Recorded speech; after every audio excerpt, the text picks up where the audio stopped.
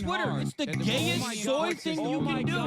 Shut the fuck up, you little tater tot bitch. We are 2 minutes and 35 seconds into this video. I'm just as gay as the rest of us, motherfucker. Feels just the same. Another sunny day in LA. Everything is fine, so they say. Wonder what the news is today. Cause I know that every day I'm at this fucking job. Hasan is streaming. Watch him on the cloud. Oh yeah, I love this stuff like end. Listen, bro, the Lyra does not need this. Straight people love playing Hearts of Iron 4. Eating pussy is the basic, bare minimum thing you can do. Where did they find these people, dude? And women want to have sex. Your job is posting, you're gay. Okay? God, I hate women so much.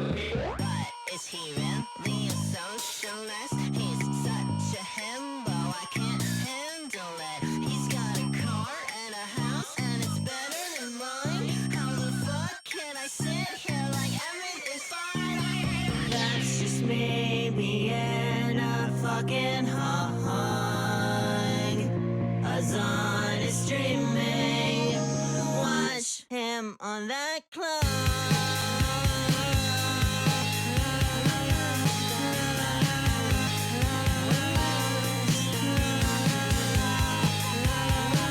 What's going on, everybody? I hope everyone's having a fantastic evening, afternoon, pre-noon, no matter where you are in the world. I'm Hassan Piker, and this is the HasanAbi broadcast coming to you live from sunny California, Los Angeles, folks. We're live and alive, and I hope all the boys, girls, and MVs are having a fantastic one because today's a beautiful day. Today's a wonderful day. Today is Tuesday. That's right. It's Newsday Tuesday, December 16th, 2025. And we're live, we're alive, and I hope everyone's having a wonderful one today. And I'm early. It's 10:52 a.m. here, 62 degrees and sunny on Tuesday in it. And I'm live early because there's not much I can be doing because I am incapacitated. That's right, ladies and gentlemen, boys, girls, and MBs, we're live, we're alive. And here's where we are at. This is the intro song by Teresa Sweetheart. It's on a streaming theme song for my favorite socialist himbo official video, criminally underrated. And this is the part of the broadcast where I tell you about my personal news before we bring in everybody by blasting off. Kaya's already out. She's out at the park having the time of her life right now, whereas I am in here stuck indoors. Can't be with her out there because I can't really walk. Early, is he ill? Well, the reason why I'm early is because the early bird catches the worm, ladies and gentlemen. No, that's not the reason. The reason why I'm early is because I really don't have anything going on. I really don't have anything going on in my life, but because I played basketball in an outdoor court and I busted my ankle and it's really busted and it's really ruined. No more basketball for you, Unc. Pick a new hobby from here, says Romansky. 10 plus games for elderly people and seniors. Okay, listen. I actually will be looking at this. Okay, how about that? I will be looking at this because I probably do need to hang it up. Okay, I need to hang it up. I need to hang it the frick up. In any case, yeah, personal news wise, not much going on. I've been watching a new show. One, I've been catching up on One Piece. I have 2 episodes remaining. I've spent so much time holding off on catching up to One Piece because like I just didn't, I didn't want to catch up because it feels so surreal. Like it's been 3 years and I just, took a lot of breaks in between. But honestly, it's such a banger. It's such a banger. 2 episodes remaining. I'm on Egghead. Egghead might be my favorite arc. I don't know if it's a recency bias type situation, but Egghead might be my favorite arc. Straight up, it's Egghead is peak.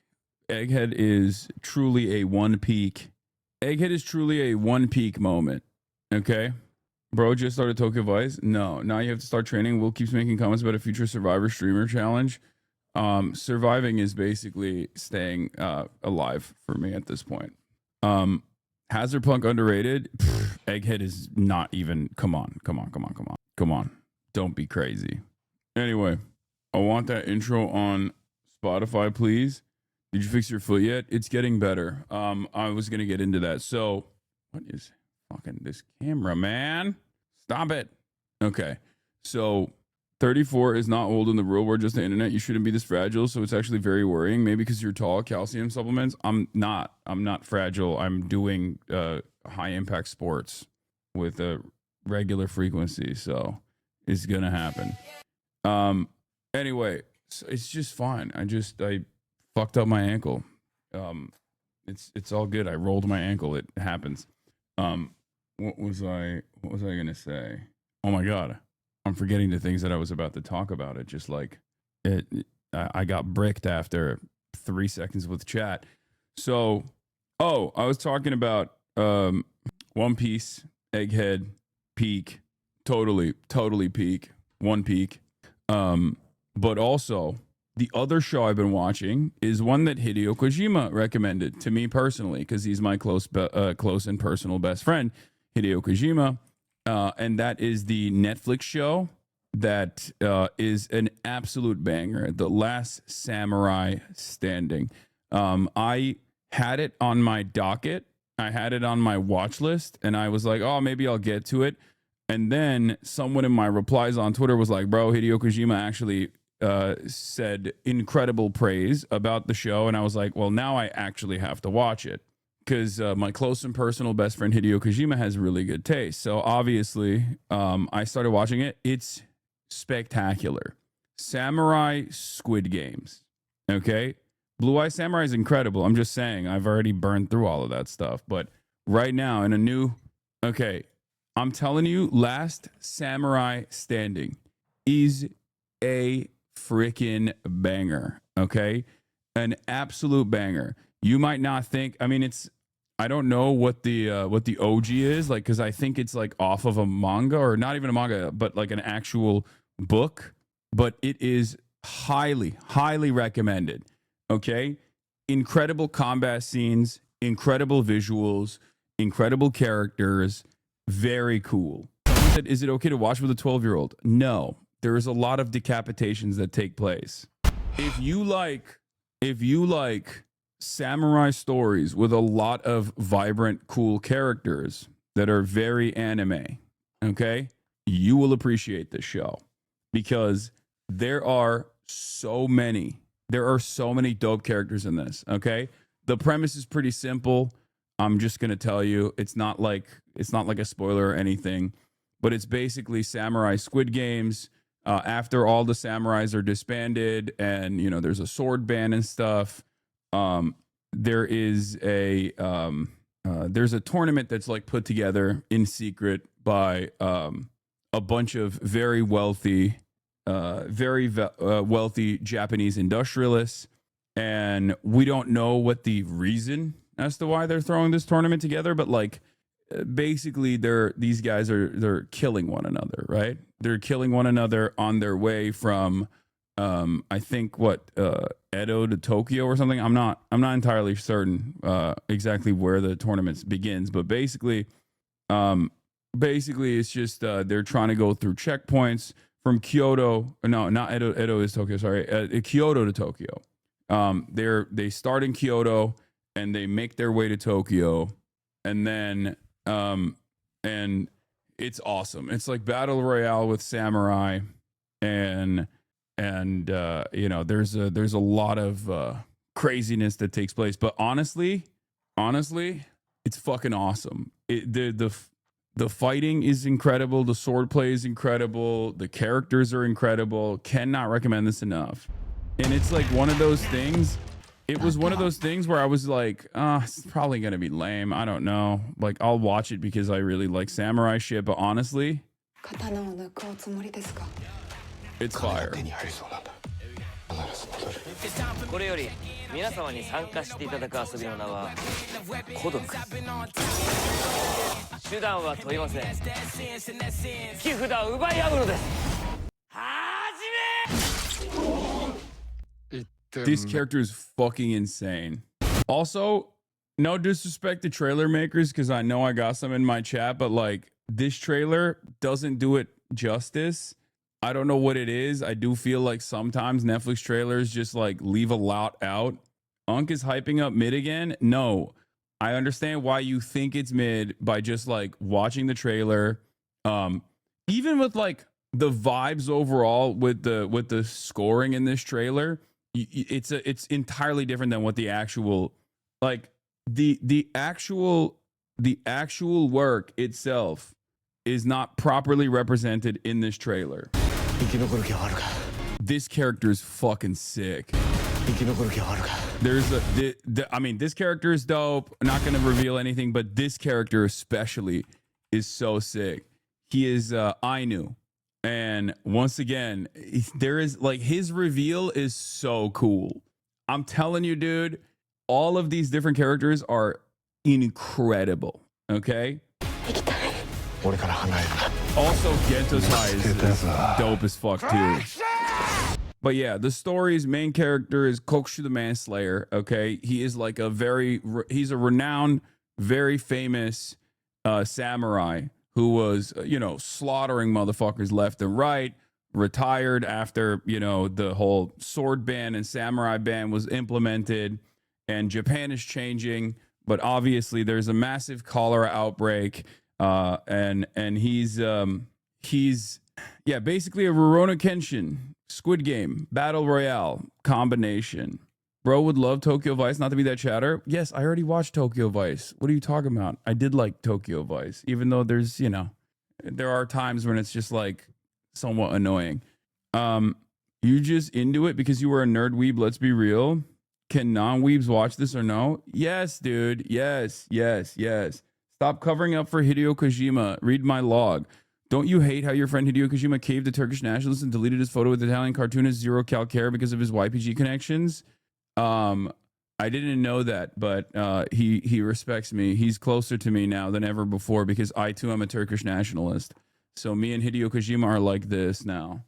Okay, telling a Turkish guy that Hideo Kojima is overly sensitive to the needs of Turks, no matter how ridiculous those demands may get. Turns out we were even closer than ever before. Who's gonna tell him? Hello, lady.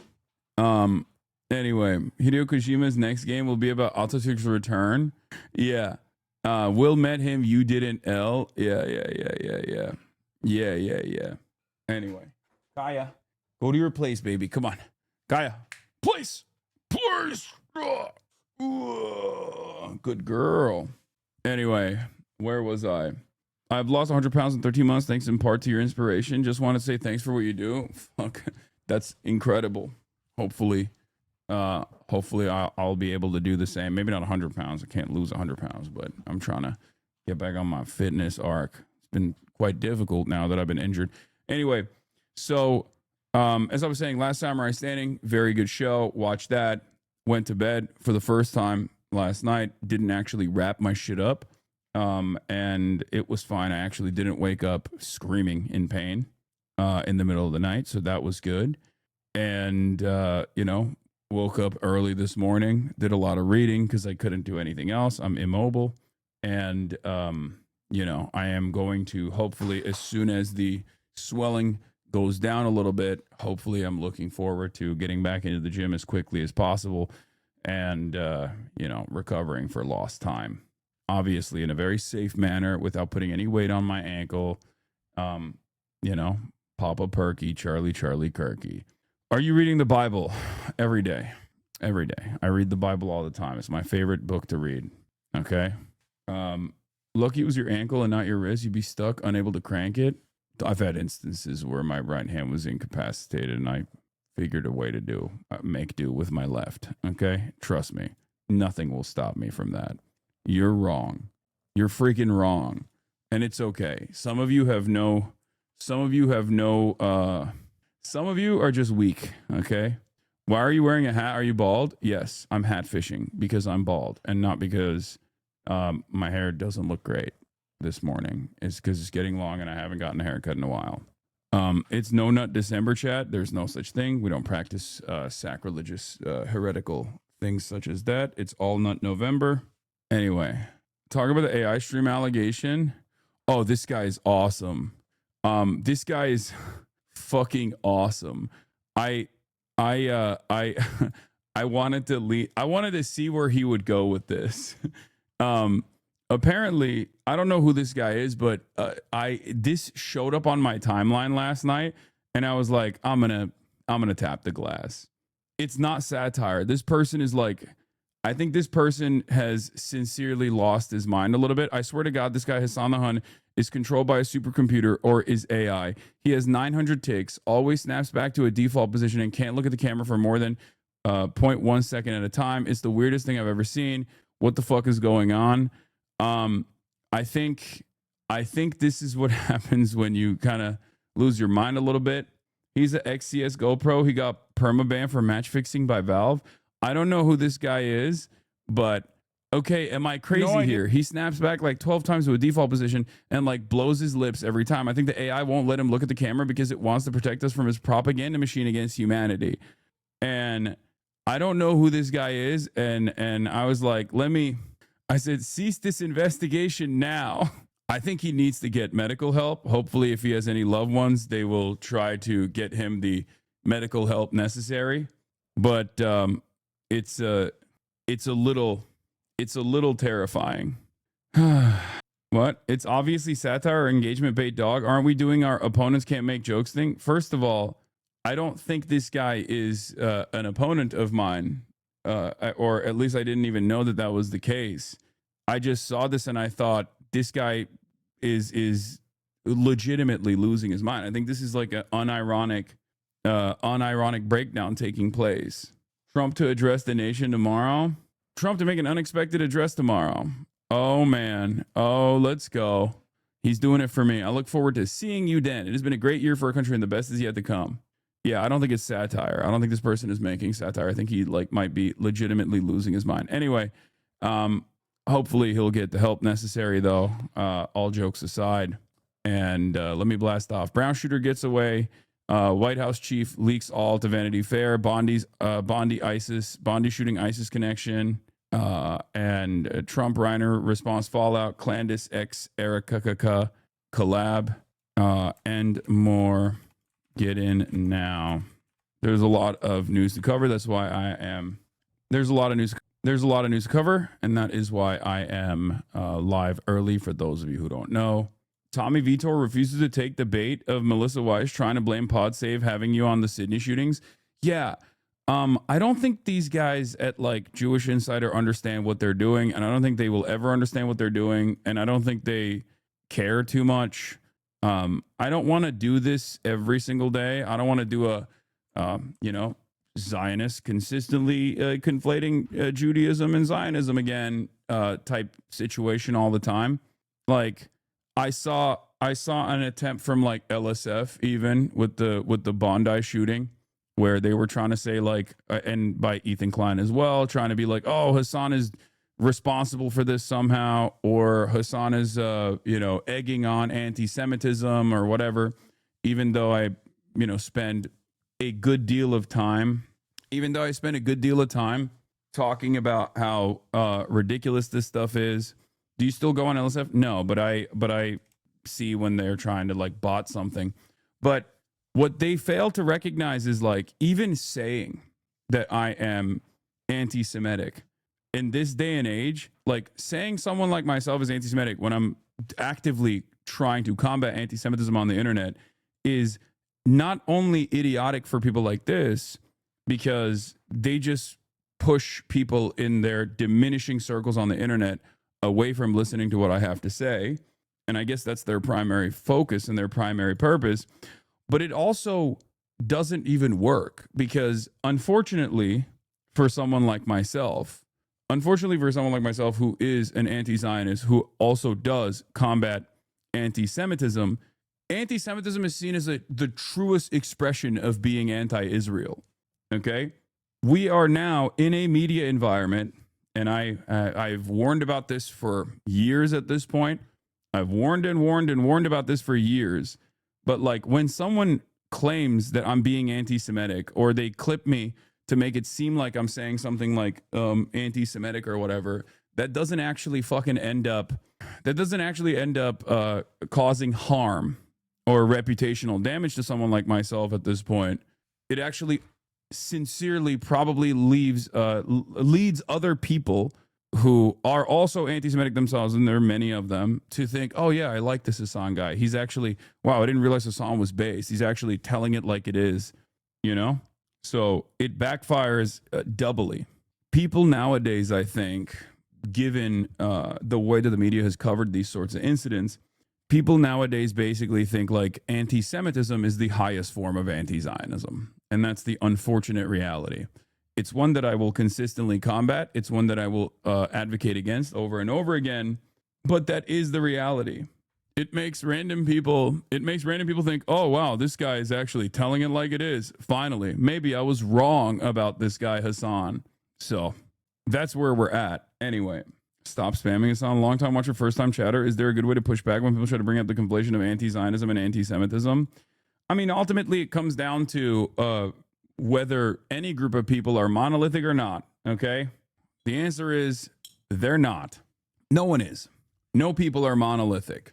2 Jews, 3 opinions, okay?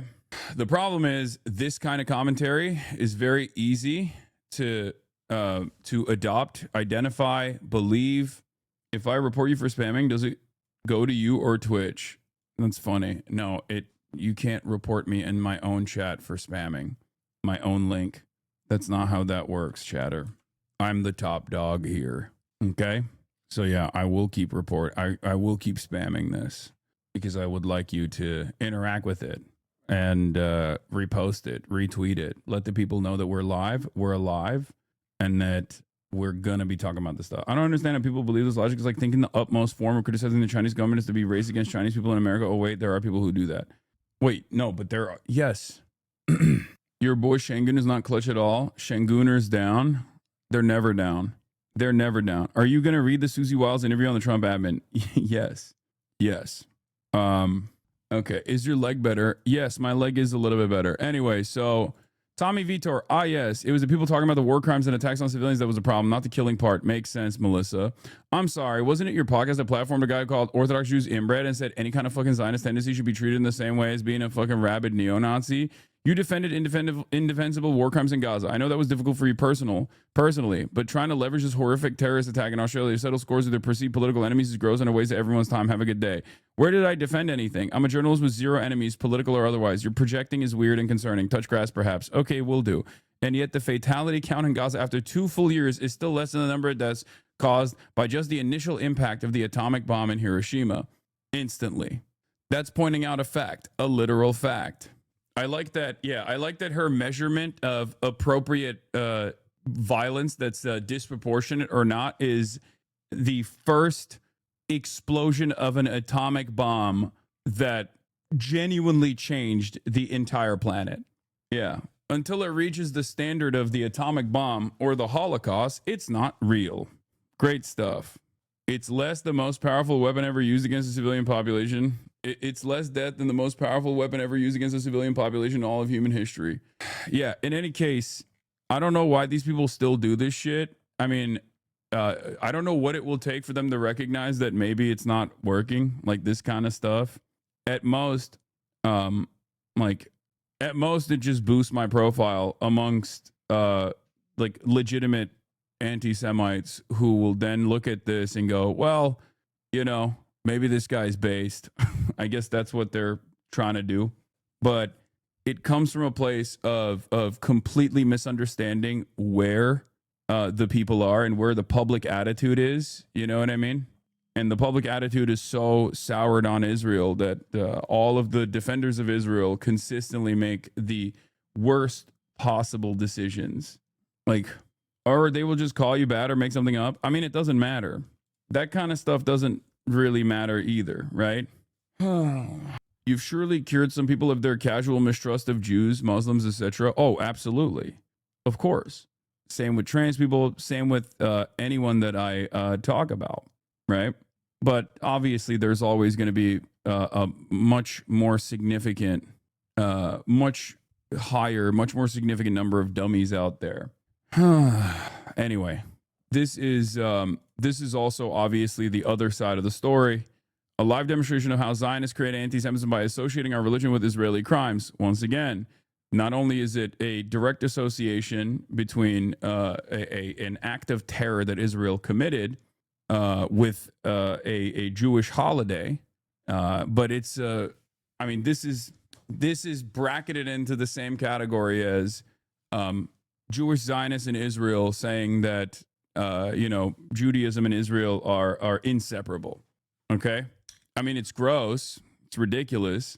It's the equivalent of running around as a Muslim and being like, Islam declares ISIS to be totally valid, the purest expression of Islam, over and over again, running around and talking about like how, no, you don't understand, ISIS is actually valid. It's the same shit.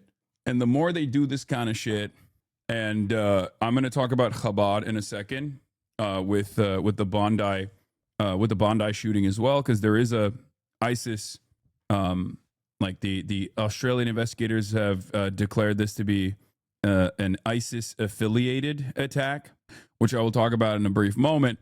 But the thing that is the thing that's important to recognize with this is that, hold on, where is it? I'm trying to figure out where the fuck this was.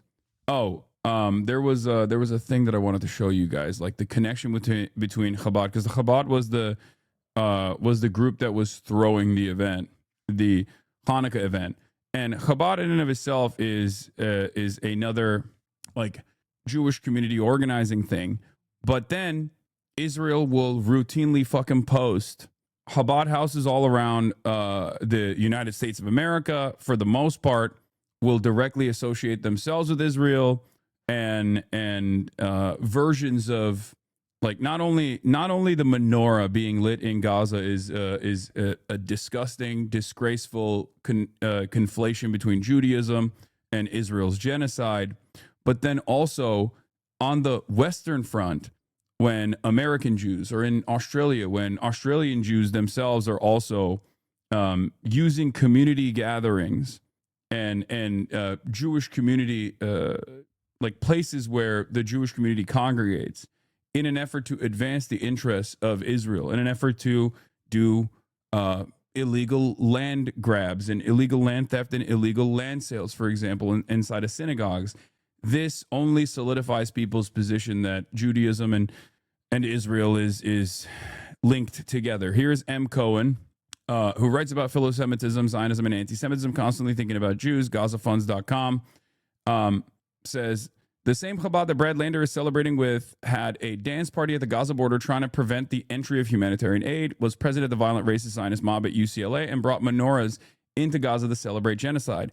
Videos of all linked below. Now, the reason why I'm bringing this up is because, like, this doesn't justify the actions of these ISIS affiliates at all. But the reason why I'm bringing this up is because when your forward posture consistently is every area and every avenue where Jews congregate is another place where they are re-solidifying their endless support to Israel, of course people are going to start associating Israel and Zionism with Judaism.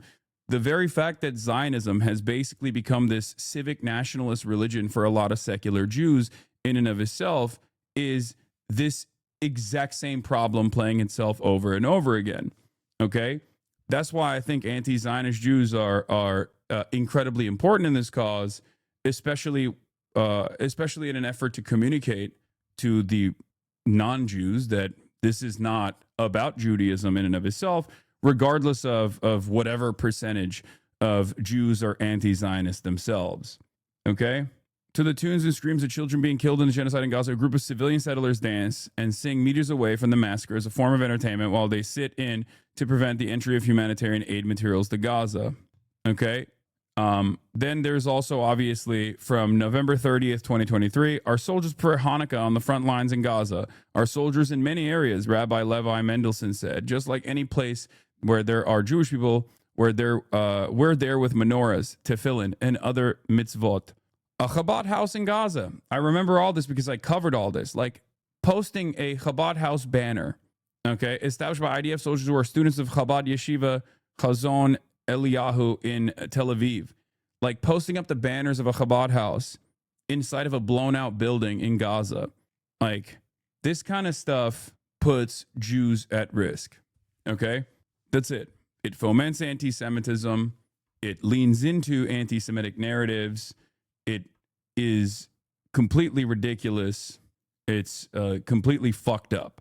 Now, the reason why I say this also is because when I went to the UCLA encampments with you guys, with my camera, and talked to the student organizers there, one of the most common things I heard from young anti-Zionist Jews at the encampments was how shitty it was that they could not find a sense of community whatsoever on college campuses because the Hillel and the Chabad house were directly excommunicating any young Jewish student that spoke out against Israel. Any young Jewish student that was anti-Zionist was immediately excommunicated, and they were just like, nope, you have to be pro-Israel or you're not one of us. Get the fuck out of here. That kind of organizing, like before people say, woe is me about this shit, right? Getting alienated from your community after using it as a support system your entire life, and when it's like when it's such a formative part of your development is not great. That kind of expulsion and that kind of attitude basically reinforces the same thing that we're talking about, some of the criticisms that we're talking about. Now, obviously, one of the alternatives is to create anti-Zionist Jewish institutions, okay? But obviously, they're not anywhere near as moneyed as the Zionist Jewish institutions that will have Zionist Jewish institutions that have a shit ton of interest in maintaining their Zionist position, regardless of how much it may put random Jews at risk. I met a Jewish guy from JVP, Jewish versus Peace, who says something that sticks with me, that he went very pro-Israel after October 7th, and he only started to question it after the child death toll ticked over 10,000. To paraphrase, I have to live with the fact that there was an amount of dead children that was acceptable to me that if only 9,999 had died, then it would have been okay with me. Okay, well, that's again, a statement about the social conditioning and how powerful that could be. But also, I don't think that person would have not changed their minds if it was 9,999. He's just more so making a commentary about how, what it took for them to unwind, what it took to fucking unwind Zionist brainwashing for himself.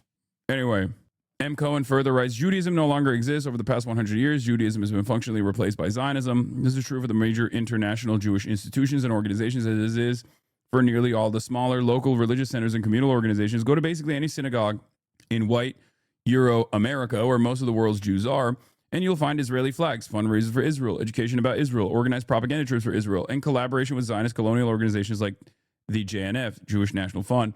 Yes, there are secular Jews who claim to oppose Israel, who even engage in pro-Palestine organizing. But the simple reality is that these secular Jews have basically zero power within the Jewish community and truly are a small fringe of mostly disconnected individuals. Due to the post-Holocaust hegemony of philo-Semitism, white supremacist imperialism, colonialism, Orientalism, anti-blackness, the left refused to acknowledge this fact, often directly obscuring it with nonsensical slogans about how Judaism isn't Zionism. Now, M. Cohen is Jewish. I am not. Their analysis on this is personal. Their analysis and their statement on this is personal from their own development, from their own experiences growing up. I will continue to say Judaism is not Zionism because Judaism is much longer, and Judaism has existed for much, much longer than Zionism has. Okay? For me, I think no matter what I say, it won't matter anyway because I'm not a part of the in-group. Let's be fucking real. That's just not how it works. Right? I'm not a part of the in-group. It's just not going to work, especially because a lot of Zionism revolves around Islamophobia as the major motivating, major galvanizing principle, major organizing principle. A lot of Zionism revolves around shitting on Muslims. So a Muslim guy saying that, it's worth nothing. It's worth less than even a Christian guy saying that. And it's worth so much less than a Jewish guy saying that. Right? But I say it not because it's my paying the piper moment or anything like that. I say it because it's true. I say it because it's the truth. I say it partially because it's almost like you're giving up when you it's almost like you're giving up when you mention that, right? Holding up the fringe minority of secular anti-Zionist Jews almost universally disconnected from their communities, not participating in communal Jewish life, and not holding any power within the organized Jewish community as proof that Judaism is in Zionism. And then it's this silly situation where the left cries out that Judaism is not Zionism, and then synagogues, Jewish communal leaders, Jewish institutions of the Jewish state with his Jewish army and his Jewish settler population response saying Zionism is Judaism. But this part of the argument I do agree with, which is that all expressions of Judaism is directly tied to Zionism. All expressions of Judaism in the Western world is slammed with so much Zionist propaganda. Everything is about Israel. Everything is about Israel. Israel, am Israel high. If you criticize Israel, you criticize all Jews. And everywhere where there are Jewish advocacy groups, and everywhere where there are, Jewish community groups, there is so much talk about Israel and so much defense of Israel and so much social conditioning around Israel. Okay? Secular Jews are not some absurdly small minority. It's a uniquely common occurrence in this mutually ethnic faith community. No, there's what? You're misunderstanding the point that M. Cohen is making. M. Cohen is saying secular anti-Zionist Jews are a minority. M. Cohen is not saying secular Jews are a minority. M. Cohen is saying that for many secular Jews, Zionism has basically become a civic national religion. And those secular Jews who are anti-Zionist, and many secular Jews who are anti-Zionist in this chat will also say the exact same thing. Secular Jews who are anti-Zionist are disconnected from their community because they're purged. They're forced out. Okay? That's why you see so many progressive Jewish people that are insanely nutty and almost Hitlerian when it comes to talking about Israel. And you're like, how the fuck did this happen? Like, you're a great guy. I've known you for years, very progressive guy. But then the moment like we start talking about Israel, you're like, well, we got to kill all the Muslims, right? Like, they're a scourge. They're the cockroaches, and they're parasitic, I mean, look at Sarah Hurwitz, right? Obama speechwriter Sarah Hurwitz, who's like supposed to be this woke liberal, right? But then the moment she starts talking about Israel, she's like, well, this Holocaust studies went a little too far because it made people too anti-genocide, and it made the youth actually go against Israel's genocide, and that's really fucked up. We got to dial it back. That's insane. That's an insane thing to say. Okay? So the thing is, there's two ways to look at it. On the one hand, obviously, if Jews were this monolithic force, then there wouldn't be so much need for billions and billions of dollars of propaganda that is specifically designed to make sure that every aspect of Jewish communal life in the United States of America or in the Western world is directly tied back to Israel. Obviously, that wouldn't be the case. And also, if Jews were monolithic, then young Jews would not be completely checked out of the Israel stuff with damn near identical percentages that you see with non-Jews in general. Maybe not to the same degree, but pretty close. Close enough, at least, right? There would be no such thing. So while secular anti-Zionist Jews are a minority that is actively being pushed away with regular frequency from all of the different aspects of a Jewish community and Jewish communal existence in the Western world, this is very damaging for Jewish existence in the Western world for the future. And it's an incredibly short-sighted, incredibly bloodthirsty attitude that a lot of Zionists have, Zionist Jews in particular have, that actually put themselves and their futures at risk because it completely leans into anti-Semitic narratives and anti-Semitic conspiracies.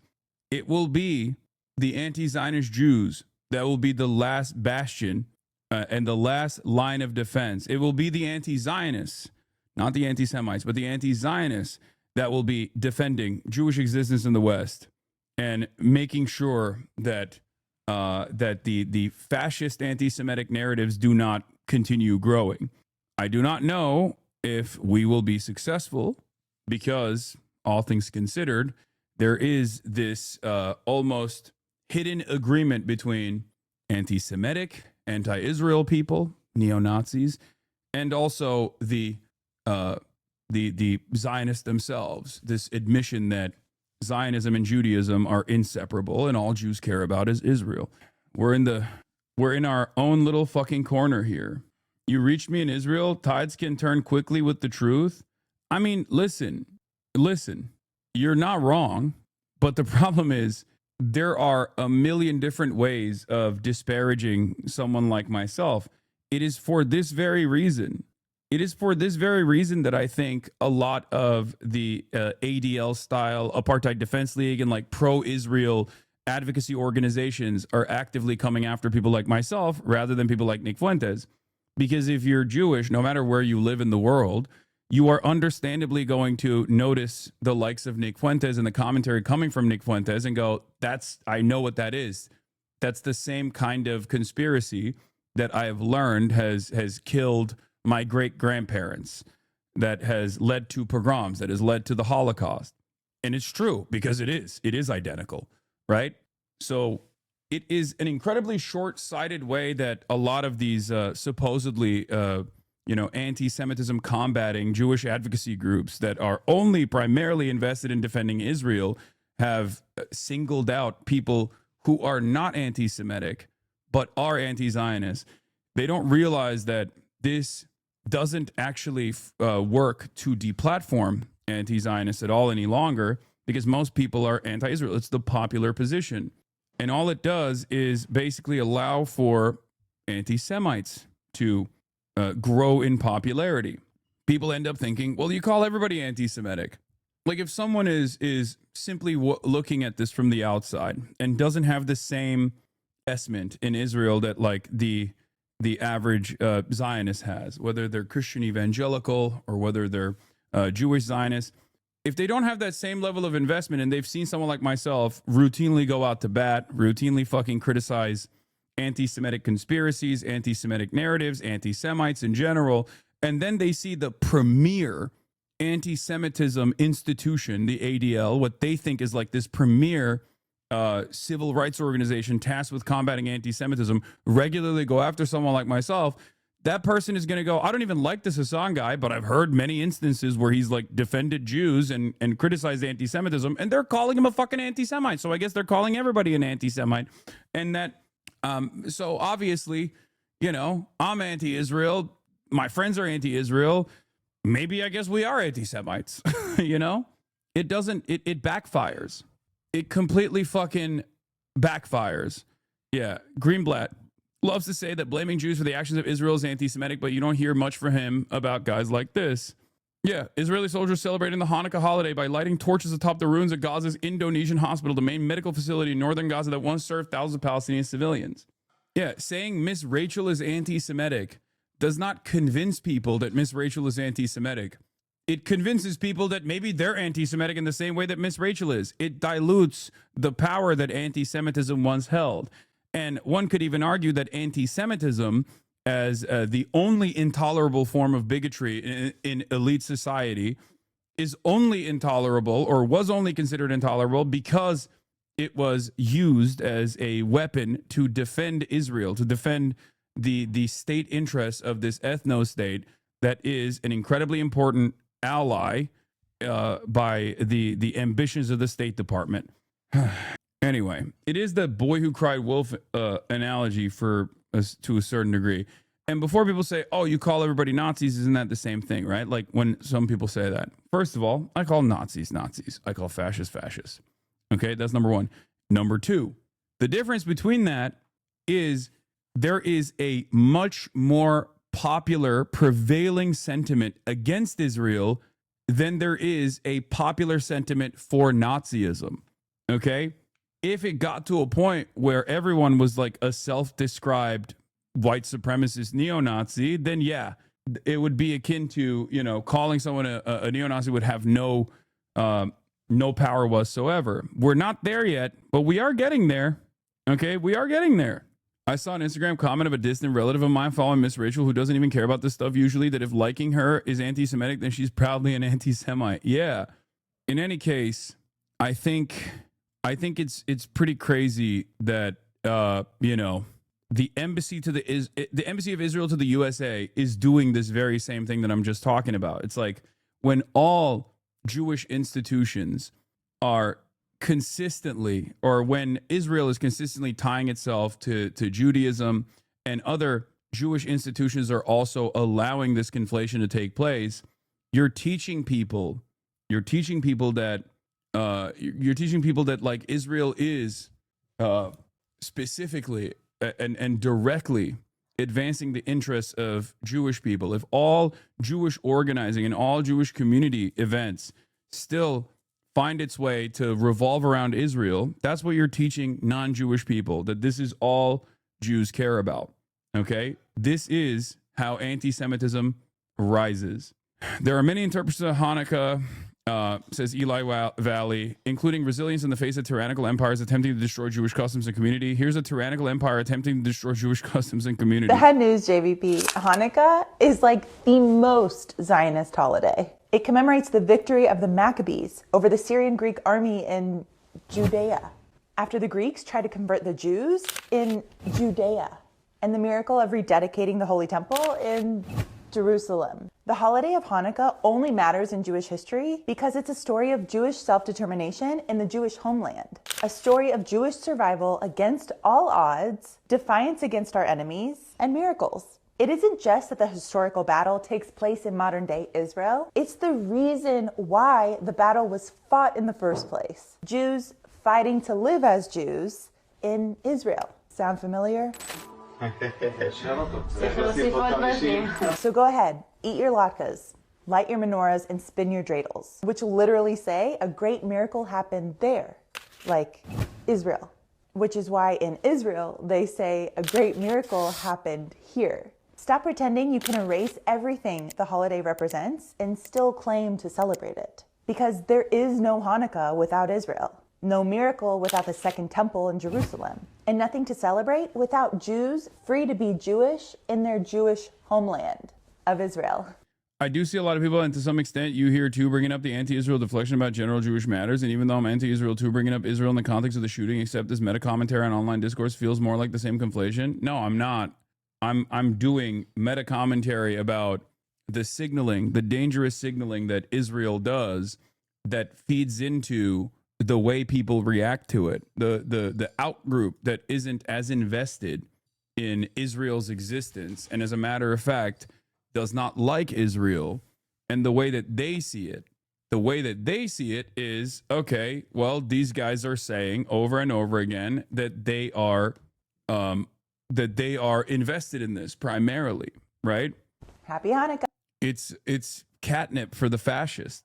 And Benjamin Netanyahu, who is unimaginably unlikable, immediately in the aftermath of this massacre, running to Western media to say, this happened because you gave bare minimum recognition to a conditional Palestinian statehood. That's why this happened, is insane.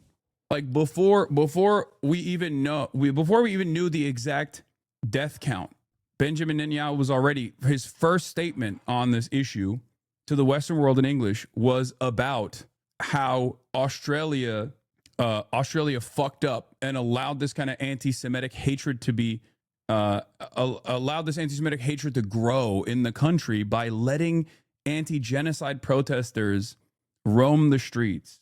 So it didn't exist before Israel? Wait, what? Are you saying that to me, or are you saying that to Benjamin Netanyahu? No one is saying anti-Semitism didn't exist before Israel. That would be fucking insane. Okay? I've never said that either. As a matter of fact, I talk about how anti-Semitic conspiracy theories are some of the most salient and some of the most successful conspiracy theories that have actively, in times of economic turmoil, have shifted the blame over to this outgroup over and over again. Oh, you're talking about Hanukkah because of what the lady was saying. All right, never mind. I demand that Western governments do what is necessary to fight anti-Semitism and provide the required safety and security for Jewish communities worldwide. They would be well advised to heed our warnings. I demand action from them now. Also, what the fuck? What is this? why does it always come across like he's delivering a threat? Like every time he talks about this, I've seen some people blame Bondi Beach on Zionism, and I think that's a shitty framing. Not all anti-Semitism is because of anti-Zionism. It's honestly a Zionist framing of an anti-Semitic event. No, I'm not saying that either. I'm not doing that. And that was very annoying for me in particular. I also saw that. That's actually part of what I'm talking about.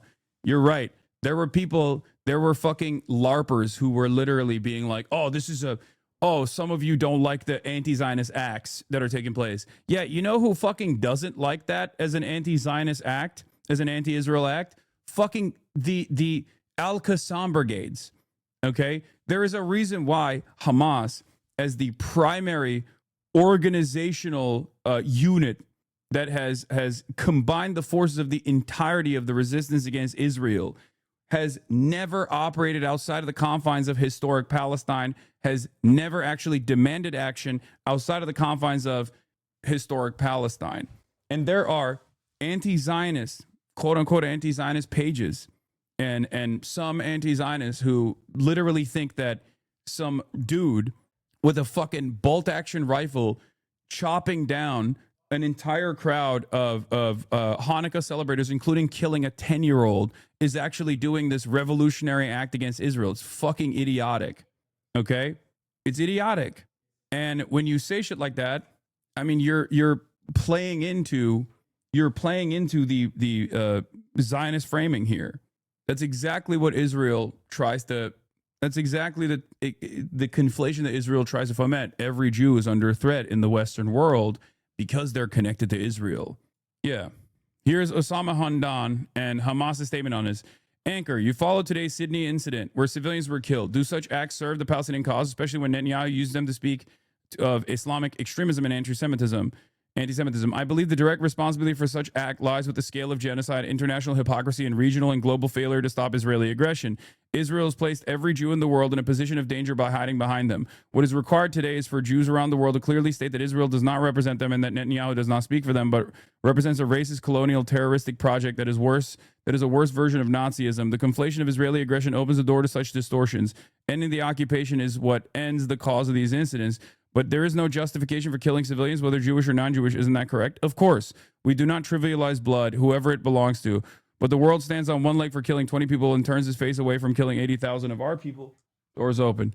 Turns his face away from the killing of 80,000 of our people and the wounding of 150,000 and the imprisonment of 2 million in the largest open-air prison. The hypocrisy must be confronted. The world should say, the Palestinian people, we are sorry. We're beginning to understand your pain. There is never been a moment where any Hamas official has actually entertained this as a good thing.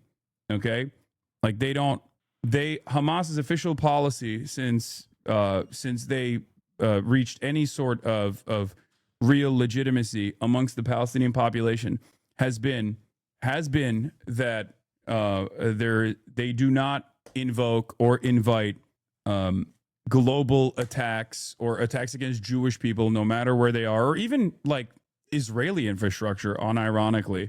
Bro is defending Hamas. Ain't no way, let me out. It's been 2 years, man. 2 years. There needs to be a point where you understand.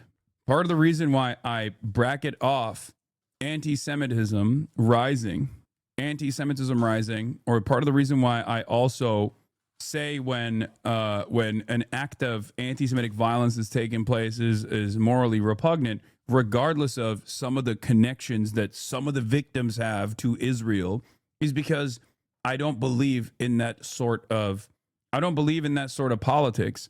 That's Israeli style politics. Okay? Hamas does public executions. They have no morals. Once again, every single thing that you say about Hamas, Israel has done a millionfold, okay? The public executions that you're referencing is field justice that has existed in every anti-colonial initiative throughout time. Even Donald Trump fucking defended it. They executed Israel collaborators that were killing children and stealing fucking humanitarian aid.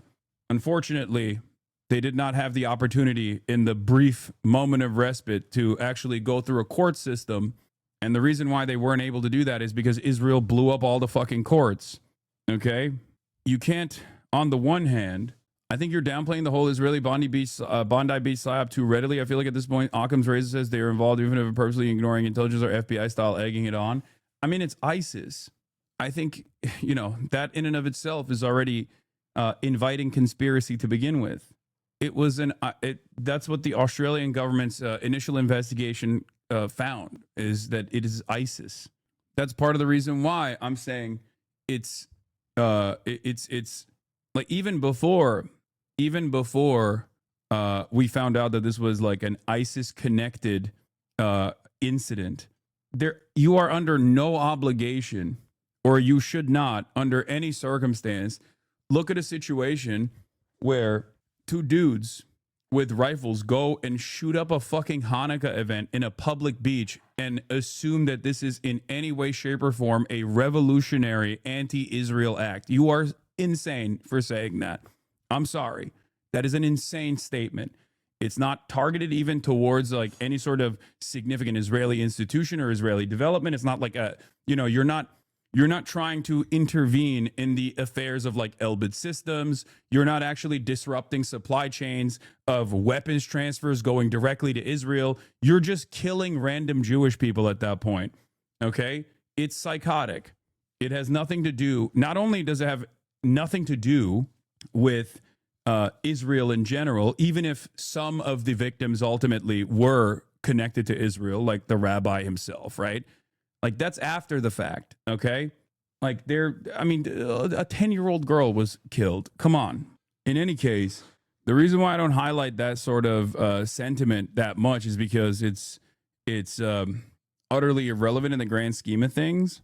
But whenever I do see shit like that, it's very frustrating. As far as talking about like how this kind of stuff gets portrayed in the Western world, and it does still very much lean into who gets to be treated like a victim and a human being, and who is seen as unfortunate collateral damage by the Western world. Yes, Palestinians in Gaza are seen by the most woke institutions that even offer Palestinians a shred of dignity as unfortunate collateral victims, okay, in the face of this unstoppable force.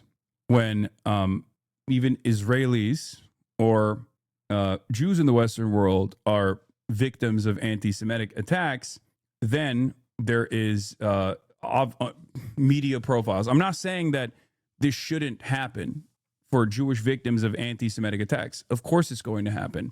But the very same consideration must also be given to the Palestinians and also Muslims who are victims of Islamophobic attacks as well. That's it.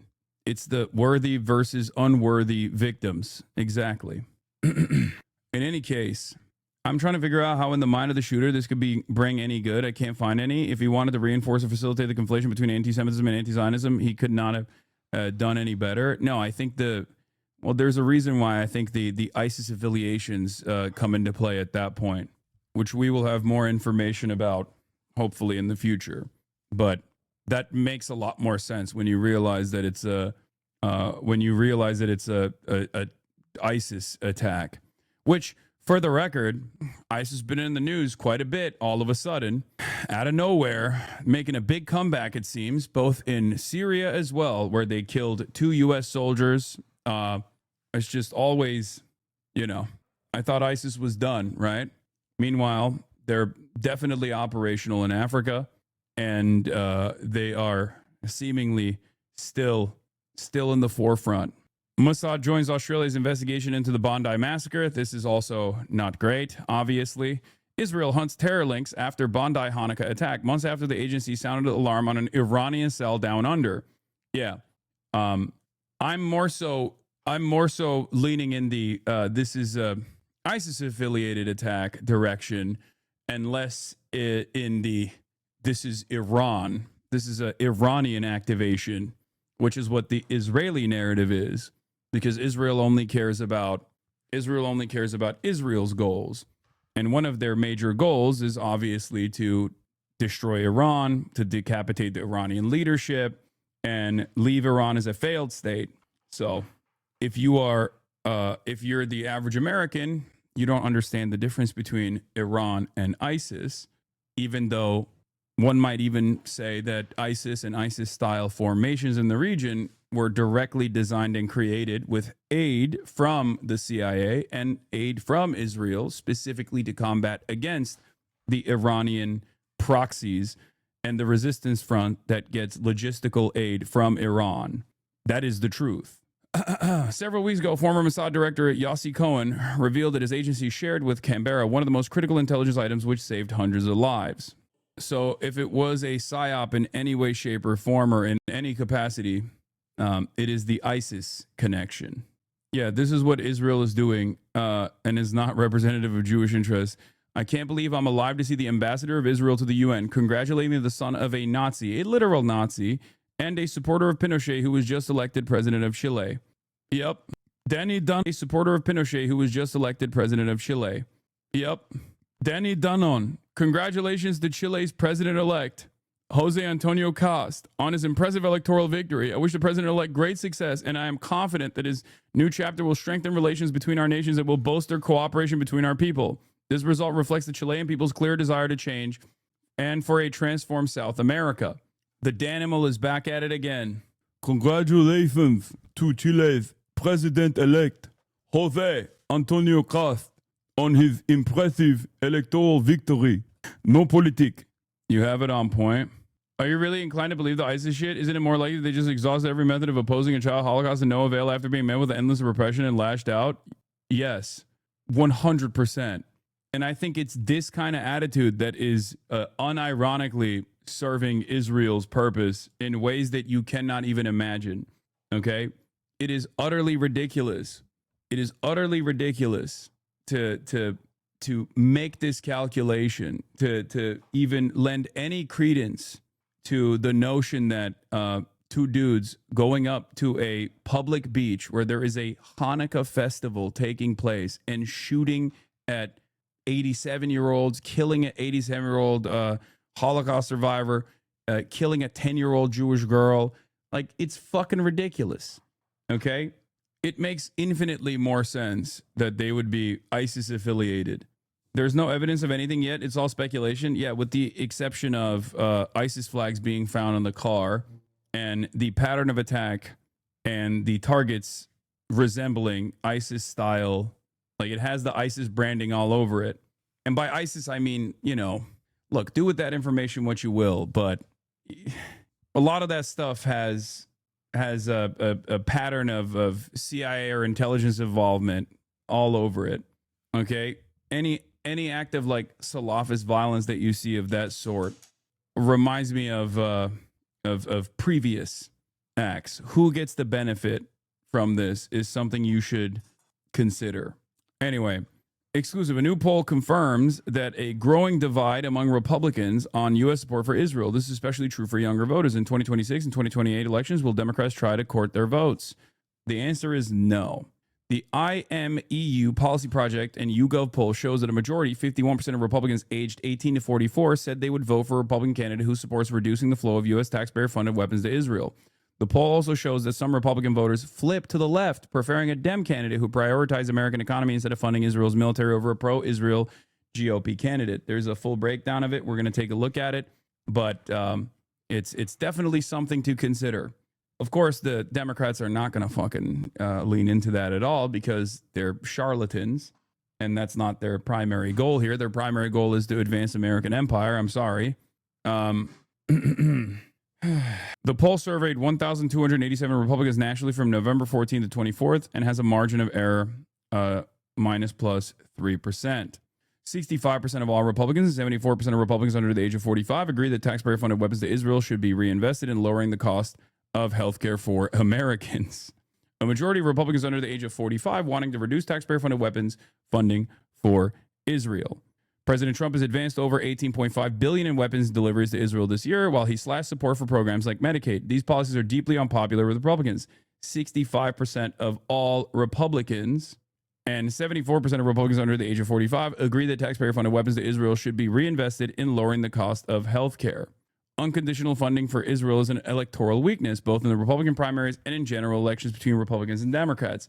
Here is another poll that will be ignored by the Democrats in general, or at least they'll look at this poll and try to fucking find a way to message around this without actually calling into question their allegiance to Israel. Okay?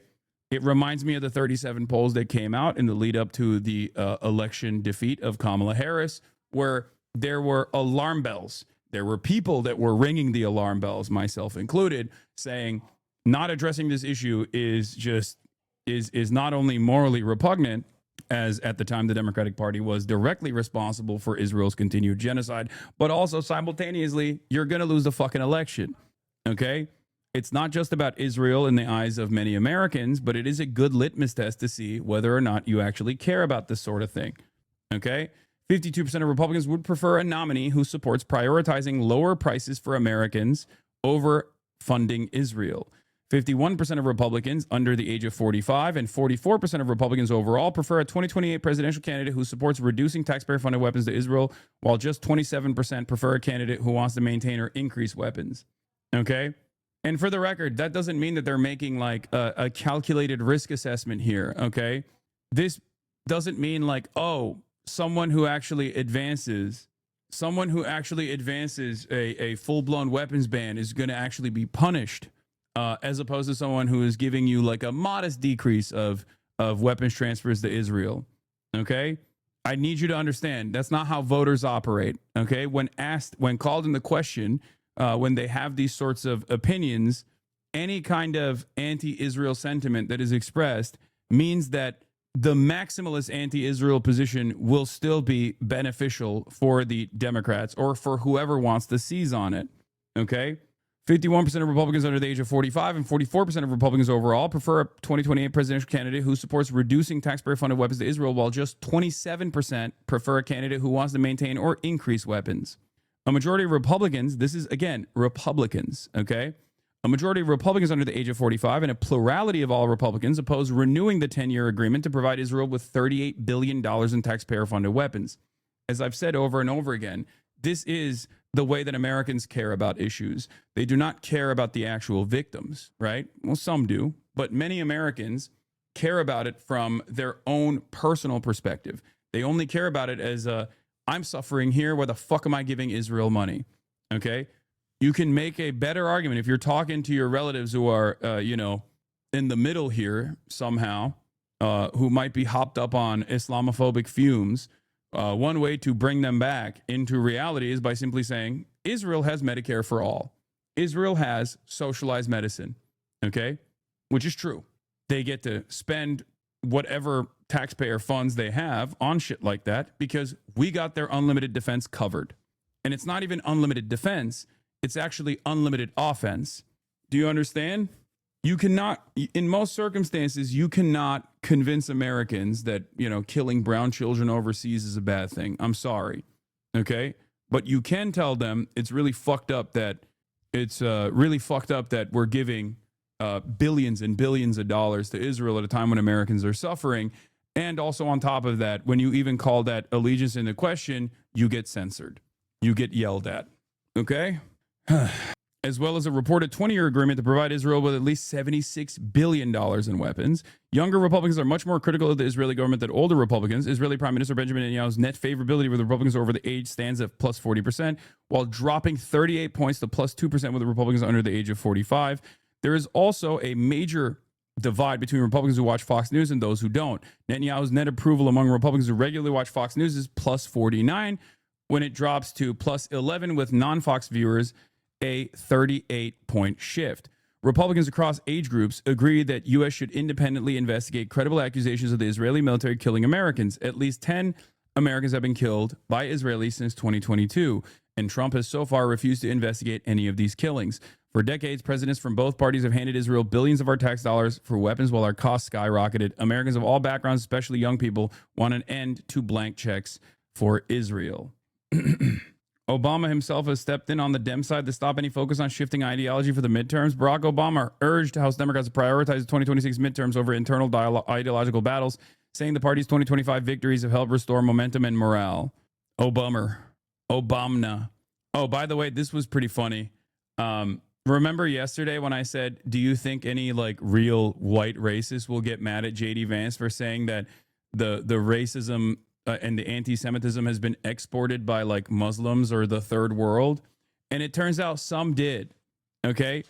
JD Vance responds to this research that came out. Research suggests America is becoming more anti-Semitic because as young people are becoming more anti-Semitic. This finding flies in the face of folk wisdom that prejudice is just the province of the old and will die out with them. That may be true of some bigotries, but anti-Semitism, blah, blah, blah.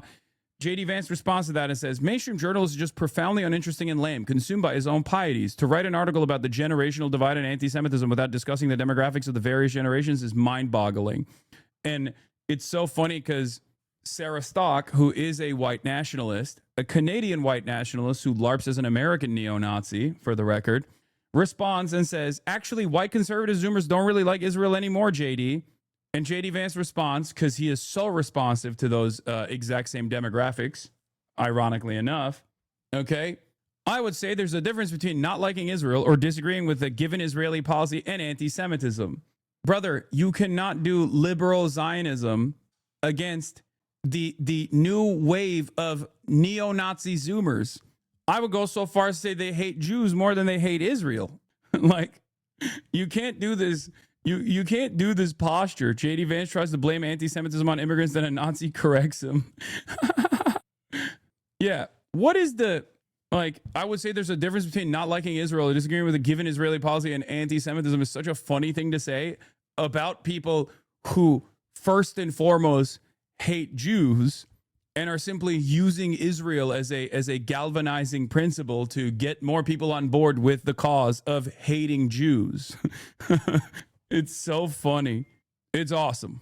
And this, of course, still comes to, of course, comes after I made a joke yesterday about how I wonder if there will be some real white neo-Nazis that will get mad at JD Vance claiming that anti-Semitism is an exported ideology from the third world, okay, which was ironically what Elon Musk had agreed to, a sentiment that Elon Musk had agreed to, claiming that Jews had done the great replacement by exporting the third world into the United States of America. And now those third worlders were experiencing third worldist values such as anti-Semitism. Remember the Elon Musk's "you have said the actual truth" tweet?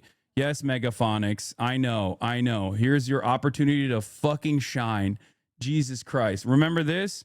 From November 15, 2023, a straight up neo-Nazi responds to a new, ad combating anti-Semitism and says, okay, Jewish communities have been pushing the exact kind of dialectical hatred against whites they claim to want people to stop using against them. I'm deeply disinterested in giving the tiniest shit now about Western Jewish populations coming to the disturbing realization that those hordes of minorities that support flooding their country don't exactly like them too much. If you want the truth said to your face, there it is. To which Elon Musk famously responded with, you have said the actual truth. White nationalist, white supremacist neo-Nazi who believes that Jews have done the great replacement and have specifically supported unlimited third world migration into Western civilization with the ultimate goal of destroying Western civilization, an ideology that Adolf Hitler literally believed as well as Elon Musk, it seems. Yeah. Meanwhile, the topic of disagreement was Hitler was right in the first post. Exactly. So the cowards hiding behind anonymity on the internet and posting Hitler was right. You got something you want to say? Why don't you say it to our faces? And this guy did literally say, no, Hitler was right, actually. And Elon said, you have said the actual truth. JD Vance is also trying to play this tightrope where he needs to be a based Zoomer Groyper defender in spite of having an Indian wife and Indian children, for the record. Was this the tour? He did a tour after? Yes. After this, before the double Sig Heil, Elon Musk had to do a tour of Israel and re-up his support for Israel so that all of the supposed Jewish advocacy groups would immediately go, no, he's one of our guys. He's good, actually. He's a good anti-Semite because he's ultimately pro-Israel. Yeah, he went to Auschwitz after this, and then he went to Israel with Ben Shapiro, and then he partnered with Jonathan Greenblatt of the Apartheid Defense League. Okay, but having a non-white wife makes him more relatable to white supremacists, not less. if she was a different kind of Asian, I'd agree with you. But this is a big ideological disagreement amongst the white supremacist legions in the United States of America. Like, Indians have become the number one op for white supremacists, partially because like a lot of these white supremacists are coming from like, I guess, the tech sector, and there is so much anti-Indian hatred on the timeline, like so much.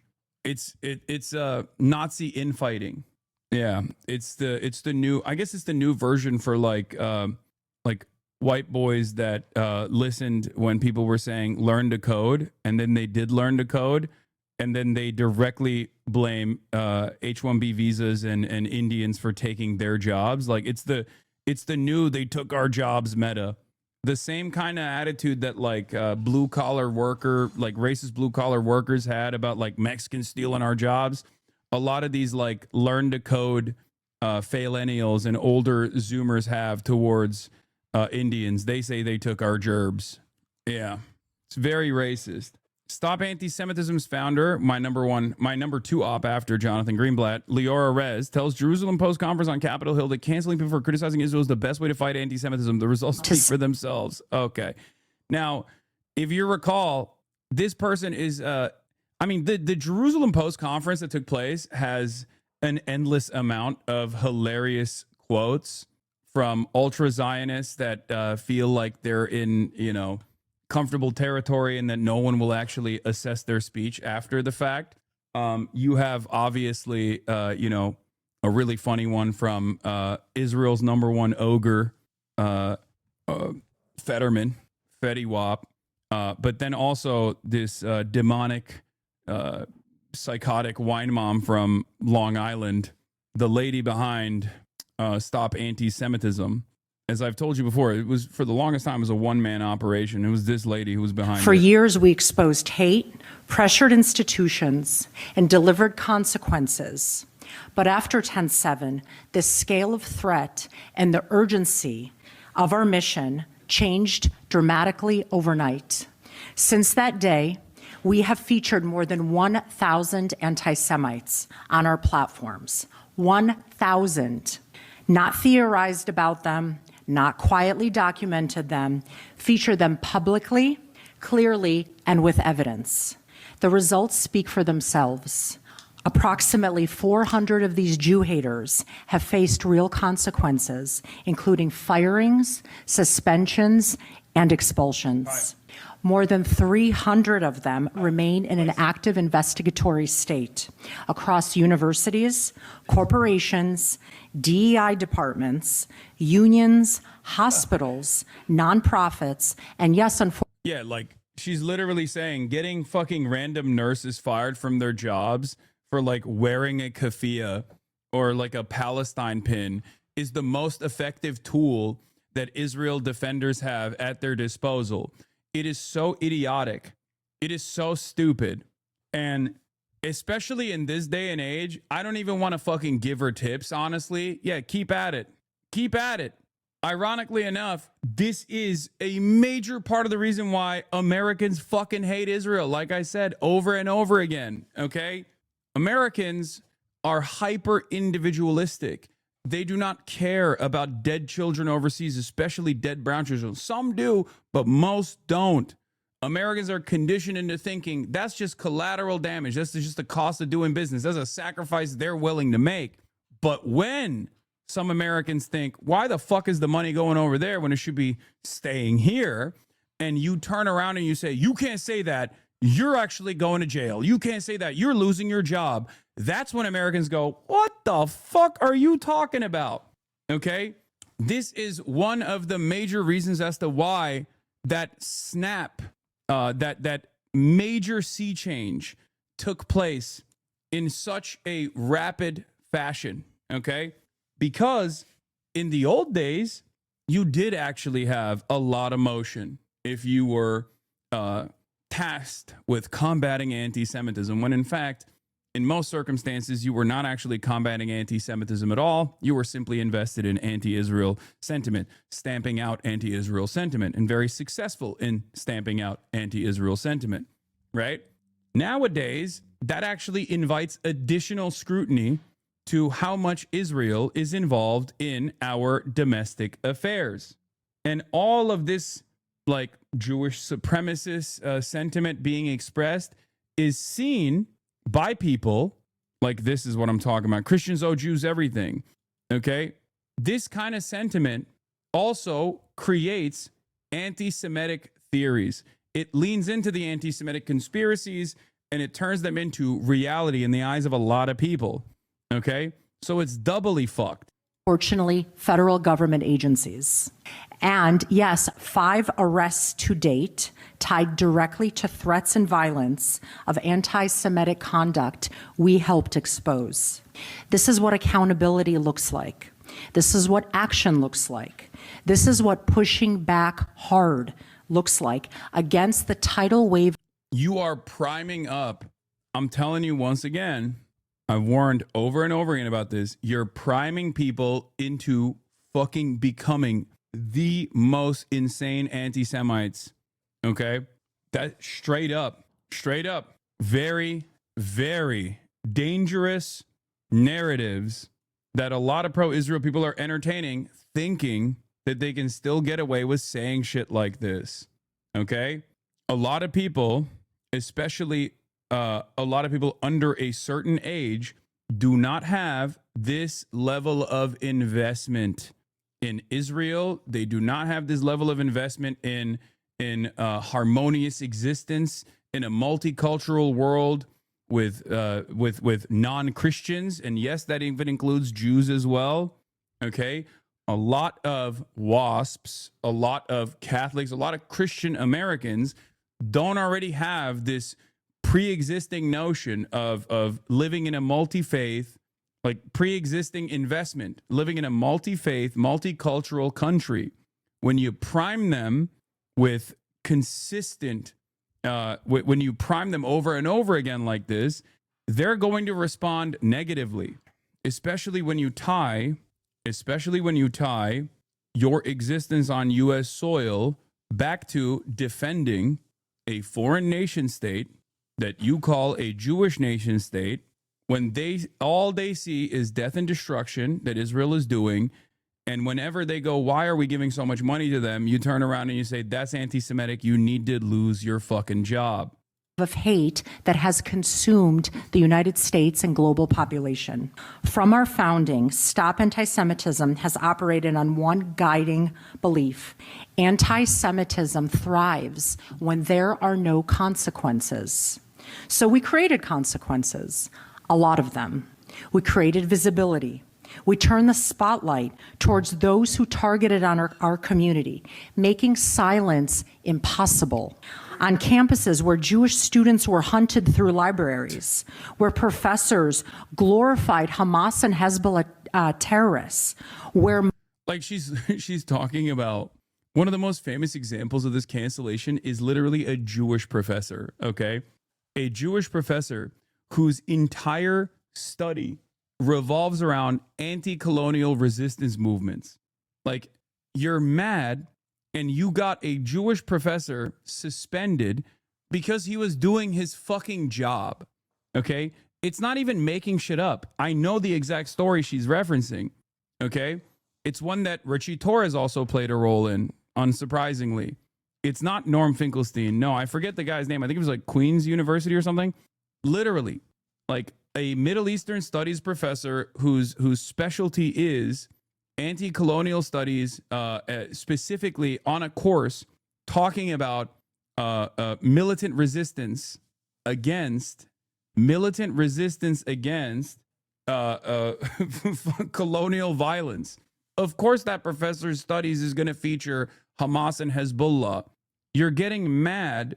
You're getting mad that like that person is actually educating their audience. You just don't like the course material. It's fucking insane. It might not have been Ontario. It's not Queen's University. I think it was it Cornell? Yeah, it might have been Cornell actually, with the literal Unit 8200 operative grad student who played a role in getting the Jewish professor fired, or not fired, but suspended. It was Cornell. You're right. Mobs shut down our buildings and administrators hid under desks. We stepped in. We documented the offenders. We worked with attorneys, lawmakers, and victim families. And we ensured the message was not mistakable. If you target Jewish students, your actions will not disappear into the darkness.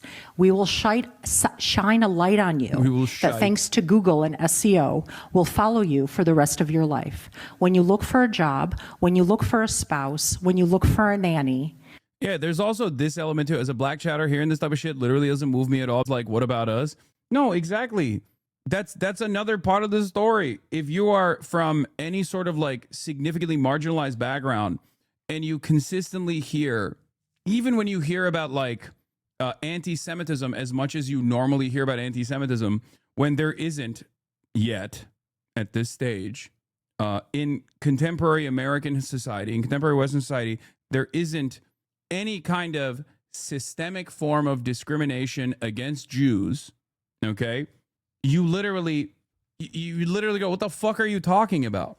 People want easy to understand narratives, okay? People want easy to understand narratives. From the perspective of the common folk, they look at what Jews have been able to do in the Western world as an example of success, right? But that means that they see Jewish people overcoming great adversity. But now in modernity, in modern Western society, Jews are not being systematically displaced from positions of power, right? In the same way that black and brown people still are systematically displaced from positions of power, or even from never getting a leg up, right? So when they see that kind of systemic discrimination in their day-to-day existence, with the media constantly going back and forth on whether or not that's real or not even, but then the media is in unison talking about anti-Semitic discrimination as like the number one thing that's happening in American society. And this is different, for the record, than actual instances of anti-Semitism or anti-Semitic violence like Bondi Beach, the Bondi Beach massacre. That is a real, obviously very real instance of anti-Semitic violence. Okay? Make no mistake. I'm simply talking about like what she is criticizing here, which is like when you talk about Israel, when you say Israel is an apartheid state or Israel is a settler colonial apparatus or whatever, from the perspective of a lot of marginalized groups, they look at this and they go, why the fuck should I care about this? Like, what are you talking about? They look at the situation, they're like, what do you mean? Jews are in positions of power in many different industries. Like, the fuck are you talking about? There's never been a moment of consideration for my interests at all in this regard. It's like if Christians were consistently yelling and crying, with the exception of like, you know, conservative Christian nationalists. Like if all Christian institutions were consistently, not just during, the holiday season where they talk about how there's a war on Christmas, but they were consistently talking about how Christianity's under attack. White Christians were constantly talking about that over and over again, more so than they do. Like this was the leading organizational principle for every white Christian, seemingly, in the media. Then yeah, people will go, what the fuck are you talking about? Shut up. So there's something in it for everybody, is what I mean. This kind of attitude, you kind of help push their agenda though. Whose agenda? Oh, hell yeah. I love this kind of commentary. I've said this from the start. I have said this from the start. Okay? A lot of the Zionist argumentation, a lot of the Hasbara, is identical to the ways in which white supremacists and far-right reactionaries, white identitarians, conduct their commentary, okay? It's always a all lives matter to a black lives matter. It's always my feelings. What about my feelings? What about my feelings? And obviously the difference there is that Jews have been historically marginalized and oppressed. So there is a more valid claim for such a thing, right? As opposed to like in the Western world, Christians have never been systematically eradicated, right? In the Western world, in the last like 400 years, there's never been a moment, with the exception of like, you know, Catholic, Protestant, sectarian infighting, there's never really any deliberate attempt from a non-Christian government to like purposely eradicate Christianity in the Western world. So like that's not a real, there is no valid historical claim you can associate with, but it's very clear that a lot of modern Zionist argumentation revolves around leaning into the historic pogroms and the historic anti-Semitism to make it seem like it's happening in the same exact way in the Western world right now, when that is obviously not the case. It's so far removed from observable reality that people look at you when you say that and go, what the fuck do you mean? Right? That's why the argument is like so captivating for people who are tapped in, people who have tremendous investment in the continuation of Israel due to social conditioning. And it's so insane for everybody else. When you come out and you say, as a Jew at Columbia University, I'm under attack, okay? As a Jew in the Upper East Side, the Upper West Side of New York City, I'm under attack. It's like, it's basically the most threatening place on the planet for me. Every person that hears that goes, you are an insane person. Why are we allowing this insanity to go unchecked in mainstream media? That is an insane statement to make. It is an utterly hysterical statement to make. Okay? Hasan is the ultimate arbiter of anti-Semitism. Yes, you got me. You're right.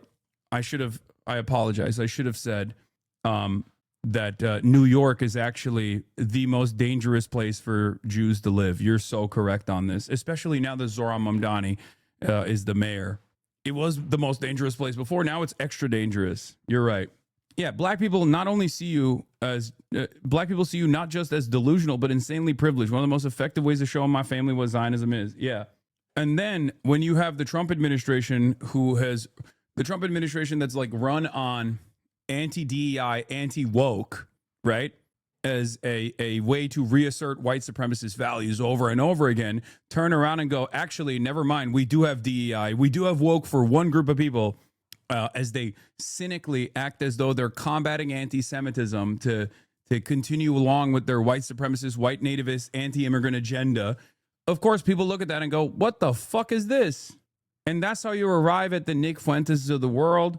That's how you arrive at the what is this? If you consider the possibility of an anti-Israel HasanAbi the Fuentes pipeline, fuck no. I'm one of the fucking few people that has not offered a platform to Nick Fuentes and openly combats his repulsive worldview.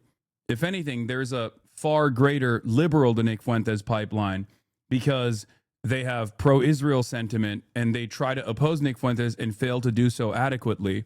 Because for people who are seeking out moral consistency, especially if you're leaning into like more reactionary framing on a lot of issues, Nick Fuentes is going to come across as a more logically consistent person. It's the opposite chatter as the Fuentes to Piker pipeline, an ex-Groyper, now HasanAbi head. Myself and like Chapo Trap House and many of these other places are some of the few remaining places that people are not getting caught up in that silliness. Yeah. Nick Fuentes only starts to make sense to people if the only thing they've seen is, liberals who are completely inept at dealing with Israel and having a conversation about Israel and are oftentimes directly pro-Israel, when what they're seeing on social media doesn't match the commentary that they're getting from the supposedly progressive or supposedly liberal outlets, then they look for alternatives. I would say Destiny's Community is an infinitely better pipeline for Nick Fuentes than anyone else. And the reason why I say that is because he not only leans into reactionary sentiment, like being able to present yourself as a liberal who simply says the N-word, right? But then also on top of that, when the overarching public sentiment is shifting so dramatically in the anti-Israel direction, and you spend every waking moment defending Israel in that process, a lot of your fans that are already familiar with Nick Fuentes is going to turn around and go, well, this guy, Nick Fuentes, is giving me exactly what I wanted, being able to say slurs and whatnot. But also he has a more popular position on Israel than the guy that I've been listening to. And the guy that I've been listening to makes a lot less sense now that I think about it. Anyway, Let's finish this, Leora. Or when you look for anything. Our work will always be documented, again, thanks to Google and SEO. In corporations where DEI leaders smeared Israel, excused Hamas, we pressured CEOs. Some resigned, many were terminated, but policies were changed, thankfully, from governmental to art institutions.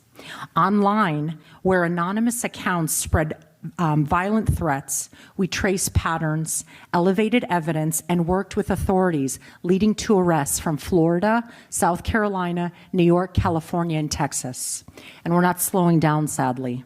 Today, Stop Anti-Semitism, I'm proud to say, runs one of the most robust anti-Semitic enforcement operations in the United States, monitoring campuses, digital networks, activist groups, and public officials, documenting incidents in real. These guys are also pitching open cancel culture to right-wingers. Good luck. I mean, right-wingers do love cancel culture. Let's be real. They just don't like cancel culture that directs, cancel culture that hits them. Okay? I think some right-wingers don't realize that there's a reason why a lot of these institutions don't actually go after some of the most popular anti-Israel and anti-Semitic right-wing voices for that reason. They're trying to actively tell right-wingers, like, no, don't worry.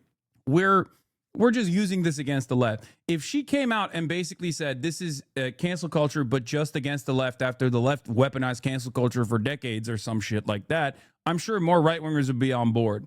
Real time and mobilizing millions of people, of allies that are quietly by our side.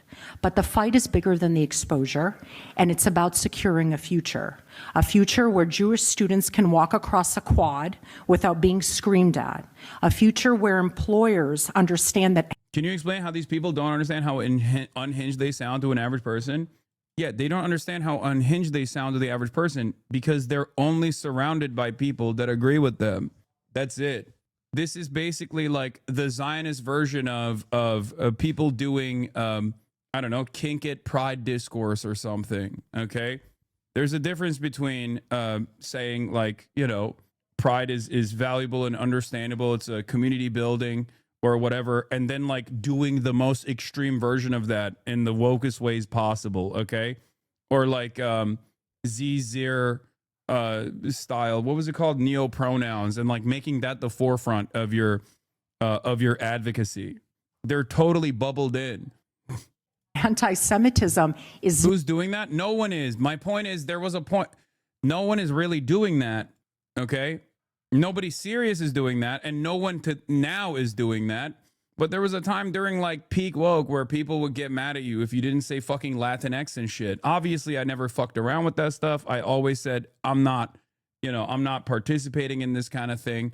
But the reality of the matter was that there was some need from people. There was this like lack of understanding of where people were at and what the best kind of advocacy looked like. Any resurgence on the R slur is acceptable and some of the pushback against it. I don't necessarily care that much. As you guys know, I've talked about the euphemism treadmill a million times over. I don't personally use it. And the reason why I don't is because I think it's understandable that people have a great distaste for it. And I think it's lame as fuck anyway that like, 55-year-old hedge fund executives are basically saying that this is like a form of activism to be able to say the R word or whatever. I think it's lame as fuck and it's shitty and silly, but people in the real world, normies use it with regular frequency. They don't even think about it. Why did you say the L slur? What is it? He said lame. Okay, shut up.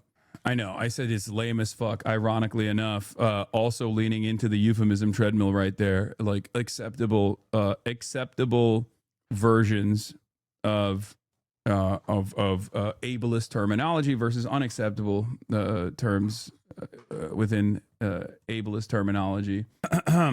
Why is lame acceptable, but the R word isn't? It's because of, once again, the concept of the euphemism treadmill. I wasn't even being ironic when I said that, even though it is an example that I've used a lot. It's just, I think there is nothing sillier than presenting I think there's nothing sillier than making that the forefront of your advocacy. Okay. I think it's embarrassing. I think it's one of the most embarrassing things you can do. I'm not going to find myself dying on the hill of being able to say the fucking R word. Okay. There is nothing dumber than that. Do you understand? Like, I think you are so invested in bottom of the barrel bullshit. How is lame a slur in any way? The origination of the word lame comes from, ironically enough, me walking with a lame. Like, lame means like you're walking with a limp.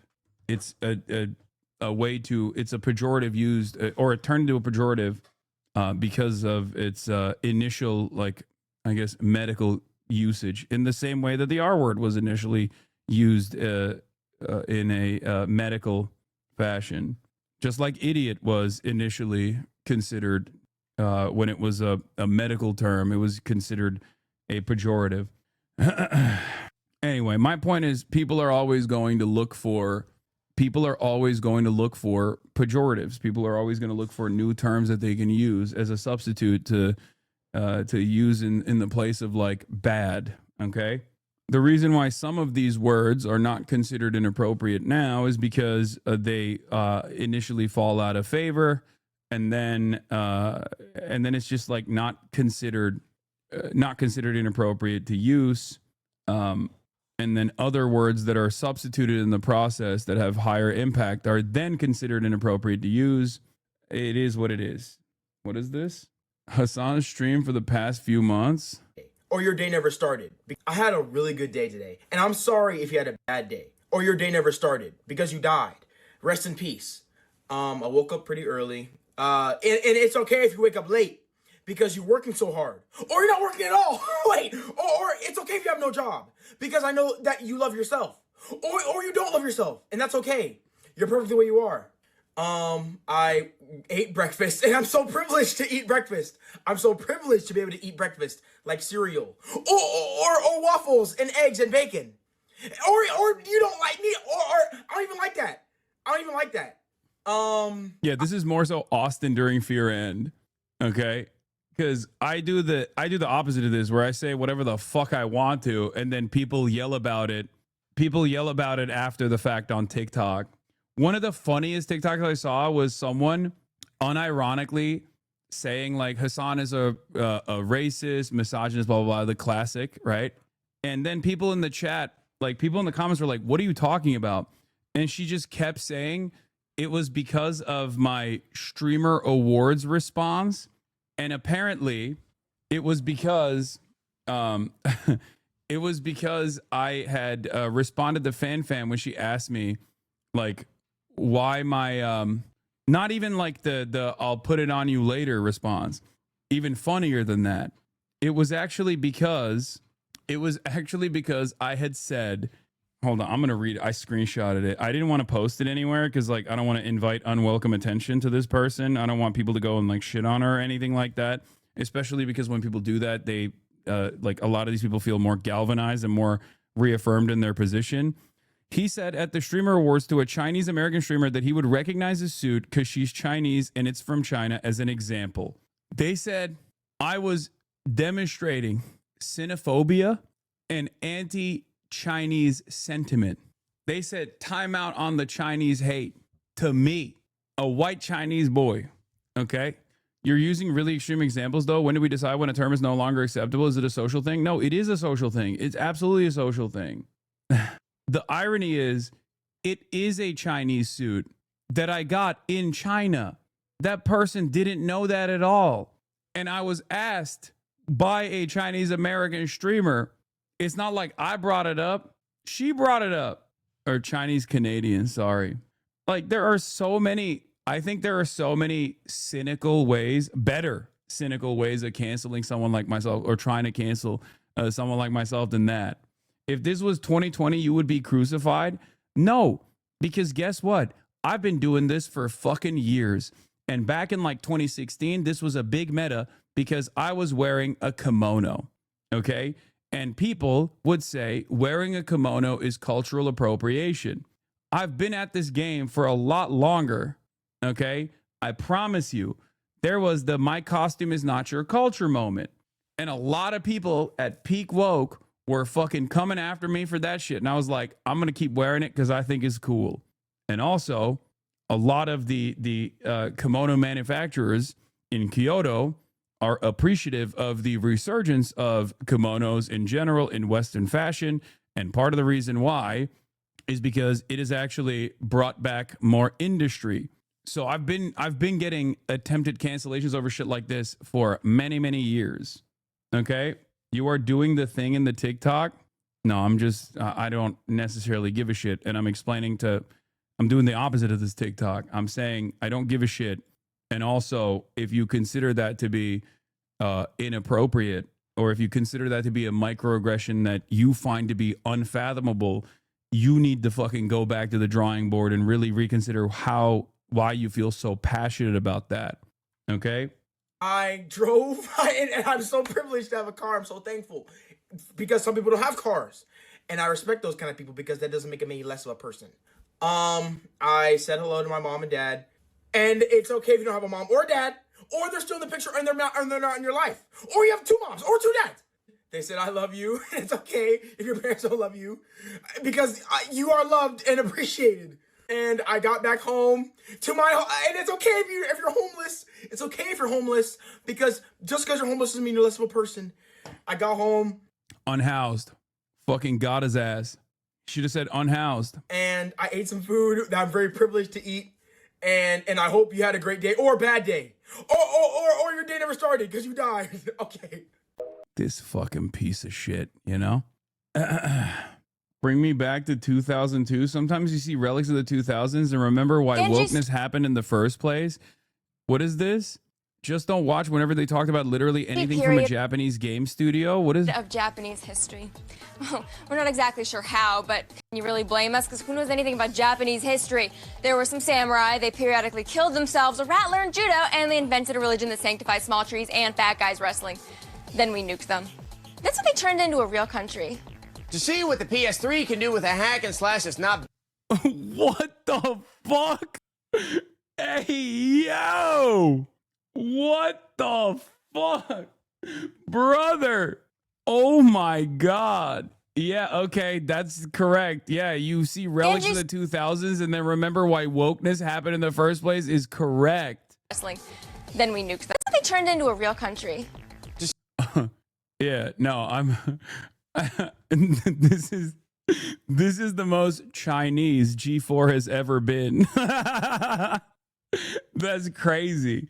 That kind of sentiment from an American hits very different. Okay, that's a crazy thing to say. What the PS3 can do with a hack and slash is not bound up with a complex storyline like the vast pageant of Japanese history. Here's our review of Untold Legends. Genji's story. G4. Oh my god. That guy at the end is an anti-woke shitter now. It seems like he was an anti-woke shitter then too. That was so racist. I took AoE damage and I'm not even Japanese. Oh my god. Anyway, speaking of anti-woke and woke environments, obviously anti-wokeness has taken up an entirely separate tone nowadays as well. Obviously, as we've talked about over and over again on this broadcast, something that I keep repeating to people, which is, what is this? U.S. imposes travel ban on Palestinians? Of course, fucking bullshit. Anyway, we'll get to that in a second. But we have arrived at DEI white supremacy. Okay, DEI white supremacy. Is Sneeko woke again? No, he keeps going back and forth. He has like railed against the red pill community on numerous occasions in like the last couple of weeks, but he still went to the New York Young Republicans Club. He's still collaborating with like Nick Fuentes and stuff like that. He's just grifting. I think he's just trying to find his place in this world, as he always has. And this journey has led him to very, very interesting places. Let's take a look. What I can't imagine. I don't know what his take is going to be. This is pretty. I just predictions. I don't get it, man. Like those are Nazis. What the fuck? I'm a Nazi. Is that what you're saying? All right. What is happening, bro? I mean, They all just hate Jews. No, but like they don't just hate Jews, brother. They hate Jesus, dude. It's black like, people too. Bro, like what did not? Okay, I don't hate black people. Like, look, this idiot. Okay, first off, I'm black. Well, you should let the video run, Sneeko, because I bring that up. Sneeko. Black, you Turk. This guy's black, and like, is anyone hating on him right here? Third, the same people who say that. Yeah, that's my confusion. Yes, you Turk is so funny. That's like you're just trying to do like a European style 4chan poll LARP right there. Oh, you Turk. Oh, Turk Roach. That's my favorite thing because most Americans have no fucking idea why there's any sort of enmity towards Turkish people in general because the Ottoman Empire didn't really fucking end up presenting a real threat to America, right? That shit was basically pretty much packed up. Like the peak of it was gone by the time America came around. So it wasn't even like that. It wasn't that significant in the same way that like in Europe, the sick man in Europe, the disease of Ottoman Empire was an ever-present danger for Europeans, which is why they have a lot of hang-ups, which is why there's like a lot of anti-Turk sentiment in Europe as well. That we hate Jews. Also say that you hate Jews, you fucking idiot. He's trying to be the token anti-Semite. Hey, buddy, the ADL's on your ass, too. The ADL's on my ass more than they're on your ass, dummy. All day long, this guy talks about the hostages and talks about his whole thing is being the Palestinian guy, right? Being the Palestinian activist. Who do you think is bombing Palestinians? And then you're going to use the tactic, oh, we hate all Jews. Really? You're going to employ... Dog, you are a Holocaust denier. What are you talking about? Like... What are you fucking talking about? Yeah, 0 mentions from the ADL on obviously Sneeko. For the record, here it is. Of course. Yeah, it's getting to a point where it's like I'm fake because I don't deny the Holocaust. I'm not a real one. The same media tactics that they're using against you. Also, how do you talk about what is the actual way? How do these libtards justify talking about Israel and Palestine all day every day without also talking about Judaism? They very cleverly. What does this guy say? Someone said, measure success, 40K versus 27K, free Kai, like Kai Cenat. There's Kai Cenat fans in here shitting on me. What the fuck's going on? And at this point, it's been over 2 years since October 7th. They know what they're doing. They'll say words like, they'll say free Israeli Kai instead of Jew. They'll say Zionist instead of Jew. And they'll be like, look, I'm not like those Nazis over there. They know what they're doing. They just want the cancel culture to go on us. The thing is, Hasan. Or maybe there's a significant point of difference here. There's a significant disagreement here. Okay? And the significant disagreement is I don't hate Jews, and I don't believe that it is Judaism that is responsible for the domination and settler colonial state of Israel, and that it's simply a defensive mechanism that Zionists have actually implemented quite successfully for a very long time, as a matter of fact. Something that I've talked about quite extensively, something that there's a lot of fucking writing around. You can't talk about Israel and Palestine without also talking about Judaism. I talk about Judaism all the time, just not in the way that you want me to talk about Judaism. Israel does not exist without Judaism. I know you like to say it's all about imperialism and it's all about, the apartheid. Dude, I love that this is actively like dumbifying the argument. He's like, dude, why are you making complex arguments like imperialism and whatnot? Just talk about the Jews, bro. Talk about the Jews. It's so stupid. Why don't you just talk about the Jews and call it a fucking day? Awesome. It's like virtually everything I fucking rail against with regular frequency. Part of the reason why I actually criticize people like Sneeko and people like Nick Fuentes is because of that. State, why does it exist? Does Israel want to establish a third temple? Do they want to destroy Al-Aqsa Mosque? What's going on? Why is Netanyahu talking about destroying Rome again? Saying the biggest threat to Jews was Rome. Does he say Israel or does Netanyahu say Jews? You're being very selective, and it's. This is how all these idiots approach any subject. I know. This is the person. This is one of the first victims of like the internet brain rot. Guy who was smarter when he was 13 years old. Sneeko and Ethan have the same exact understanding of your arguments, Law. I know. One should call that into question. Like, guy who is supposed to be this anti-Zionist talking about religious war. That's exactly what fucking Benjamin Netanyahu says too, dumbass. Why the fuck would you agree with him or adopt his framing on the matter? What have you agreed with Netanyahu on that this is a moment of sincerity from him? Yeah, if someone tells Nico that it was a Jew that convinced him that it's all for the Jews, he's going to explode. Oh my God. Why are you giving his arguments charity? Does it seem like I'm giving his arguments charity? Do you not understand what I'm saying here?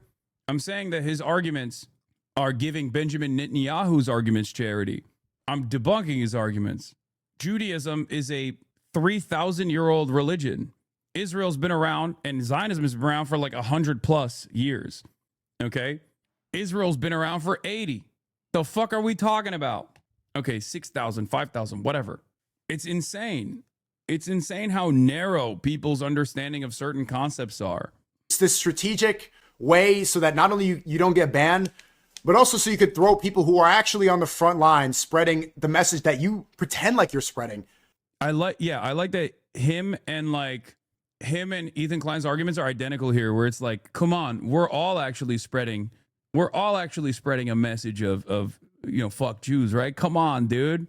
Why are you getting mad at me? I don't know, maybe because I disagree with you. Have you ever considered that? Because while someone like Sneako's position on Israel or on any matter of different like domestic issues has shifted dramatically, right?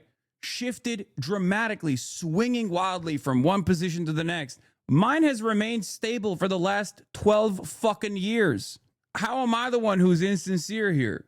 I have combated anti-Semitism while maintaining anti-Zionist positions for the last fucking 12 years. You, on the other hand, have swung wildly in either direction. Before you even knew what the fuck Israel was, I was out there in the trenches. It's so ridiculous. This will double down and not listen, I know. You just throw them under the bus. Us, me. I'm not throwing you under any bus, brother. I'm saying that your worldview is wrong, which is something that you personally are recognizing as of late as well. Hopefully it's a sincere recognition and not one that is simply leaning into a different version of the same grift that you've been doing for the past, 5 years now. He's just looking for a dunk on you in the eyes of his community. It's just bullshit to rile up his base. I know. And if he had actually played the video further, he would realize that I'm even talking about himself being Haitian and also being of Filipino and Haitian background, and how hurt he was personally that his own audience was yelling at him at the peak of like Haitians are eating cats and dogs. Tokens always get spent. Okay? Tokens inevitably get spent. That was when people were coming to collect. I remember he posted about how sad he was. He posted about how fucking sad he was that like his own fan base was talking about like how no, Haitians do actually eat cats and dogs, dummy. And he was like, "Oh, I'm Haitian. That's not how it is. Like people are being ridiculous."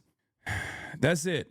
Yeah, that's what Hasan always do. He claims that everyone else is bad, wrong, racist, etc., but he's always right, never wrong, pure and good. Hasan is such a himbo, but he somehow makes Sneeko appear smart. Hasan needs to go, man. He keeps calling on violence to everyone. Hasan will have one of the first, have the honor of one of the first streamers deported. Are you Haitian? Is that what I said? Is that what you heard? These guys have spent like the last 2 years in the background consistently talking about how like Nazis were good. We fought the wrong side on World War II, all this shit. And now whenever someone calls them Nazis, they're like, "Whoa, why, how could you say that?" I don't know, man. Maybe because you fucking presented yourself as one and consistently collaborate with neo-Nazis of different sorts. Answer him. Yeah. Okay, chat. Yes, I am not Haitian. You got it. Can't wait for someone to clip this and be like, Hasan's community is doing this shit. Anyway, do you think it's easier for them to accept an evil religious cabal than money-hungry capitalists? Yes, of course.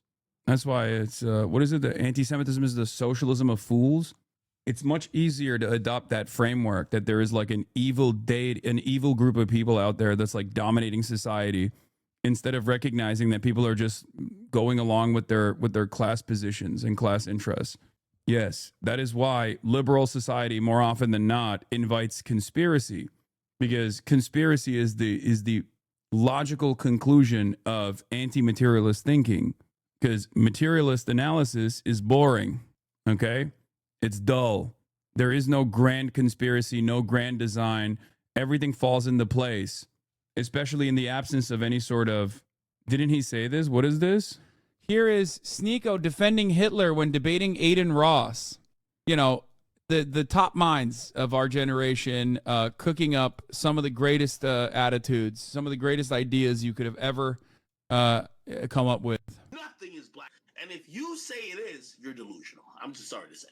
I didn't say, you just made up a whole argument that I didn't even make. But do you hear what I was trying to say? You consider it, like, just be more empathetic? Is that it? Is that the point? He's basically saying understand perspective. Like, that's exactly what you guys aren't doing. That's exactly what both of you didn't do this whole argument, is understand. The thing that triggered you was understand. I don't care about Hitler's perspective. So it's either understand perspective or don't. Because Hitler was... That's awesome. That's actually awesome. Like, he's saying, what about the difference in opinion of Hitler? Like, why do you not want to understand Hitler's perspective? First of all, I don't really understand. I mean, I guess it makes sense to be like, if you get off on being a cuckold, right? I would suspect as like a mixed race, half black, half Asian guy, you would defend Hitler openly because, like, that's the ultimate cuckoldry. You know what I mean? Like, defending the ideas of a dude who, like, literally thinks you should not exist and should be eviscerated from existence. So that's like that's probably like the ultimate. Like, if you're constantly chasing highs, like, who will humiliate me next?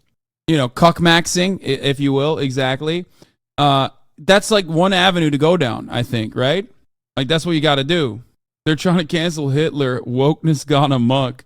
This is the worst thing Sneeko has ever done. He gave Aiden Ross a W. Yeah. When you are standing next to Aiden Ross and you come across more unhinged, that is, yeah, I mean, I don't know what to say. That's the worst. I mean, dude, look at this lineup. You got DJ Academics, Aiden Ross, and Sneeko arguing about Hitler's difference in opinion.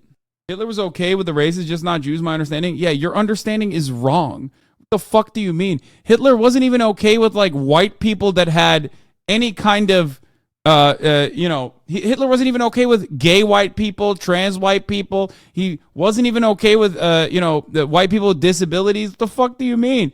He wasn't even okay with Slavs, bro. What the fuck? Like, people that you think are white now, who are a part of the larger white umbrella, he was not okay with. There is less that Hitler was okay with than not okay with. Like, it's a much shorter list to be like, the group of people that Hitler liked versus the group of people that Hitler did not like. That's a long list. Was that your mullet era? That was the short-lived mullet era. Who's this guy? He's cooking. Some dude with a mullet. How old is his video? I guess 2 years ago, April 13th, 2023. Is bro really replaying his old-ass shit streams? Hasan hates Afghanis and Iraqis and loves dead Palestinians. Hasan is an American exceptionalist liberal Zionist. Quit streaming, you neoliberal asshat. No, that's not bait. That's not bait. That's a dude who is, bro, took the orders of Bad Empanada seriously. That is 100% a Maoist third worldist who, after years and years of dedicated support, took like 3 or 4 YouTube videos to turn around and decide that I'm the number one op. That's what it is. It's called having principles, you Democrat shill. You worked for DHS? I don't even know what the fuck you're talking about, but okay. It's true. I am an agent of the state. Actually, when I was stopped at the border, we were talking about our notes. Or no, hold on. They stopped me so I could get legitimacy. They stopped me so I could gain legitimacy and gain favor in the radical support system that is going to destroy the imperialist hegemonic superstructure. Even when I got kicked out of the DNC, That was all an act. Stop. They're too brain broken. They're going to think you're serious. Yes. It's the most extensive psyop of all time. The biggest psyop of all time is to actually have a guy who virtually all of the fucking orifices and every servant of the Israeli state attacks with regular frequency. Everyone on the right attacks with regular frequency. Liberals attack with regular frequency. Who spends every waking moment trying to explain to people that Israel is a repulsive nation state that is designed around a fascist ideology. This is how feds operate. All part of the plan. I'm glad you noticed and activated it. How do these people exist in the real world? Don't they see how much positive motion you brought to the Palestinian movement? They don't exist in the real world. It's that simple. What do you mean? A person that has opinions like that does not ever go outside. That is the creation of the internet. Ironically, probably, I mean, if they had any motion whatsoever, would be doing the bidding of federal law enforcement without even recognizing that they're doing that, for the record. What is this? Talk about Project Cicada, the fucking, the comms degree 2-week internship that I had. Do you think that is proof that I'm working with the Department of Homeland Security? That I got a fucking college credit course where I tried to make a website design? Didn't really do anything? You said it yourself, dumbass. Yeah, that's what you think is like an actual serious fucking, that's a serious fucking work that I put in with the Department of Homeland Security. You are a Fed. You work for DHS. You lying scumbag. Hasan, you only go outside the posture as pro-Palestinian just to abandon them for Brad Lender of all people. Fuck you. You said it yourself. So you do or you do not directly for Democrats? No, I've never worked for the Democrats. What? When will you learn that? Wait, blatantly lie. When have I worked for the Democrats? What are you talking about? Yeah, instead of doing this kind of research, you'd be researching lithium. After yesterday, I was wondering how many FBI agents do you think in this chat on a regular basis here? This person is not an FBI agent. This person is 100% the type of person that would be the most easy to activate by an FBI agent who goes, hey, comrade, it's time to take over a forward operating base. Here's some Tenorite. Let's do direct action.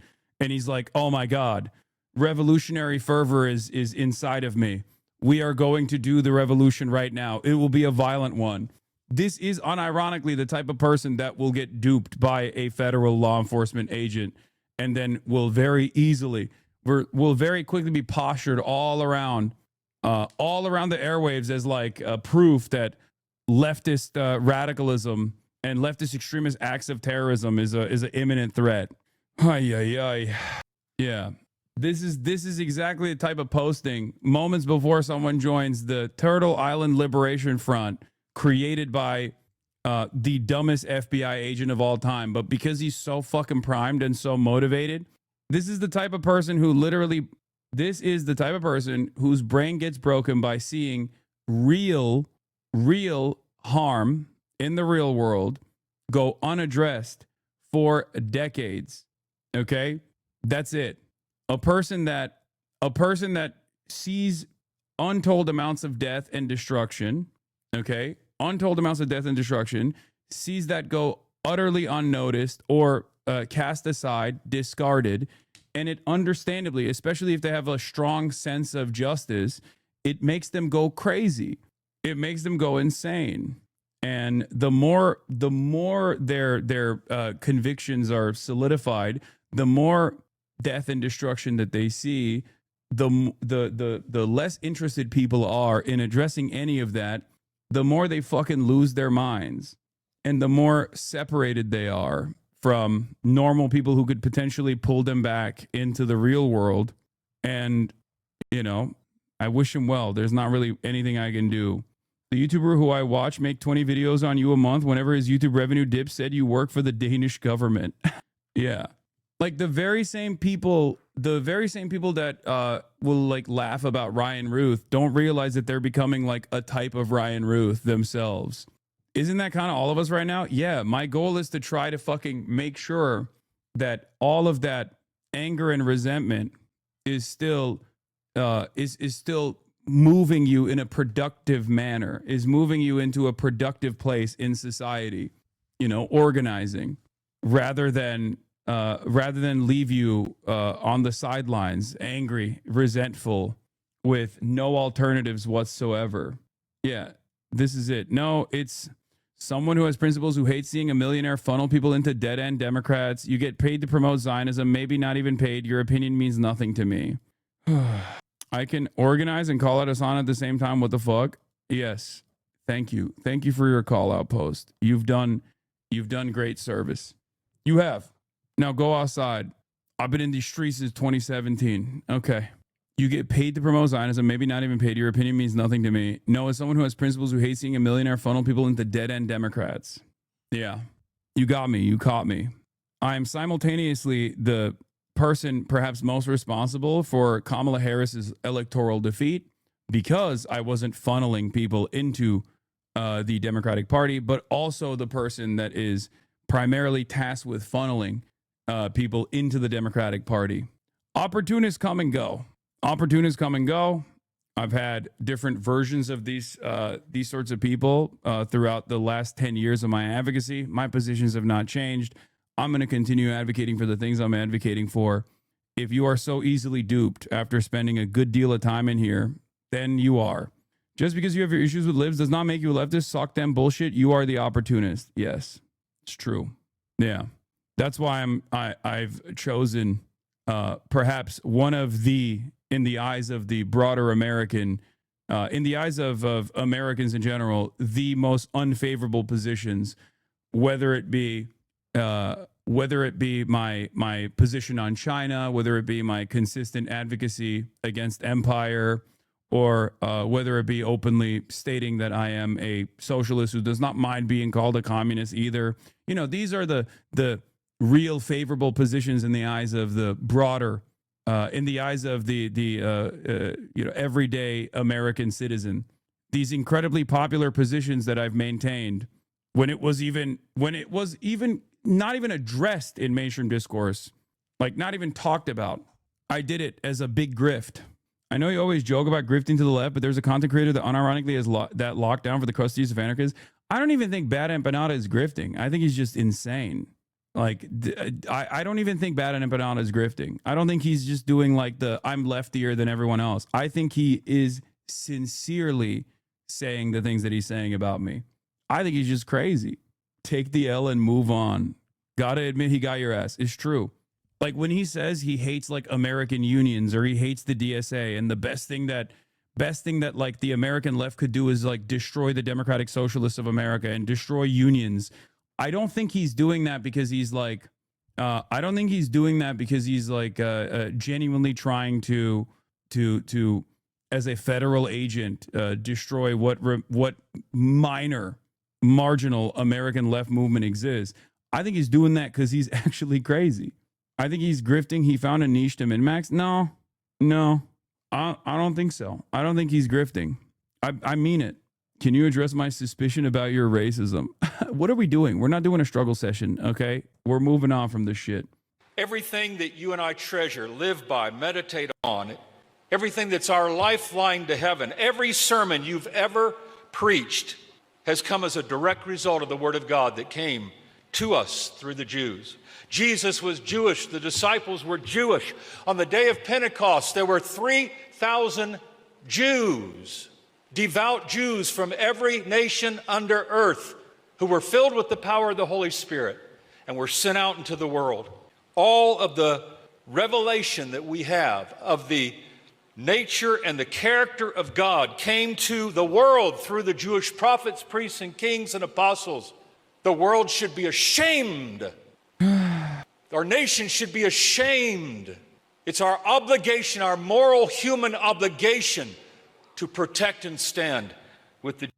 Would you have a conversation with Bad Empanada? We already did. And when met with my like actual positions, he straight up agreed with everything. And then after that, for the last like half of a year, he spent most of his time talking about how Yeah, talking about how disastrous I've been to the revolutionary struggle or something. So I don't know if that's like genuinely a productive conversation at all. And no, like I said, I don't think he's like simply posting for money. I don't have that kind of attitude about Bad Empanada. Because if he was simply posting for money or grifting or whatever, he wouldn't be taking this. I think he's like a genuine. I think he's a genuine third worldist. Like, I think that's his worldview, and we have disagreements. And if he wants to keep consistently talking about warning his fans about the dangers, his fans that he has mostly primed from my community, funneled into his community, and warn them actively to take a more aggressive stance against dangerous figures such as myself, well, get in line. There's a lot of people that do that. I like that he has in the past done videos about how profitable the fuck Hasan grift is, and then kind of leaned into it himself as well. I think that our major disagreement does stem from optimism versus nihilism. I think he has a much more nihilistic perspective than I do, and that's all he cares about. Like, if you have no investment or interest in like trying to move people to your side, trying to organize, trying to educate people beyond, you know, the like America is the great evil, which I understand, right? If you look at his worldview, it's basically changed over time from going from like a disillusioned Bernie bro to a much more militant stance. There's no pragmatism associated with his position at all. It's like utterly devoid of any sort of organizing in the first world. Every organizing in the first world is just to reappropriate the super profits that the first world extracts from the third world in a more meaningful fashion, only to continue American dominance and American empire. That's his position. It's an honest position. It's not like insincere. And there are plenty of people who do have that position. Okay. But that's it. And then, ironically enough, the people who also parasocially adopt this fucking framework as though it's valid without, you know, inserting their own critical thinking into the equation will then turn around and ironically still continue to say exactly what Bad Empanada says, which is defense of Hasan is met with so much parasocial angst and so much parasocial animosity. Bitch, you're fucking being parasocial right now. You were parasocially a fan of mine, and now you feel like I've betrayed you because you parasocially became a fan of Bad Empanada. At a certain point, you have to take ownership over your own fucking worldview. Okay? It's parasocial all the way up and down. Valid critique is parasocial? No, dumbass. Insane, schizophrenic critique without actually offering any critical thinking whatsoever is what's parasocial. What you are doing is not valid critique. I know you think it's valid critique because you watch enough YouTube videos that primed you into believing that this is valid critique, but it's not actually valid critique. That's it. All right, let's get to, we got two articles that I want to read. One from Vanity Fair, Susie Wiles, J.D. Vance and the Junkyard Dogs, the White House Chief of Staff on Trump's second term, part 1 of 2. This is a big one. You've been letting chat get to you a lot this past month or so. True, but we also do move on quickly. All this to farm another YouTube video over their slop daddy. Yeah, he'll get a lot of that. He'll get a lot of impact off of this one. Hasan's audience is finally turning on him leftistly. Okay, it's the Asmongold equation, but from the left. Hasan is finally over. Hasan is 1,000,000% over after this. Based. I don't want to leave people rudderless after explaining to them why things are fucked. Okay? That's it. I understand that real change takes a tremendous amount of effort and a tremendous amount of time, and moving things marginally in the direction of building any sort of organizational capacity, organizational tools in a country like the United States of America, at least in an effort to let the United States of America get out of the way of a lot of these other developing nations that might have their own revolutionary struggles, is a good thing. That is what my methods look like. It's not something that I have hidden. It's not something that I shy away from openly expressing. It's something that I have talked to Bad Empanada about directly, where he agreed, or at least seemingly agreed in that conversation. If you go back and watch that conversation, you will understand why what he's saying now seems a little silly and far-fetched, you know? So that's it. I appreciate you, Asana Chatter. You called out and has been reflecting on it a lot. It's good. That's all I urge you to do, is to be charitable and try to understand what I'm saying instead of immediately and automatically assuming that there is something cynical behind it. Okay? Because I think the bad faith assessment is the most poisonous one. And I'm not even doing that to Bad Empanada. Okay? A person who has been up my asshole, I'm not even doing that to him. I don't think he is grifting. I think he is not like trying to farm the anti-Hassan shit. I'm jokingly saying that, right? But I do think that this is just his sincerely held position. Okay? Do I think it's counterproductive? Absolutely. It's a minor nuisance in the grand scheme of things. It's not that big of a deal. But that is how like a lot of these people just kind of drop whatever larger goals that they had and find themselves in the throes of slop, algorithm-induced slop, even if at a certain point in time they themselves were actually shitting on that algorithm-induced slop. It's nihilism. You're a good starting point, but you fuck up when you start shitting on everyone to the left of you. Point to me a time where I've done that. All your longtime subs leave because you're fucking Democrat Party hack and they see through the charade. Gaslight, gaslight, gaslight. I wish Hassan was a socialist. You're a good starting point. No, brother. It's because, unfortunately, I will say this openly. I think a lot of you don't actually generate a worldview from what you hear here and then like go on your own personal journey. You just move on to a different YouTuber. You think like watching YouTube videos is actually praxis or the equivalent or a substitute for theory. It's easy for you. You don't actually spend a lot of time thinking about this sort of stuff. You just let others do the thinking for you. At first it was me, and now it's someone else. And that's actually the sincere problem here. The lie you keep telling yourself, talk to some actual Marxists. Explain to me an actual Marxist who vehemently disagrees with me on anything, on any issue that I've brought up, that is not a YouTuber. Go. I'll be waiting. Name one Marxist that doesn't have a fucking podcast, doesn't have like a robust Twitter presence that they're trying to fucking build, that doesn't have a YouTube channel. Where are the Marxists? You think everyone is trying to grift for money? No. Don't move away. Don't shift the attention to a different question. Don't deflect. You said talk to some actual Marxists. I said name a fucking Marxist. Go ahead. Name an academic. Name someone who is actively working in some kind of like Marxist organization.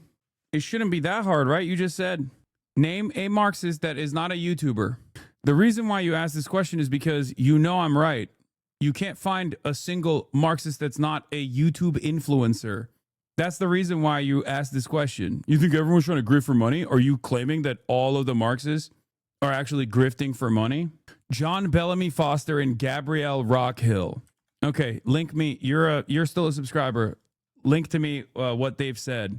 I'm not subbed. Gabrielle Rockhill does follow me. They don't talk about you directly. They talk about the trend you represent. It's interesting. Maybe we'll have Gabrielle Rockwell on.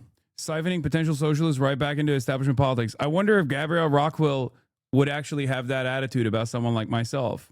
Or maybe you personally think that. The chatter has a point? No, it doesn't. No, the chatter doesn't have a point. How do you... Oh, God. This is why... Stop getting one guide, man. The chatter has a point. This is why I hate fucking... this is why it's so difficult. It's so difficult to have like a normal discourse in a community such as this one, because no matter how stupid someone might be with their gripe, even in the process of explaining why their gripe is actually wrong and stupid or misdirected as someone such as myself, there will still be a bunch of dumb bitches in the chat going, exactly. Okay? How are you so easily duped? DSA Marxist Unity Group. You like DSA, right? Or are they too Marxist for you? What the fuck are you saying? Seems like you never help small socialists grow. That's so crazy because Overzealots, Chris Kunzler, numerous other fucking accounts, Ben a Minute, numerous other accounts that many of you now consume, I've highlighted early on. The fuck are you talking about? Yes, YouTubers. I'm a fucking YouTuber, dumbass. What do you mean? What about organized groups? What do you mean? Not only, dude, you just brought up the fucking DSA, but I'm sure you don't think the DSA is radical enough. But even beyond that, even beyond the DSA, as far as like PSL goes, I don't stand in opposition to any of these fucking groups at all. Whether they be mutual aid, whether it be mutual aid groups or groups that come out of the DSA or the PSL. Invite comments on the stream sometime. I do. You're doing the why don't you have any black guests on discourse, but now for communists. It's silly when people make that statement, and it's silly when you make this statement as well. I do. It's okay. You're never going to, you've already made up your mind, okay? At a certain point, you have to come to terms with the reality that these people that you have suspected of hating me probably don't have the same criticisms that you do. That's number one. You've invented those criticisms in your mind. And number two, the revolutionary criticism that you're making is about micromanaging a fucking Twitch streamer. Okay? How can you not recognize that that is the ultimate horse blinders that you have on? Okay? I'm giving you the dignity to have this conversation with you. I'm offering you a little bit of a back and forth so I can hopefully snap you out of it. But it seems like you're so invested in this. It seems like you are so invested in this incredibly short-sighted and incredibly specific form of argumentation that you will never see it. I've been here for 10 minutes, Law. You are dragging this out from me. Okay, brother. You've also been subscribed for 41 months. And I'm willing to bet that you spent a good deal of time. If we were to look at your fucking chat history, I suspect that you've spent a good deal of time in this community, both in Discord, probably went down your own, splinter Discord route. Plenty of people like yourself have existed in this community, and they always seem to come back for one reason or another. Oftentimes people like yourself, maybe not you specifically, will even openly say, well, I was actually a big Hasan fan. He actually opened my eyes to socialism, but then I actually moved beyond the need for watching Hasan, and I'm building my revolutionary vanguard on my own, You have 999 plus messages in the fucking chat. Don't act like you've only been here for a brief moment, okay? Look at this. The fuck do you mean? Yes, I used to be a fan. Yeah, I know. I clocked you already. I know. It's because you mistake being in this chat with like revolutionary action or something, and then you move on to other content creators and you think consuming their content is making you even engage in more revolutionary action. Is talking about the varieties of left-wing politics and how they differ from your own stance is an interesting topic? Not necessarily for me, especially because I try to maintain a big tent attitude here to the best of my ability and try to not left bash at all. It's something that I think is unproductive and awful in general. These are the types of people, unfortunately, that come in and try to do that to the best of their ability, to be like, no, you have to literally left bash right now. You have to fucking yell at me and show me how stupid I'm being. And then the content creators that they're doing that for will then make content out of it, only to feed into this narrative. This is what happens to parasocial people when their pedestal does something they disagree with. Instead of reckoning with the reality, they don't have to agree with everything Hasan says. They go down the hater pipeline in many different directions. Exactly. I think they might be a YouTube Reddit frog. Their logs aren't extensive. These are the hours that make new viewers go, yuck. Yeah. Anyway, they answered in the chat. They didn't like the answer. No, because their answer was wrong. Like, just because they gave an answer doesn't mean the answer was right. The person that they brought up not only follows me, but also has collaborated with other content creators. I'm going back to content creators now, like Deprogram, who occupy a very similar space in the YouTube and media space that I occupy, which very clearly implies that that person most likely does not have the same criticisms that they would consider to be appropriate directed towards someone like myself. So chat was actually getting mad at the person for bringing up a name, thinking that this would be a great example. Anyway, in 30 minutes, we're actually going to move on to something that is much more serious, much more significant. E-Day in Nashville. Erica and I sat down. Here's what happened. The next episode of Candace Owens. Why don't people more left than you pop off? What? I don't know. This is going to get 200K viewers for sure. This will be the big show. 4.5 hours later, I'm alive. I'm totally fine, and I am sorry. I was going to do a show for you guys this evening, but I am truly exhausted. Very productive conversation. I asked every single question. I mean, from Egyptian planes to Turning Point USA faith, and I was very surprised by some of the answers that I got, and I think they were also very surprised when I shared certain intel. I'm willing to bet, yeah, Themasius, you're right. I already said this yesterday, but there's going to be people that think she's compromised now, which is why it's my opportunity, our opportunity to strike. Clandestine operators, we will be the one true Highlander, the one true racism final boss, the real Highlander, okay? This is our opportunity to shine, folks. Closed door, non-recorded one-on-one conversation with the group that you heavily leaned into potentially having a hand or in the assassination of Charlie Kirk. All of a sudden, let's see how she will navigate the discourse. Candace Owens' short video after her meeting with Erica Kirk has been viewed over 22 million times on Instagram, Facebook, TikTok, and YouTube. Her heavily radicalized audience is very concerned that during the meeting she was threatened, blackmailed, or bribed into silence. To be clear, her audience is radicalized mainly against Jews and Israel. Candace caved everyone. Back to reality. I don't know, man. It's not passing the vibe check. It's a wrap. We just lost her too. They got you. They got to you, didn't they? Now, Candace, because she has no real, in my opinion, has no real convictions at all, we'll look at this back and forth. We'll look at the statements coming from her audience.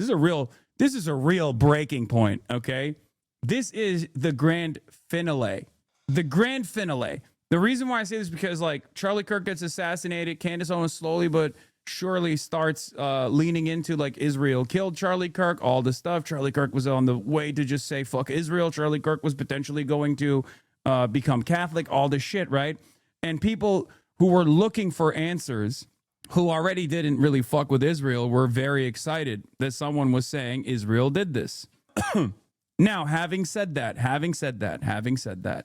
okay, as time moved on, as time went along, and she kept leaning into different versions of these conspiracies, some of which are super far-fetched and some of which are ridiculous, and others that were misunderstandings, her popularity grew. The animosity towards Candace grew as well on the right because they were frustrated that she was literally fucking popping off like she's grifting on Charlie Kirk's legacy more than we could, and they were very mad, right? Most of the animosity stemmed from the fact that these guys are all a bunch of fucking charlatan grifters, and they were very offended and upset that Candace was basically using this as an opportunity to boost her profile. And initially she had said that she wasn't going to go after Erica Kirk. Obviously, she was actually very supportive of Erica Kirk in the beginning, talking about how, this is a widow, we should stay off her and she's doing the greatest thing, whatever, yada, yada, yada. But then this past week, she was directly hitting Erica Kirk as well. Turning Point USA was supposed to actually do a town hall. They invited Candace to the town hall. She said no, she can't make it to the town hall. And that town hall was supposed to take place yesterday. Erica Kirk, after doing a town hall with Barry Weiss on CBS News, turned around and said, instead of doing a Turning Point USA town hall about the conspiracy surrounding Charlie Kirk's death, I will have a private conversation with Candace Owens. She basically fucking cut out the middleman, because this was supposed to address a lot of Candace's audience. But instead of doing that, Erica Kirk decided, I'm just going to talk to Candace Owens directly. And a private meeting took place yesterday. We shall see what the impact of that private meeting looked like, because I think a lot of our audience that is primed for maximum conspiracy are probably going to turn on Candace Owens. And Candace Owens, being a grifter, is either going to lean into the conspiracies and start daggering Erica Kirk instantly after this private meeting, or she's going to lay off. If she lays off, I think some in our audience will go along with it. Others will seek out someone else that will deliver the maximalist positions. So we shall see. But I'm excited for the drama. Benjamin Netanyahu now says that if it had not been for the Jews, USA would not exist. We brought you into this world. We can take you out. No, he didn't say that. He probably said some other shit that's being misconstrued. That sounds even too far-fetched for fucking Benjamin Netanyahu, who is a incredibly... he is an insane person and insanely arrogant. I'm sure he said something along those lines, and people are kind of misconstruing it a little bit. Anyway, they got to you, didn't they? Candace filming in bad lighting. Why is this giving hostage video? Lol. Candace, please tell me you haven't been Shabbat Shalomed. Candace, if you hit us with, are we still talking about Charlie? My head will explode. If Candace does a whole 180 degree with her information tomorrow, something is definitely off. Oh, my Lord. Yes, I really believe Charlie is alive. She was told the truth, and now she's got to lay low. The truth will one day come out. Charlie is still alive? Hey, yo, that has 1,324 likes. Brother, what? Today, the battle that the Maccabees fought. They fought for the survival of the Jewish people and the Jewish faith against an enemy that wanted to extinguish us, wipe us out from the face of the earth. We were fighting our battle, but we were also fighting the battle of civilization, because our civilization is based on the Judeo-Christian tradition. And if the Maccabees had failed, there'd be no Judaism, there would be no Judeo-Christian civilization. There would be no Maccabees.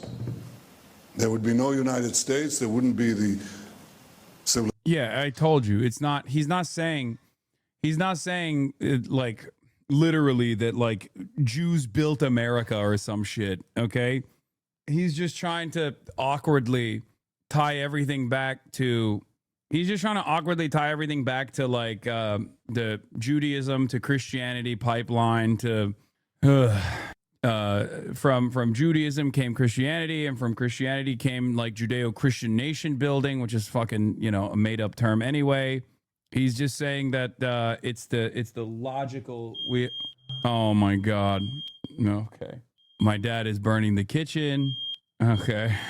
Civilization of freedom, the respect for our common traditions, our common values, all of that would not happen if it weren't for those 5 brave brothers. They actually made the whole difference.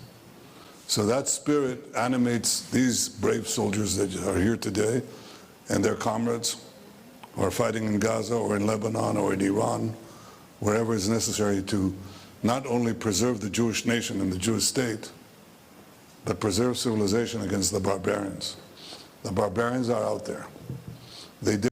Yeah, I mean, he's basically saying like, oh, if you get ahead of the Jews trying to preserve Western civilization will fall apart.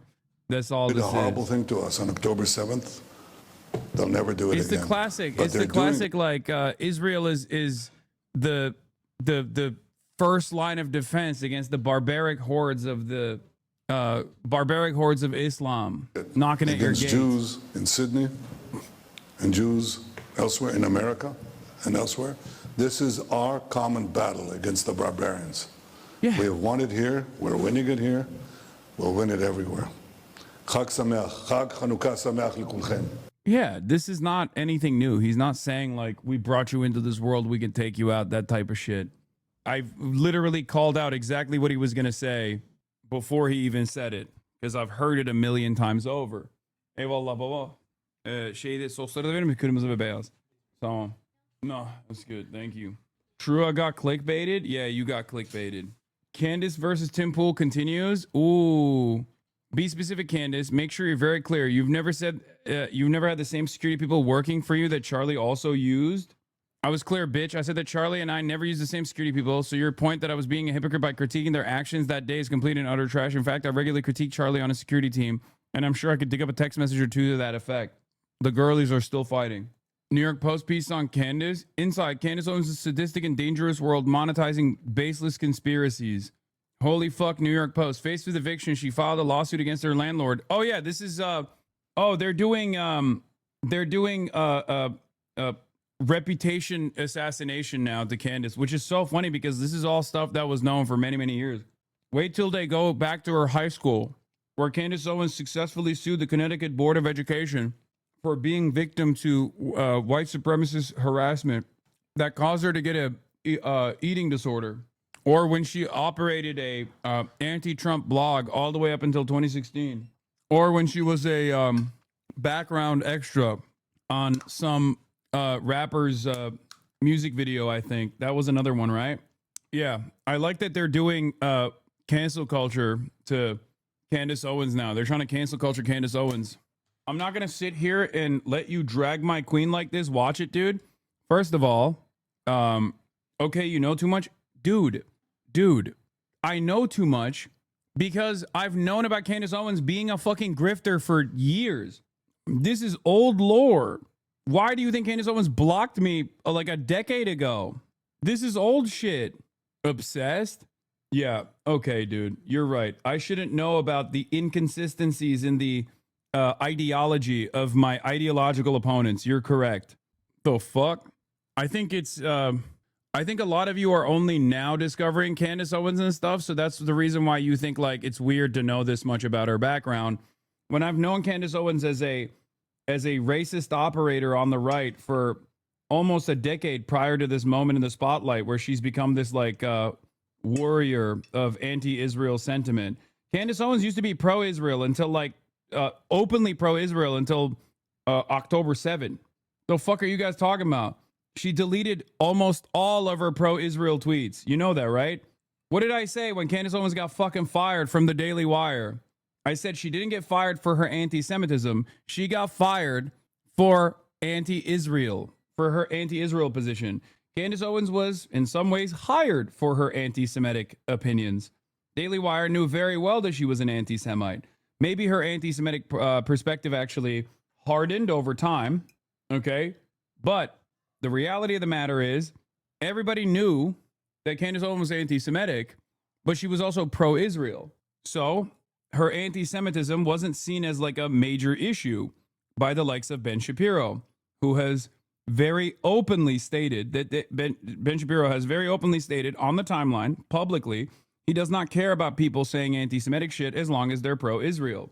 Candace Owens became a problem when she became anti-Israel. She calling Tim Pool slurs. Tim Pool's a walking example of why we call people F words in the 90s. It was never about homosexuality. It was about people who behave like F slurs. Oh my God. Oh my God. The girlies are fighting. Tim Pool should respond with, yeah, you have a right to say that because you married a gay man. That's what I would say in this situation. You know what I mean? Why is she even giving him attention? Oh, no. But let's continue with this. This probably should have happened a very long time ago, but I wanted to let you guys know that I am alive, and I will have the full rundown for you guys tomorrow of what transpired. And yeah, I think it was definitely a very big step in the right direction. So I'll see you guys tomorrow. Erica Kirk and podcaster Candace Owens meeting yesterday following weeks of public tensions over claims Owens made about Charlie Kirk's murder. Erica saying the two had a very productive meeting and that it's now time to get back to work. Owens reiterating that sentiment, confirming the two met for more than 4 hours on Monday. It's something that Erica says she's doing to protect those around her. I want my team to have a peaceful Christmas. I'm not going to sit here and mudsling. Like I said earlier, I'm not going to call names. I'm not going to insult. Everyone's loved my husband, and we're all trying to figure out what happened. I trust that case.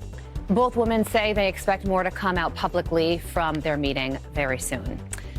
I've been telling you, as this, I don't know if you want to call it a feud or what, between Candace Owens and Erica Kirk has been heating up, that I would have something to say on it in the coming days, and I do.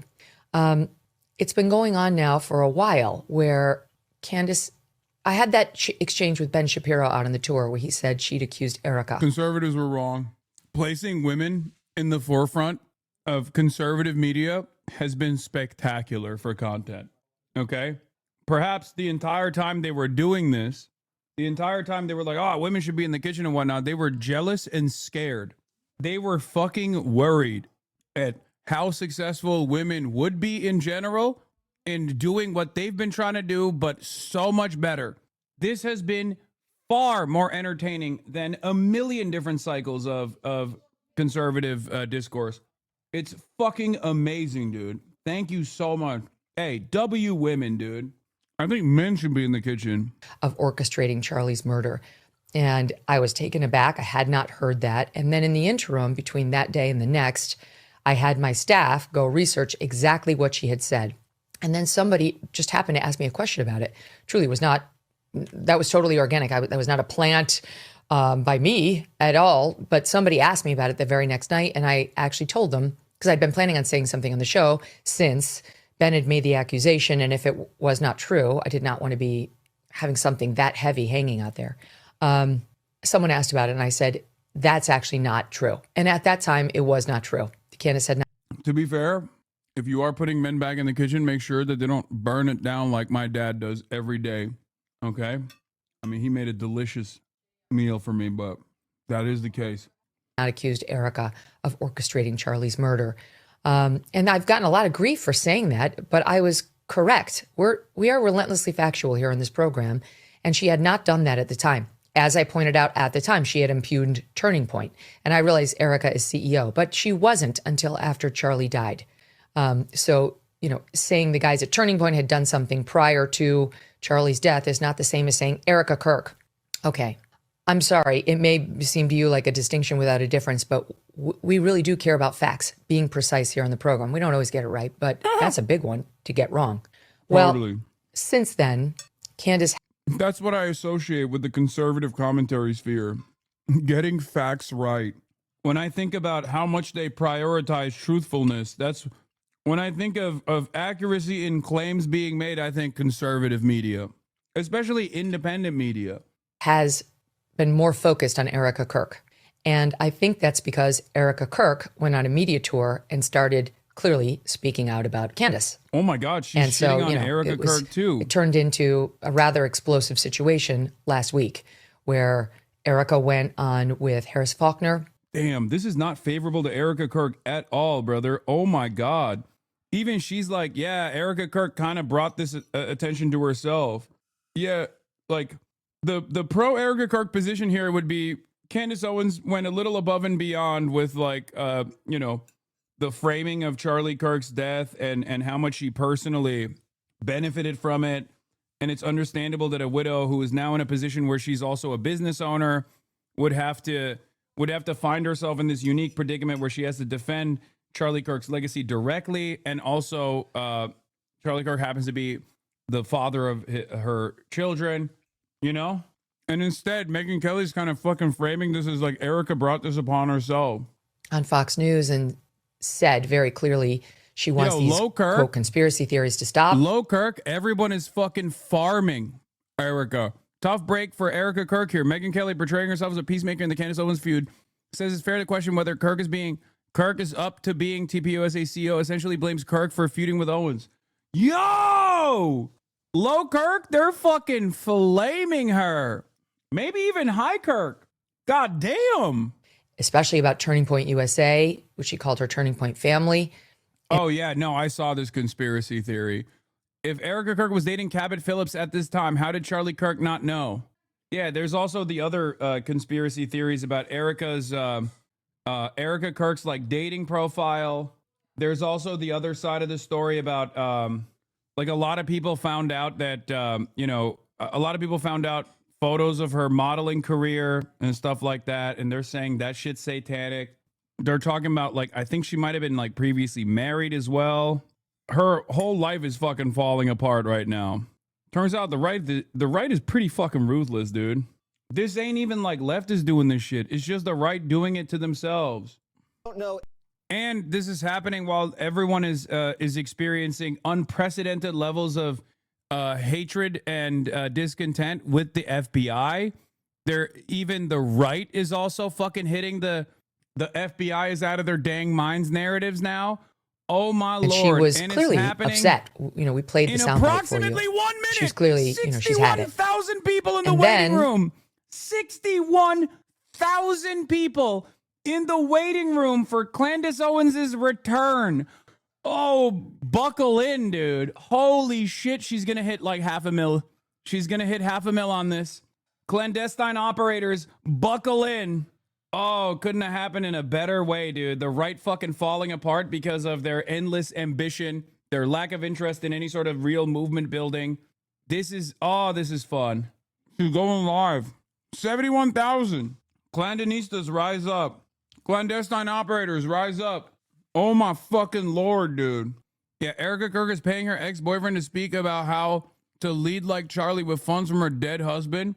Yeah, people found out that Cabot Phillips is like a part of the Turning Point USA and literally dated Erica Kirk back in the day when Charlie and Erica, way before Charlie and Erica met one another, or quote unquote met one another. People are calling into question like how in the orbit of Charlie Kirk Erica actually was. This type of shit unironically makes someone even like myself who is anti-conspiracy theory look at this a little differently. It is a little too serendipitous. Exactly. It is a little crazy. Like how the fuck 84,000 in the waiting room. Oh my God. Everyone else is so washed, including myself. Okay. Everyone else is washed as fuck, including your boy. We ain't got nothing. No motion whatsoever. Yeah, Megan tried to shank Erica just in time for this, even though she is supposed to be speaking at TPUSA's America Fest this week. I think the TPUSA event is going to fucking fall apart. 100,000 people waiting. 100,000 people waiting in the waiting room. Oh my God. Oh my God. This is going to hit more than 500K. This is going to hit more than 500. And before people say, oh, you're a fucking view count Andy or whatever, dog, this is the real mover and shaker in the world of politics right now. It does you no service to deny the legitimate, real human interest in whatever the fuck is going on with this endless back and forth and endless drama between Clandis and Erica Kirk. And it's happening. Oh my God, it's happening. Holy fuck. This is Wine Mom Super Bowl. This is my Super Bowl. Call me a fucking wine mom the way this is my Super Bowl too.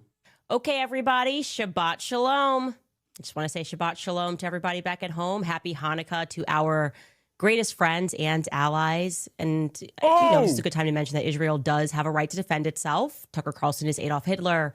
And TikTok does need to be purchased by the Mossad. It's just how I'm feeling today. I am not different. Maybe you are different. Welcome back to Candace. Oh my.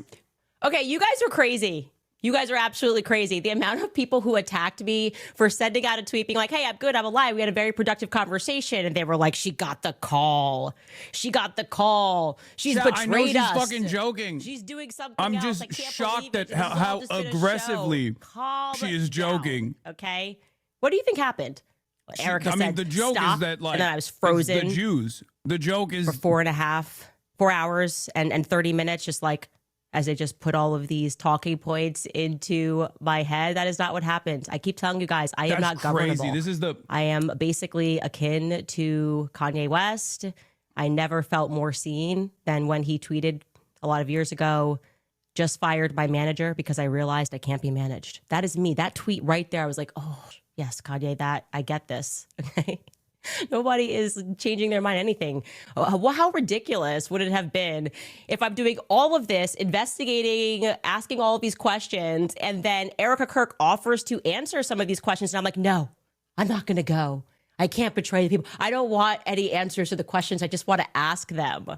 No, this is the entire reason we are doing this. We've been looking at the situation going, why can't Turning Point USA just answer basic questions? And I can tell you guys that yesterday, for 4 hours and 30 minutes. There good deal of time defending why she took this private meeting and not on camera. A good question would be, why wouldn't you do that on camera, Candace? And some of you guys are thinking, who is they? Who is they? It's the Jews, obviously. Just kidding. It's Justin Strife. Justin Strife was in the room. It was just Justin Strife and Erica. George joined me just for the beginning portion of the conversation because he had that thing going on that I told you on the 15th all day. He was in a conference.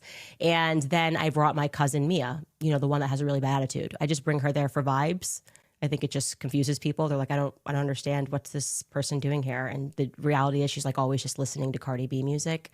But she's my cousin and I always have her around. And so that was it. She was kind of sitting a little bit away, but at the table, it was really just the four of us until George left. And I will be honest, I did not know what to expect going into the room.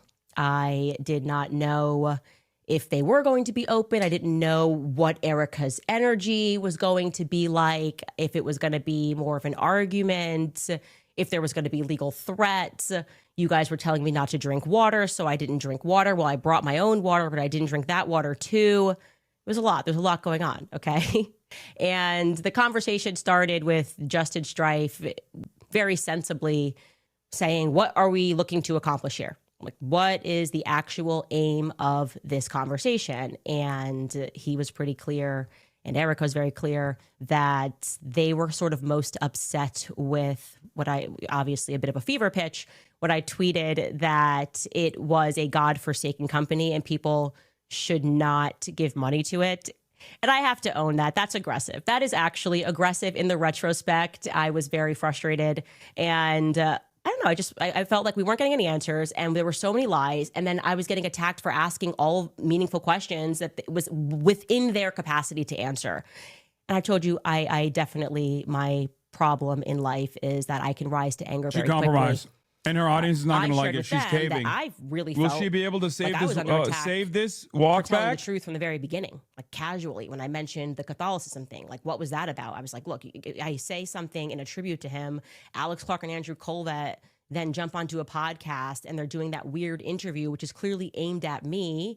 And they've teased the interview as like aimed at me, but they never say my name. And that to me felt like it was the first, the first bit of mud that was slung, which their answer for that was, hey, that was a really crazy time. Bro, I'm telling you, they're going to think put into place. And there is a little bit of sincerity in their commentary here when they say it's all about the money.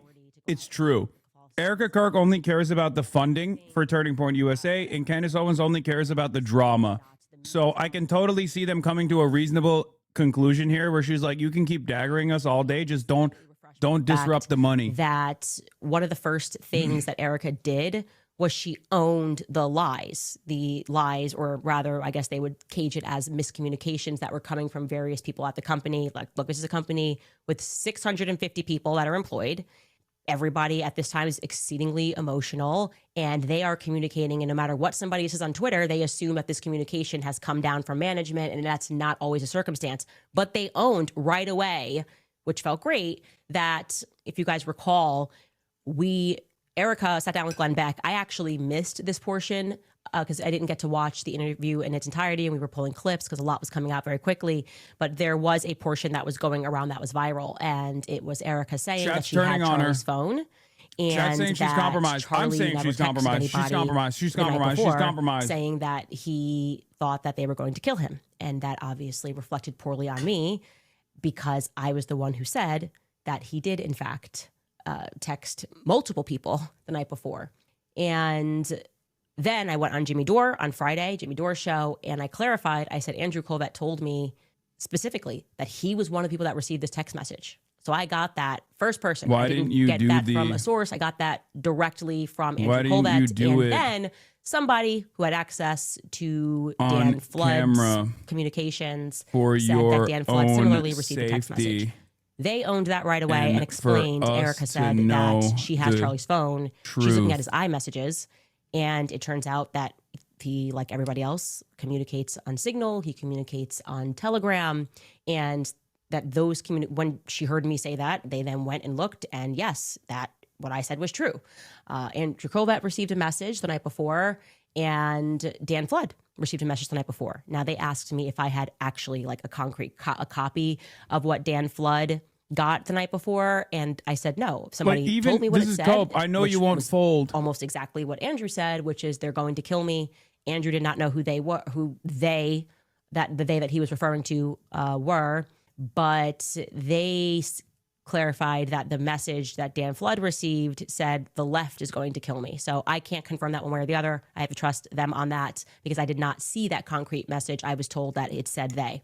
Now, obviously, we discussed the moment, and I'm laughing here because you TikTokers are actually out of control. You guys are going to be the reason that Israel gets TikTok because you guys are acting a fool all the time. And the videos were so hilarious of you guys mocking the Barry Weiss interview. It's great. It's good to laugh at ourselves. And Barry Weiss is always worth laughing at. No. But I was sort of like, hey, I felt name checked by the podcaster, Candace Owens, this obvious setup, and then asking me to stop. And it's interesting to hear Erica say that the reason she didn't ask me to stop in the beginning because she was actually learning things from the show.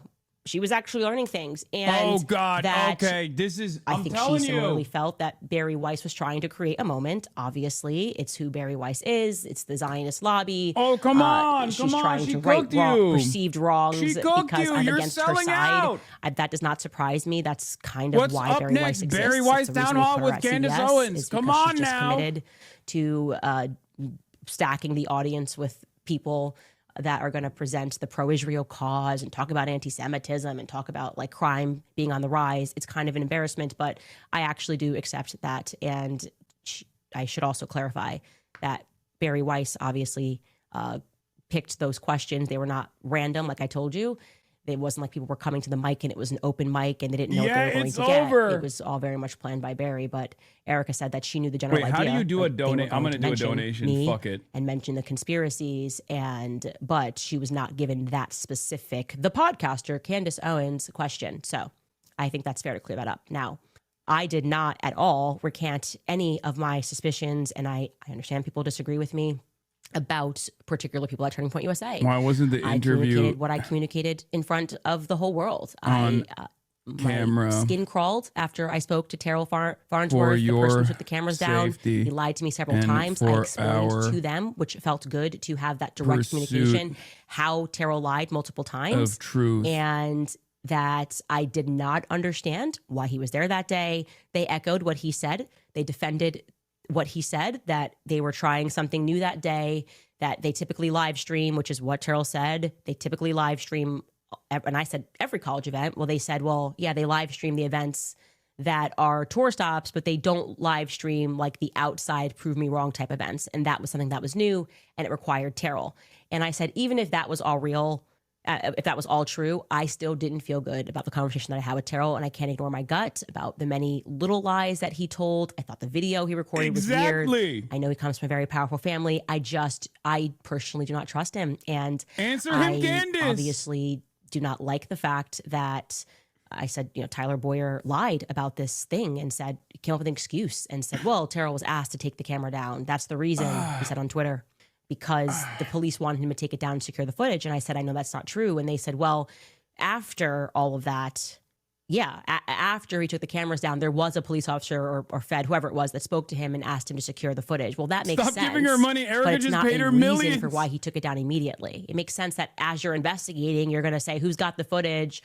Let's lock it down. But it didn't make sense to me that Tyler Boyer lied about it. And I don't trust Tyler Boyer. And that is never going to change. Similarly with Rob McCoy. He makes my skin crawl. I can't explain it. I look at him and he's a bad person and nobody can make me feel one way or the other about that. How did you not film it at all? I was surprised with your to learn. camera? And this kind of gets into, I guess, us not knowing the inner workings at Turning Point USA, that Rob McCoy actually does not work with Turning Point USA in any capacity whatsoever. And so him communicating as he has done, like, I'm the pastor, I'm this, I'm that, it's just not real. Like, that is not real. And we should know that that's not real. And when he says that, call him out on that separately from Turning Point USA. I was operating under the assumption that he worked for Turning Point USA. And I said, if obviously that's wrong, I'm happy to correct that. But also, what were we to assume when he hit the stage at the memorial and said, I'm America's pastor, and then had the Wikipedia updated and said, well, I'm assuming he had it updated because who else would do that? That he started Turning Point USA Faith. So I guess, to be clear, we were just wrong about that. And I will have a lot more to say about Rob McCoy and where I believe he fits into a lot of things. So I'm not letting up on that. Now, one piece of this where I still don't understand it, and the magic bullet. Okay. Now, we all recall what happened. I casually say on the show, hey, I saw the footage. There was no blood. And honestly, when I said it, I didn't process how big of a deal that was with the 30-06. very quickly what happens is Andrew Colvett whips up this tweet about what happened with the bullet, and he said he wanted to address all of the discussion that was being had about the online chatter. I'm obviously paraphrasing. I'm shocked that it's here. only staying at 265. He says, I apologize. I thought it would have gone up to 500K. He spoke with the surgeon. The bullet should have gone through. The surgeon then explained that what he's typically seen on these wounds, and basically this was all a miracle. Charlie saved lives, even in death. And the internet clocked it, this miracle, the healthy bone. His bone was so healthy and the density was so impressive. Like, this is a quote, by the way. His bone was so healthy. I want to read it. This is allegedly from a surgeon. Quote, his bone was so healthy and the density was so impressive that he's like the man of steel. It should have gone through and through. It likely would have killed those standing behind him too. And we were just like, eek. That kind of was like the beginning of the WTF, right? I feel like that was kind of the beginning of it. And immediately people in the comments responded to Andrew, and he said, yeah, I covered this months ago. It was silly. This individual said, this post is so fake as it would violate HIPAA. There's patient privacy. You can't just That's call your up the favorite surgeon. guy. And then Andrew He's Colvett replies and anti-Zionist. says, rest assured, I would not have posted without full permission. Now, he said he spoke to the surgeon, and they confirmed that Andrew spoke to the surgeon, but that they did not know that he was going to write that tweet. They did not know that he called up the surgeon. So like it very much came across to be like Andrew was just flying by the seat of his pants. I don't know. Like he was just flying dark on it. And I was like, that seems very strange to me, because why would a surgeon do that? Like the first thing the surgeon should say is, I can't speak to you. Where the fuck's my top I don't even chat, know. bro? In theory, Andrew wasn't even there when Charlie died. I don't even know why the surgeon even knows this guy, actually. Maybe he hung around after, but you know, Andrew was not one of the people that got into the hospital or anything like that. So this is quite literally the PR guy who's calling the surgeon. And so that just seems 530 likes. That just seems very inappropriate for a person to do, period. And I would say it was kind of the beginning, but that was what I got from that. Now, why can't I click on the the security? I brought up Brian Harpole, this interview with Sean Ryan, and I think we can You dropped a weak ass 10. during the point when they say that they did not approve of this. They had no idea he was going on Sean Ryan. I think that's pretty clear. I don't believe he works there anymore.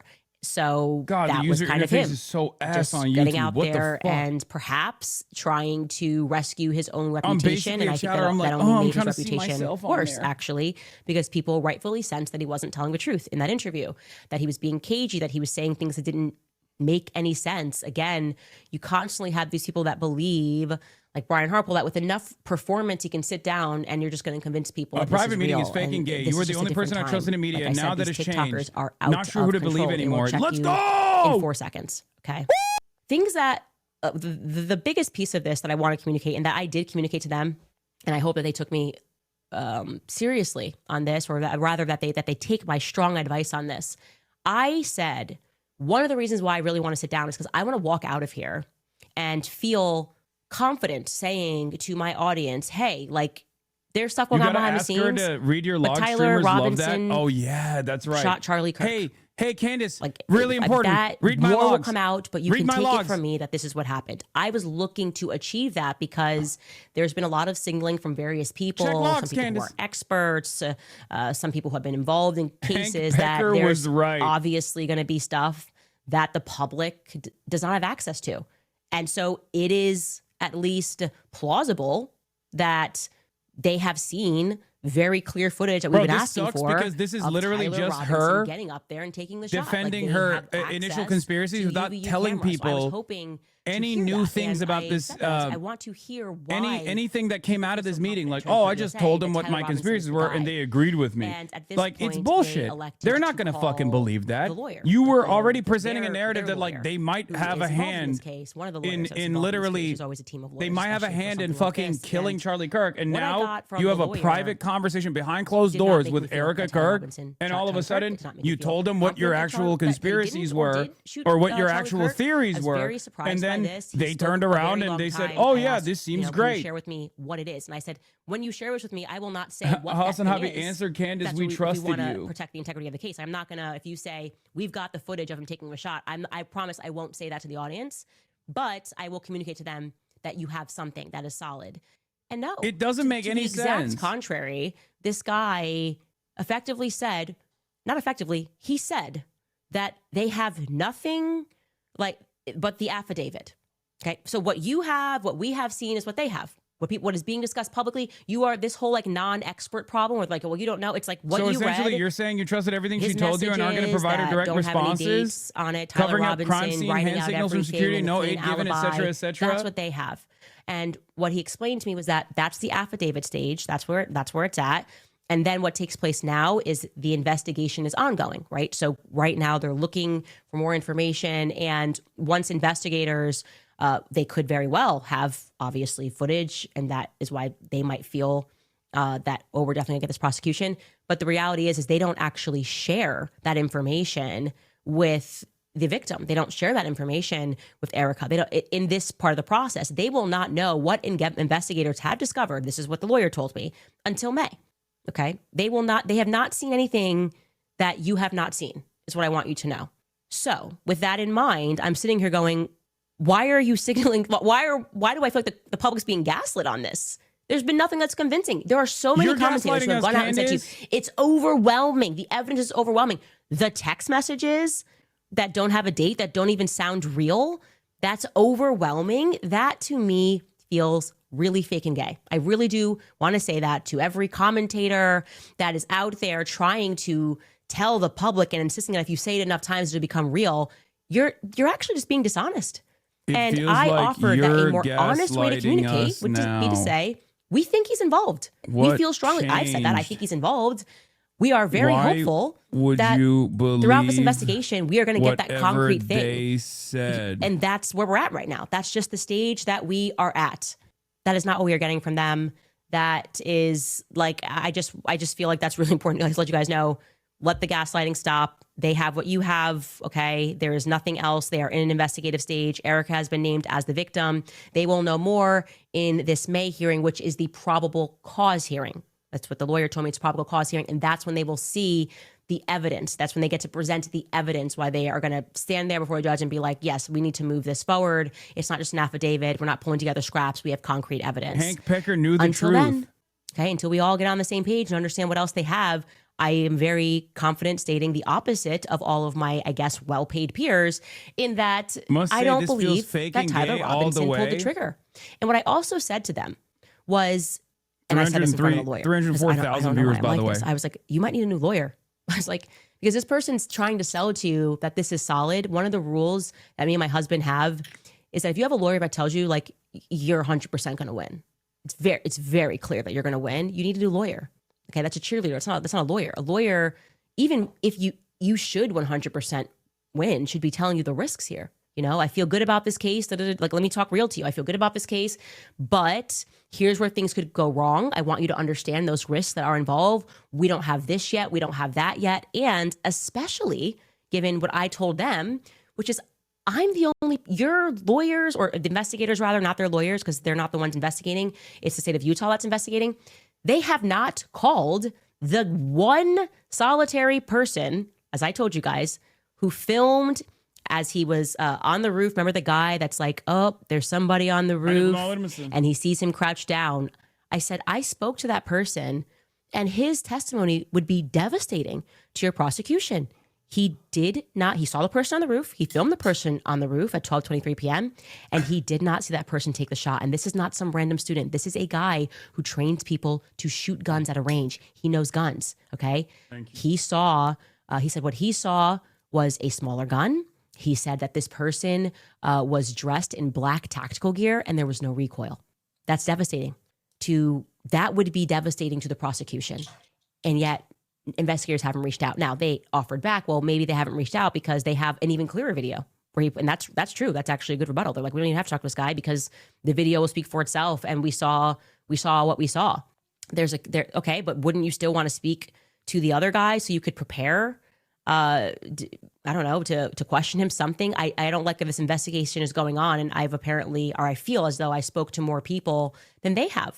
Both of the people who filmed videos that day told me that they weren't reached out to. So I don't understand what's happening here. I don't understand It's the a cover-up. confidence, I guess, is the best way to say this. I told him I do not understand the confidence that is happening. Now, another really big thing that happened was they brought me Mikey's call logs, okay? They brought me Mikey's call logs, and that is why I said this was a productive meeting. There is no other way to say it. I asked every question, and they came with paperwork to show and to answer and to explain certain things. Also, which was, I thought, actually kind of sweet, that I guess I did on the previous show. I was like kind of looking at things into Mikey, and I couldn't find him. And someone said, I think The Mikey's major not his, thing that like, people real are not name, getting like, out of as this is thought it what was his middle they name, said. actually. And I just assumed, okay, well, maybe What he's Turning using his middle Point name, that's why USA I can't said. find Notice him. how Candace is But only Mikey talking really about wants you guys her to know that is his position real and what name, she it is his said real to name. I found them, out shortly thereafter and that they refusing were, to mention what they confusing said his back to middle her. name with they thought it was That's why switched. people are tuning That in. Mike She's was not his real giving name. them Just to that. clarify that. She's not Because I giving realized I us actually didn't that. go back I and want to clarify know. that. But Mikey's call logs, big piece of this, okay? I'm going to, I guess, jog your memory on what Blake said about Mikey that day, and then I'll tell you what actually happened, because I don't think Blake has that great of a memory. Okay, take a listen. So I was not with Mikey, or I don't remember being with him. I think I was ahead of him as we left. And then we get out, and I run for, can't have been more than 15 or 20 seconds. And then I realized there hasn't been another shot, so the shooter has likely been detained or stopped or something, not in immediate danger. I pause, I look around me, and I see Mikey. And I see Mikey there. And truthfully, I will never forget what I saw, because I've seen Mikey almost every day for the past 2 years. I know his personality very well. He's a very bubbly guy. He's a very happy guy almost all of the time. And I'll never forget what I saw, because it was clear in the moment that he was Blake Neff is the white profoundly freaked out. What I'll supremacist always remember is the way his Tucker lip was Carlson quivering, writer, which I'd never seen producer before. that was fired from Fox And News you when he very was rarely outed as see a from white someone that supremacist, by the he way. was freaking out. And then I think he literally said to me, I might be imagining this, but I think what he literally said was, he was looking around, and then he says, I need to call Erica. And then he takes his phone and he begins calling Erica. And I don't want to disclose how that call unfolded, but he did that. Your mind extends all of this, but that is happening within a minute of all of this occurring. I remember he calls Erica. Around the same time, I pull out my phone and I call my mom just to say, Mom, there's been a shooting. You're going to see it on the news. I'm okay. Pray for me. I've got to go. And I remember that call. And around the time I put that phone away, and then he immediately calls his dad. He calls Rob McCoy, and he says, Dad, someone shot Charlie. You need to call all of your pastor friends. Charlie was hit. We need everyone to pray right now. And that's what he told him. Why are you guys... Okay, so that's just not Why are you right. guys wasting money saying the Chengdu toilet? Are you fucking stupid? I'll never forget. If you're gonna be dumb enough and icky enough to give Candace Owens money, you might as well use it to fucking foment more suspicion or something, dumbasses. I think the normal physiological Y'all response think you're in so these funny. situations Be for smart. most people is you lock in. That they're literally your body when it goes through something. I already felt gross giving her $10 for that. It's terrified and it's going through you are really paying attention to details. We've learned about this many times over in health class growing up. This is why they talk about that fight or flight response, and quite literally there's stuff happening to your body. And so there's a lot of details here that are just not accurate. And the one that surprised me the most about these call logs is I certainly feel that we were given the impression over and over and over again that the first person Mikey called was Erica, right?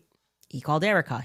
We were told this by many people also, that he trained like he almost went to a camp and trained, and Charlie was like, 1, 2, 3, go, and fast, 1, 2, 3, go. Why go. would it be beneficial for us to spam that she's compromised? Because then she leans further into it. Well, he didn't do that. Actually, the first person he called was his That's wife. why. Because if she sees enough people in her chat, stayed on the phone with his wife scrutinize her position, she has to And fucking during lean those 10 further minutes, into he attacking Turning Point USA. Erica, 3 minutes after the shot went off. What the And then fuck? he three-ways What do you think is going on? father, She's and then very clearly three-ways a third person backing away who from I'm not bouldering Turning it's Point not relevant. USA. This is Danny McCoy, by the way. Yeah. Is his brother. Her that's tail in is the so military, tucked but is right. that's She's before the shot showing goes her off. belly here. Charlie Kirk shot goes off. I have that in detail. I think Will Sommers' assessment is wrong. Calls his wife. I think there is... They will stay on the phone for 10 minutes. I can totally see a conversation that took place between Turning Point USA and Candace Owens where they said, you can keep farming, just don't go too hard. Just don't touch the money. Okay?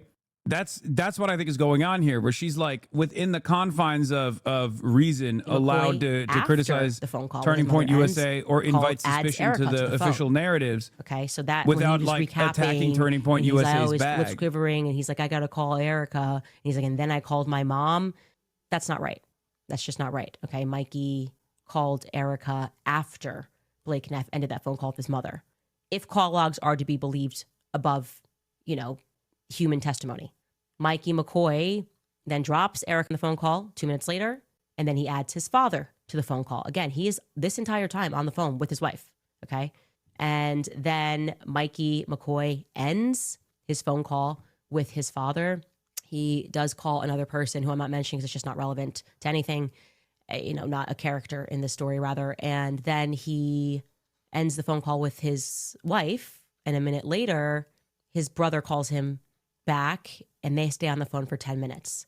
I did not get this from everybody speaking about this Mikey McCoy call log. I know that you guys did not get this. I did not get this. I don't know why she was disappeared from this. Like, you could go, look, the wife wants privacy. No, she was like, main stage at the memorial, has been, I would say very involved in a lot of this kind of, I think it's very close that she's close with Erica. They went on the vacation together. So I don't get this disappearing act. I found that to be like, okay, but they were forthcoming with it.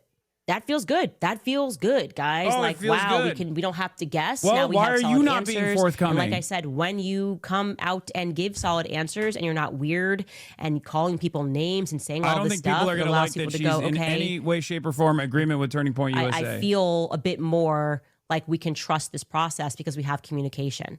That's the reality. And so this is her wanted own to doing, by the way, update you because with that. she Also, actively shit on another Erica thing Kirk that and primed her really, audience I think, into also surprised hating them Erica Kirk and I think surprised and me tying Erica Kirk is into the getting back to conspiracy a this little bit. Hamptons retreat. Now, when she does I- a fucking full flip on the thing about the Hamptons Erica retreat, and I and communicated comes this with across them, like she's in agreement with that Erica, makes they're going to be me like, "What the so, fuck are you doing?" Last week you uncomfortable told is us how she many ain't little lies shit, were told. and I especially think I've been clear about that. because. Especially Dylan because Erica Kirk definitively is like crossed a Charlie patently at this event, unlikable or person whether it was in a hypothetical, who did the whole which it Barry was in a Weiss town hypothetical, hall. but he got fired up in the hypothetical. Right after everybody of saw Charlie Erica discussing Kirk on camera, and we're like, tweeting what the something fuck is against wrong with her? Netanyahu. It She did goes lead on and to has this this firecracker private correspondence moment. Again, behind this closed is one of those doors things and is where I now go, talking about how why am I she's always in being agreement with held out to Erica Kirk. dry, Okay. like hung out to dry for telling people the truth. Especially when I wasn't going, oh, well, Seth Dillon killed Charlie Kirk. I just, like, this happened. It factually happened. And yet everybody's kind of putting out these weird statements and they're not being honest in them. And I was saying to them, that made me feel really weird.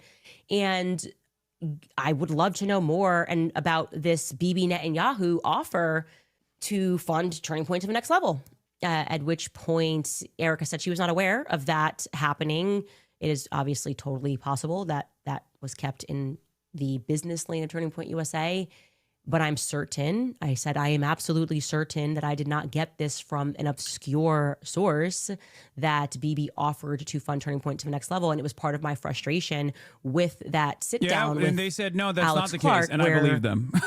Andrew said, oh, there was not $150 million that's made up.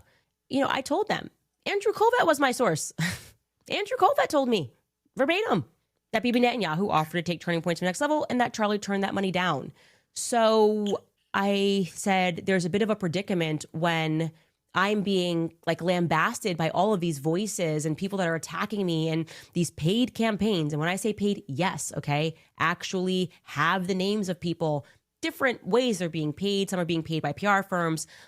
Too many are being paid by Prager University, which is upsetting to me because I know Marissa and it's just dirty.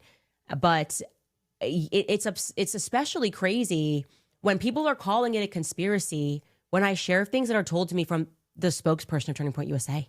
Okay, that's weird. And yes, they were forthcoming. Nobody's ever denied this. So this was not on our list of lies about the fact that Bibi Netanyahu did call him. Okay, that did happen. Bibi shared that, by the way. Our source for that could have just as well been Bibi Netanyahu.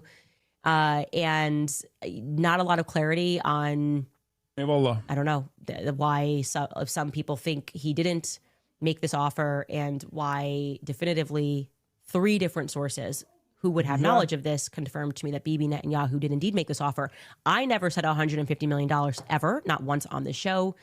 I wouldn't have even said that, by the way. If you said take Turning Point to the next level, I actually would have assumed it was Candace, more, birds of a feather, am I right? That's a hefty we're offer, both and it leads to a lot sellouts of to questions. Israel. So I'm a sellout to Israel by way of the Democratic Party. She's a sellout to Israel by way of Turning Point Lastly, I want USA. to add, of course, I was locked in this meeting when people on live were another round of debunking the Egyptian planes. I want to be very clear.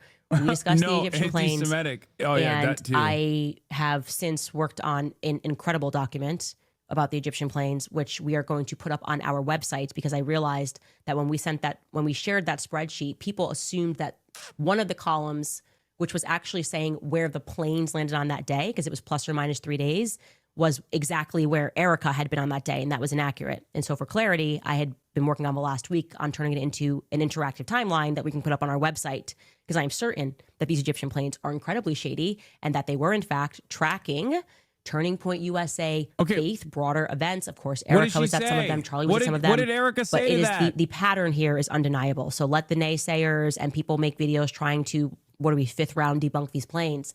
I also want to say to you that I feel very confident that I know why these planes have caused such panic. And it is because there is overwhelming evidence that these planes regularly fly in and out of Israel. And I'm going to present that evidence tomorrow. I say that strongly. This is I feel very confident saying these Egyptian planes are flying in and out.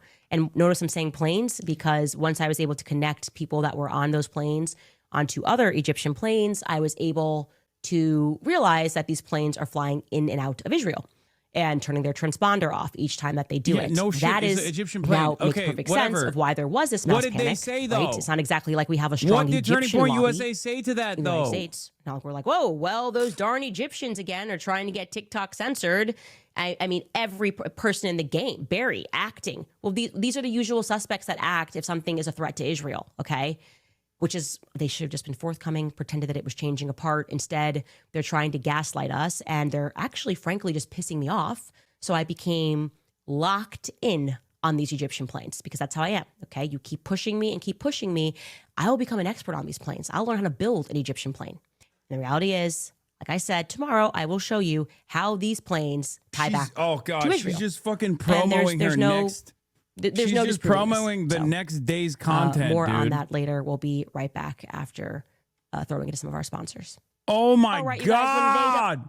Boo. Boo. I don't want to hear about no preborn. I want to hear about Erica Kirk. Does she have a preborn? I want to know what Erica Kirk said. She gave us nothing. This was literally what? How long was this? This was 36 minutes of nothing. She came in hot. She said she was going to reveal the details of this private correspondence. Already shady as fuck. Already shady that it was private. Okay? And now after priming everybody into this notion that you are the truth teller, you are going to fucking find out the truth, that you're going to actually take it to the boss man. The boss man did the boss call, and all of a sudden you're like, well, there was a lot of room for agreement. There was a lot of room for agreement. You're just mad she didn't read your chat? No, I'm mad because I wanted answers, okay? As a clandestine operator, I'm mad because I didn't get answers at all. Now, what I was looking for, if we're going to be serious for a second, what I was looking for here is is she going to continue really fucking leaning into the bag, leaning into the grift, or is she going to come to a conciliatory solution that kind of lays the suspicion off of Erica Kirk and specifically Turning Point USA a little bit? And I personally think this is the most conciliatory tone she could have taken with Turning Point USA and Erica Kirk without literally having her entire audience call her an op for Israel, right? I suspect this was the conversation that took place. I think she was like, listen, I'm obviously not going to, I'm not going to call off everything. I can't call off everything. My audience will yell at me if I do that. That'll invite too much suspicion. But we packed this up with a Candace Owens appearance 6 months down the line, and I will manage this discourse to the best of my ability. I'll still continue asking certain questions, but I won't do anything that actually compromises the investigation. I won't do anything that actually compromises Turning Point USA's funding structure. And then it'll be a big grand finale when 6 months down the line, I'll do a Turning Point USA announcement. Like I'll do a Turning Point USA conference or something, and everyone will come and we'll join hands and we'll all grift together.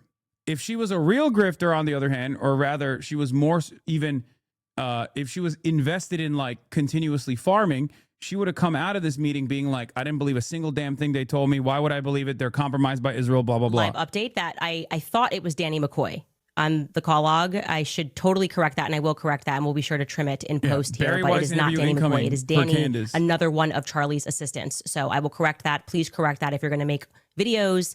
Not Danny McCoy that called him and then called him after. That is another assistant of Charlie's. So we want to be accurate. I don't know why I assumed it was Danny McCoy in my head. I may have done that. Okay, another thing. You guys may have been noticing that we are getting into this weird space where they seem to be almost writing like Candace Owens fan fiction. I can't even reply to things, and a lot of you sense that this was because we were getting close. I agree. I fully agree that these attacks, which have grown hysterical, like I can't even begin to tell you the conversations between me and my PR person. I'm like, there's nothing to respond to. I mean, there's not even one sentence of this that is true. Case in point, by the way, New York Post does this article today. We were actually laughing, okay? Like, inside Candace Owens' sadistic and dangerous world, monetizing baseless conspiracies. This is after, by the way, they changed my husband's Wikipedia and said that he was a Qatari, like he had a Qatari passport or citizenship. I don't think my husband's ever even flown over Qatar. I could be wrong, but I don't think I know he's never been to Qatar. I don't think he's ever flown over Qatar. And they're just making it up, and then they make it trend no matter what it is. And I'm like, this is happening. It's like a psychological operation because they're trying to keep us constantly responding as opposed to focusing on our investigation, which is why I spent this weekend and I just kept down on the Egyptian plains because it's completely crazy. And when you see a media storm like this, it can only be happening because Zionists are locking arms and going attack because they by and large control the media. They just do. Okay, one way or the other, Zionists control the empire medias, and they are scared about something in this investigation. We've noticed that from the very beginning. So they wrote in this article, the New York Post, just to give you an example of how insane this is. They said they had an inside source that told them that while I was at the Daily Wire, I just fought with people from the very source that in my first week, I threw my car keys at a producer and expected them to park my car. That sentence genuinely made me laugh so hard because I never once in the entire time that I worked for the Daily Wire did I ever drive so my many car of her followers to work. further towards Fuentes? They had a driver that took me I think there's there. like a real. So I don't know why I was there's a back and forth here between her and Fuentes, throw it at somebody. where But Nick quite Fuentes actually literally, hates I never Candace drove Owens the Daily Wire, because so he just realized that fiction. she's doing his grift a little bit better than him. Producer, where and if that the I audience is primed to hear demand like others do my Jews research. are responsible Could for not be further from the everything, truth. I have always then they gravitate towards Candace Owens because Nick Fuentes sometimes has to be like more rational in his anti-Semitism and more intellectual in his anti-Semitism, whereas Candace Owens has no interest in that or even has the capability of doing that. And we've watched on this broadcast Nick Fuentes like yell at his own audience for falling into the Candace Owens grift. I don't even think we ever had a conversation about People Magazine because that would not be a normal. But then again, because there's an interesting division here because Nick Fuentes is saying that Israel didn't kill Charlie Kirk, and people are stupid for saying that. And his audience thinks because they're primed first and foremost by team came with me when I got hired. By maximum anti-Semitism, they're like, oh, are you fucking compromised? Are you a goy slave now, as opposed to Candace Owens, who is blaming Israel? Because we are dangerously close to something. I think we have to keep pushing on the Huachuca Air Base, which we are doing. And tomorrow we are going to get back into the investigation. We're just going to ignore the noise because, as I have said and as I have maintained, I believe that Charlie was betrayed by people that are close to him.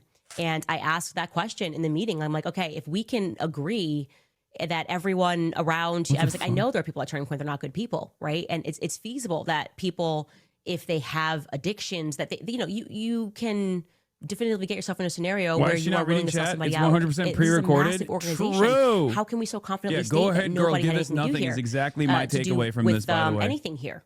And I think that one of the things that Erica was like, well, I'm not like a feminist, and I didn't want the vibe of that, which I think it did come across like a bit of a feminist. She's actively to say, like, moving this is all my family. I'm the. like, how could this all be your family? She's I know literally people in this family, and they're not good She people. knows she has more people in here do that because with my they're own all family, confused or got all people in interested my in what family took like we all place. do, And she's instead of know, telling you who aren't answers, exactly telling us walking answers. a straight She's arrow basically in using life. this as an opportunity And, to promote her next so show. I've communicated that. I have not changed my position on that. That's precisely the reason why the first 30 minutes is like the meat of it, usually. Now that I've watched a couple of these. don't feel good about. And then the rest of the 30 minutes is Further just to add, just couple super creating chats. and making things up. Tim Pool Add has promotion now of next gone out show, and extraordinarily add super chat, claimed add. that I have the same Super chat, the couple same attacks against their security enemies like Tim Pool. as Charlie Kirk, and that I'm a fraud, and that actually I have the exact same security. You will recall that Tim just said a week ago that I have no security. Okay, this is Tim Pool a week ago. See, first you talked about how you made us. She is burning everything down. First, you talked about how you made some misrepresentations about Turning Point USA, and now we're going to talk about how people talk about you. Oh my God, this is about Charlie's murder. Hello, that's Yeah, the one fat guy you mentioned with no like wall and no people barrier don't like in Tim a Pool because suburban they see him as neighborhood like with a neighbors. a servant of Israel in this community. So this will harden the base a little bit. This will distract them enough with some red meat. Wall and one fat guy, and she doesn't give a about our security. So that was like Tim last Monday. This is Tim who said I had no security except for one fat guy, which I told you was not true. Now he's saying this. I kid you not, Mayor Eric Adams is on my flight to Turkey. Oh my God, that's amazing. But I'm going to say, my I God. always get super heated on this. Adamolu. Candace Owens has the same security team as Turning Point and Charlie Kirk did. She's lying. She has the same security people. I've been digging into this. I've been meeting with people and talking with them. And I shouldn't say too much because there's more that's going to be coming out soon. Because rest assured, people are filing legal paperwork against her. 320K viewers, though, you sound like a salty 33K Andy. No, I'm a clandestine operator. I want her to fight for the truth. So when she comes How out and dare is you. questioning them, When she Candace is wins, we all win. Outright. Now, Where we I've go invited all, many of we these go people to come on. We'll Candace. see what happens. We'll see when they can. The issue is the moment Candace goes on her show to millions of people and lies, litigation begins. And what happens when litigation begins? People don't do interviews about it. She is exploiting this, and she knows she is, to keep people wrapped up in this insanity. This is what your haters do to you, lol. Yeah, except Tim versus I'm Tim, ideologically undefeated, opposed to every single person involved here. My haters behave as though they are literally on the side of at least like the anti-Trump initiative. That's the difference. The people that do this to me more often than not aren't like Asmongold or whatever. The people that do this to me more often than not are like Destiny, who claims he's a liberal, who claims he's a Democrat, or Ethan Klein, who claims he's invested in fighting anti-Semitism. I am very much ideologically opposed to Candace Owens. I'm very much ideologically opposed to Tim Pool. I've spent an entire career yelling about these guys' horrible fucking positions. Security, which was run by Greg Schaefer, who has issued a public statement. They had Dan Flood and Brian Harpool working for them initially. I told Charlie I did not like the security apparatus. I got my own capable of intellectual commentary. Your passive aggressive, okay? condescending, racist That's comments sort of piss me off. It just is a fact. There's no way to undo that fact. What? Trying to do this strategy. No, of I you're said gonna Nick get Fuentes sued. tries to do an He's just threatening intellectual somebody. version of the If there was anti-Semitism any by truth his to own that, definition. You can't just file legal And paperwork. Candace You have Owens to has listen no to this. You interest have to in say, that. Something you said on your show was untrue. Which is precisely the Can reason you why please she's correct infinitely this? more popular than And Nick if I Fuentes, ignore dumb that, fuck. as I did with Brigitte, I Because told the truth. in the right As I wing, did in with the Keith right Races, wing I told the reactionary truth. sphere, Then you have the grounds to intellectual file sentiment something. is We have not received actually no one that synthesis from people are Charles Security desiring. whatsoever. They want Over easy what? to understand I mean, the narratives. audacity If that someone you're is filing going a for lawsuit and someone got Jews are murdered on your responsible for watch. everything style narratives, why the I fuck would they accurately stay with said Nick that Fuentes? Brian Harpool They'll go to the message next he showed person. belonged to Dan Flood. It That did. isn't giving them that. And That they is didn't do a just walkthrough on that straightforwardly. day. God They damn it, dude. didn't. Well, this has got to And be if bait, something right? getting Free wrong and you'd like to Palestine show now. me that actually you did. Send it. Send it Yeah, over. there's a difference We're only between getting the nerd truth, and racism we're not versus getting it. jock racism, I guess. Certainly And not Candace expecting Owens to get it offers jock from Tim racism. Pool. That is crazy. That's just crazy town. But I do think that is right now the Zionist strategy, and that's why I want to encourage you guys to stay focused. That's the same version of this already took place. Good thing you didn't see the Automont comment that was blogged. The same version of this that already took place with Andrew Tate. Andrew Tate actually captivated all of the men's right activist podcasters. They actually basically destroyed Ben Shapiro and the other version of like previously intellectual forms of white supremacy. because people realize they just want like something shit else that I wanted stirrers to that show you, are by the way, that aren't nerdy and boring and annoying with their explanations for why systemic racism doesn't exist. They wanted someone to be like, you know, black people are inferior or whatever the fuck Andrew Tate says all the time. Conversation on their show yesterday, on the Charlie Kirk show, about this trial, the upcoming trial about Tyler Robinson, and here is what they had to say. Take a listen. So this is straight from the charging document. It says Robinson's mother explained that over the last year or so, Robinson had become more political and started to lean more to the left, becoming more pro-gay and trans rights oriented. She stated that Robinson began to date his roommate, a biological male who was transitioning genders. This resulted in several discussions with family members, but especially between Robinson and his father, who have very different political views. In one conversation before the shooting, Robinson mentioned that Charlie Kirk would be holding an event at UVU, which Robinson said was a, quote, stupid venue for the event. Robinson accused Kirk of spreading hate. And when you see how easy that rooftop access is, you start to kind of put one and one together, and you realize that Robinson had a plan that he was going to ultimately take advantage of. And he obviously knew how easy it was to get up to that rooftop, which is terrifying. It really is. And look, you know, one of the other things that's being pushed around for a long time was that, you know, TPUSA, both the local chapter and you guys, didn't advertise this event till a couple days prior to. Now, the insinuation there is that that doesn't give Tyler enough time to plan for this. And what we found out with a little bit of, I don't know, 20, not even 5 minutes of Googling and looking. Yeah. Look, you guys had already put out on your website as early as August 27th. So we have at least almost a full 2 weeks prior to this, that not only the time of the event, but the location, the exact location. Why is she going through old clips of Turning Point USA? We want to know what your conversation with Turning Point USA looked like. You have revealed zero. You've given us nothing about what Turning Point USA said back to you, what their demands were. Exactly being proposed by the state of Utah and the FBI. Duping us all. She's farming us all. And we can attest, Andrew Cipher, who's our head of field, Charlie sometimes throw the events out, 7-10 days in advance. If something opened up in his schedule, he would be able to do these outdoor events, a pretty quick turn. And so those whole, that whole theory kind of goes out the window. So unless I'm mistaken, and I am not perfect, but I do feel like we worked really hard to see when this location was first revealed. The first time that we found that the courtyard was mentioned, because Charlie's speaking at events, your assumption would be they're inside, right? You have no idea where it is. So it's not like you can see whether you have a shot to the courtyard unless you know Charlie's speaking in the courtyard. The earliest that we found that was on September 2nd. The local media mentioned on KMYU that Charlie was speaking at UVU in the courtyard. Okay, that's the first time that we found this. If I am wrong, please tag me, because what he's referring to on August 27th that happened, which we have on our timeline as well, and this is why I love a timeline, is that TPUSA, UVU, and the local BYU chapter shared a graphic announcing that Charlie was coming to UVU, but there were absolutely no location details mentioned.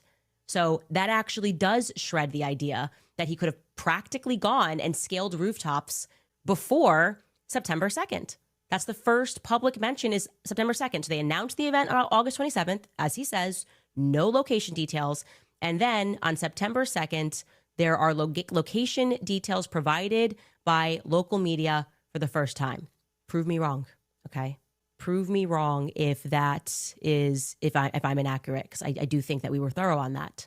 I will update my timeline. If not, it does then beg the question, surely they must have footage after September 2nd of him testing the rooftop in some capacity to then realize, oh, it's going to be an outdoor event. This is an opportunity for me to go after him.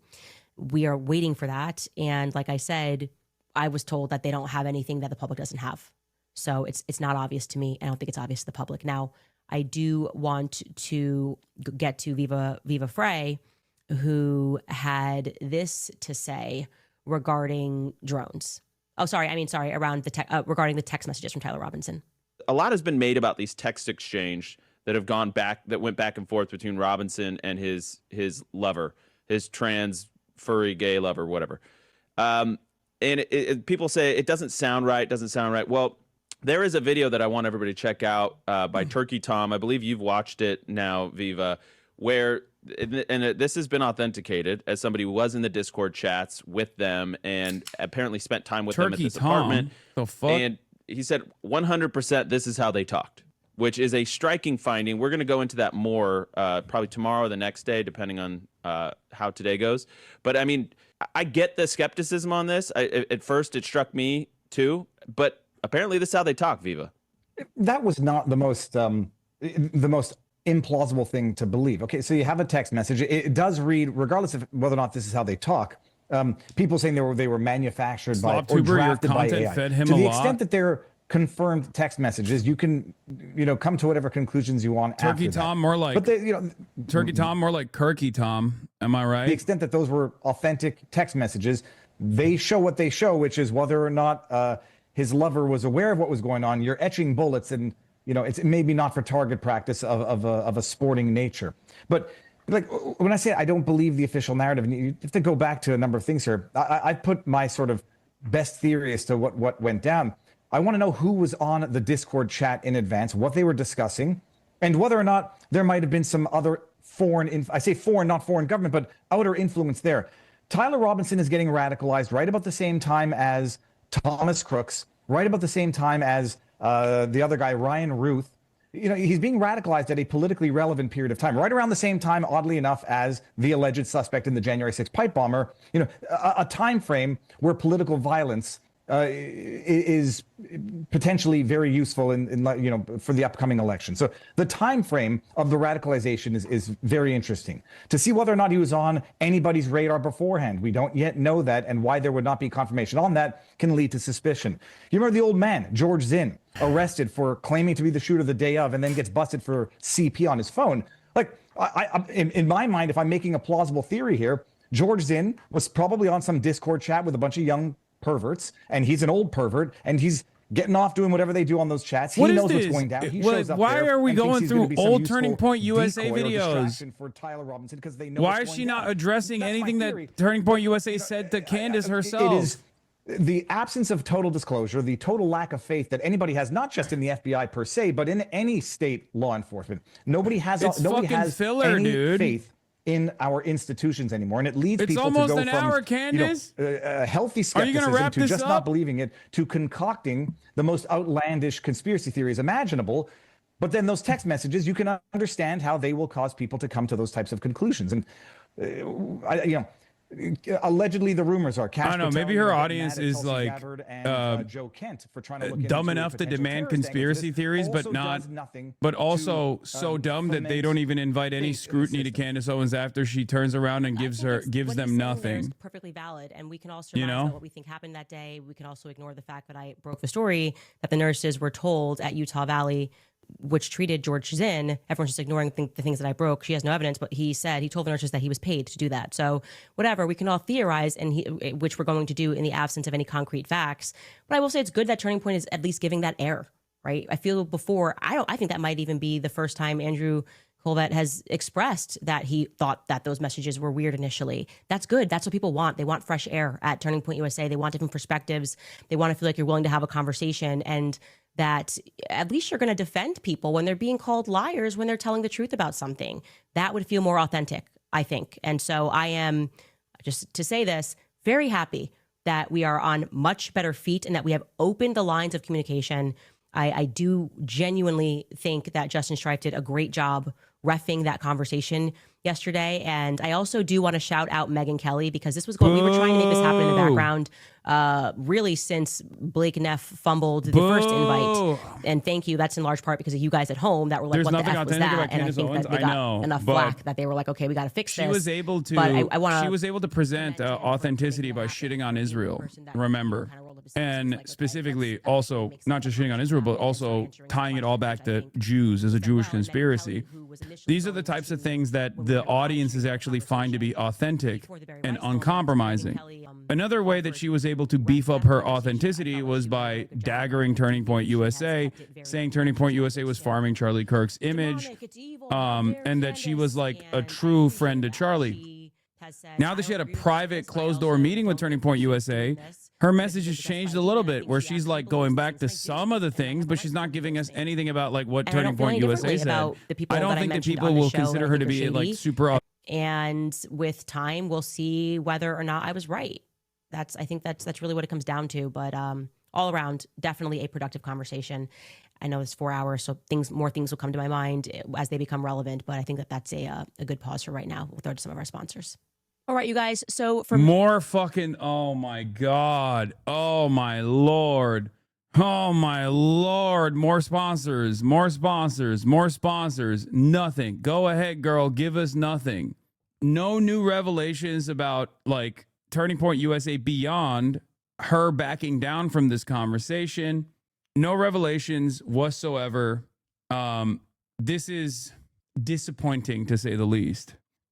It's disappointing as far as like there was only two routes out of this, right? Obviously, either she was going to take a conciliatory tone towards Turning Point USA and back away from it a little bit, but not enough to like invite too much scrutiny and suspicion, but so much so that she doesn't like further push this anti-Turning Point USA narrative, or she was going to really dagger Erica Kirk. And the audience was waiting for her to basically shit on Erica Kirk and invite further narratives about her personal involvement or something, right? Because that's how she framed it leading up to this conversation. Now she's basically moving in the direction of long-term collaboration. Trust me, unless in the next couple of days the feedback that she gets and the backlash that she receives from her own audience actually change her mind on how she must move forward. But at which point she will probably get hit by Erica Kirk, because I'm sure they were smart enough to fucking film that interview, whereas she wasn't smart enough, clearly, to film the interview at all. They are probably, like, the way I'm seeing this is, if she goes back on her word in that meeting that took place and if she goes back on her word to Erica Kirk in that meeting that took place and really starts hammering Turning Point USA again, starts saying like, Benjamin Netanyahu actually compromised them, blah, blah, blah, all this shit, then they'll turn around and be like, listen, we had that private conversation and here's what you said to us. You know what I mean? Like, Turning Point will cook her. So now she's trapped in this bind. She should have done this interview in public, I think, and it should have been a debate. But here she is farming laxatives to 300,000 people. Now, remember, all of the stuff that people overlook, like running of the ads and stuff like that, when they thought she was a champion of truth and justice, will now look really shitty in comparison. From the outside, we were watching her talk about how devastated she was about Charlie's demise and then farm this kind of ad sponsorship, whatever scheme. People would obviously respond differently. Why we're doing it. It does keep us free, and we are all sensing the squeeze. It's like they just want our speech. They want to purchase rational thinking. We can't allow that to Let's happen. see if she reads my comment. From Probably this episode, not. Curbster writes, I am praying that our girl is playing the ultimate long game while staying true to her convictions and true toward all of us who have backed her and Charlie from the beginning. I am praying that God keeps you strong, righteous, and faithful in every step that you take. May God save America and protect us all. I want to say this to you guys just plainly. If I was going to sell out, it would have happened in the last 2 years, okay?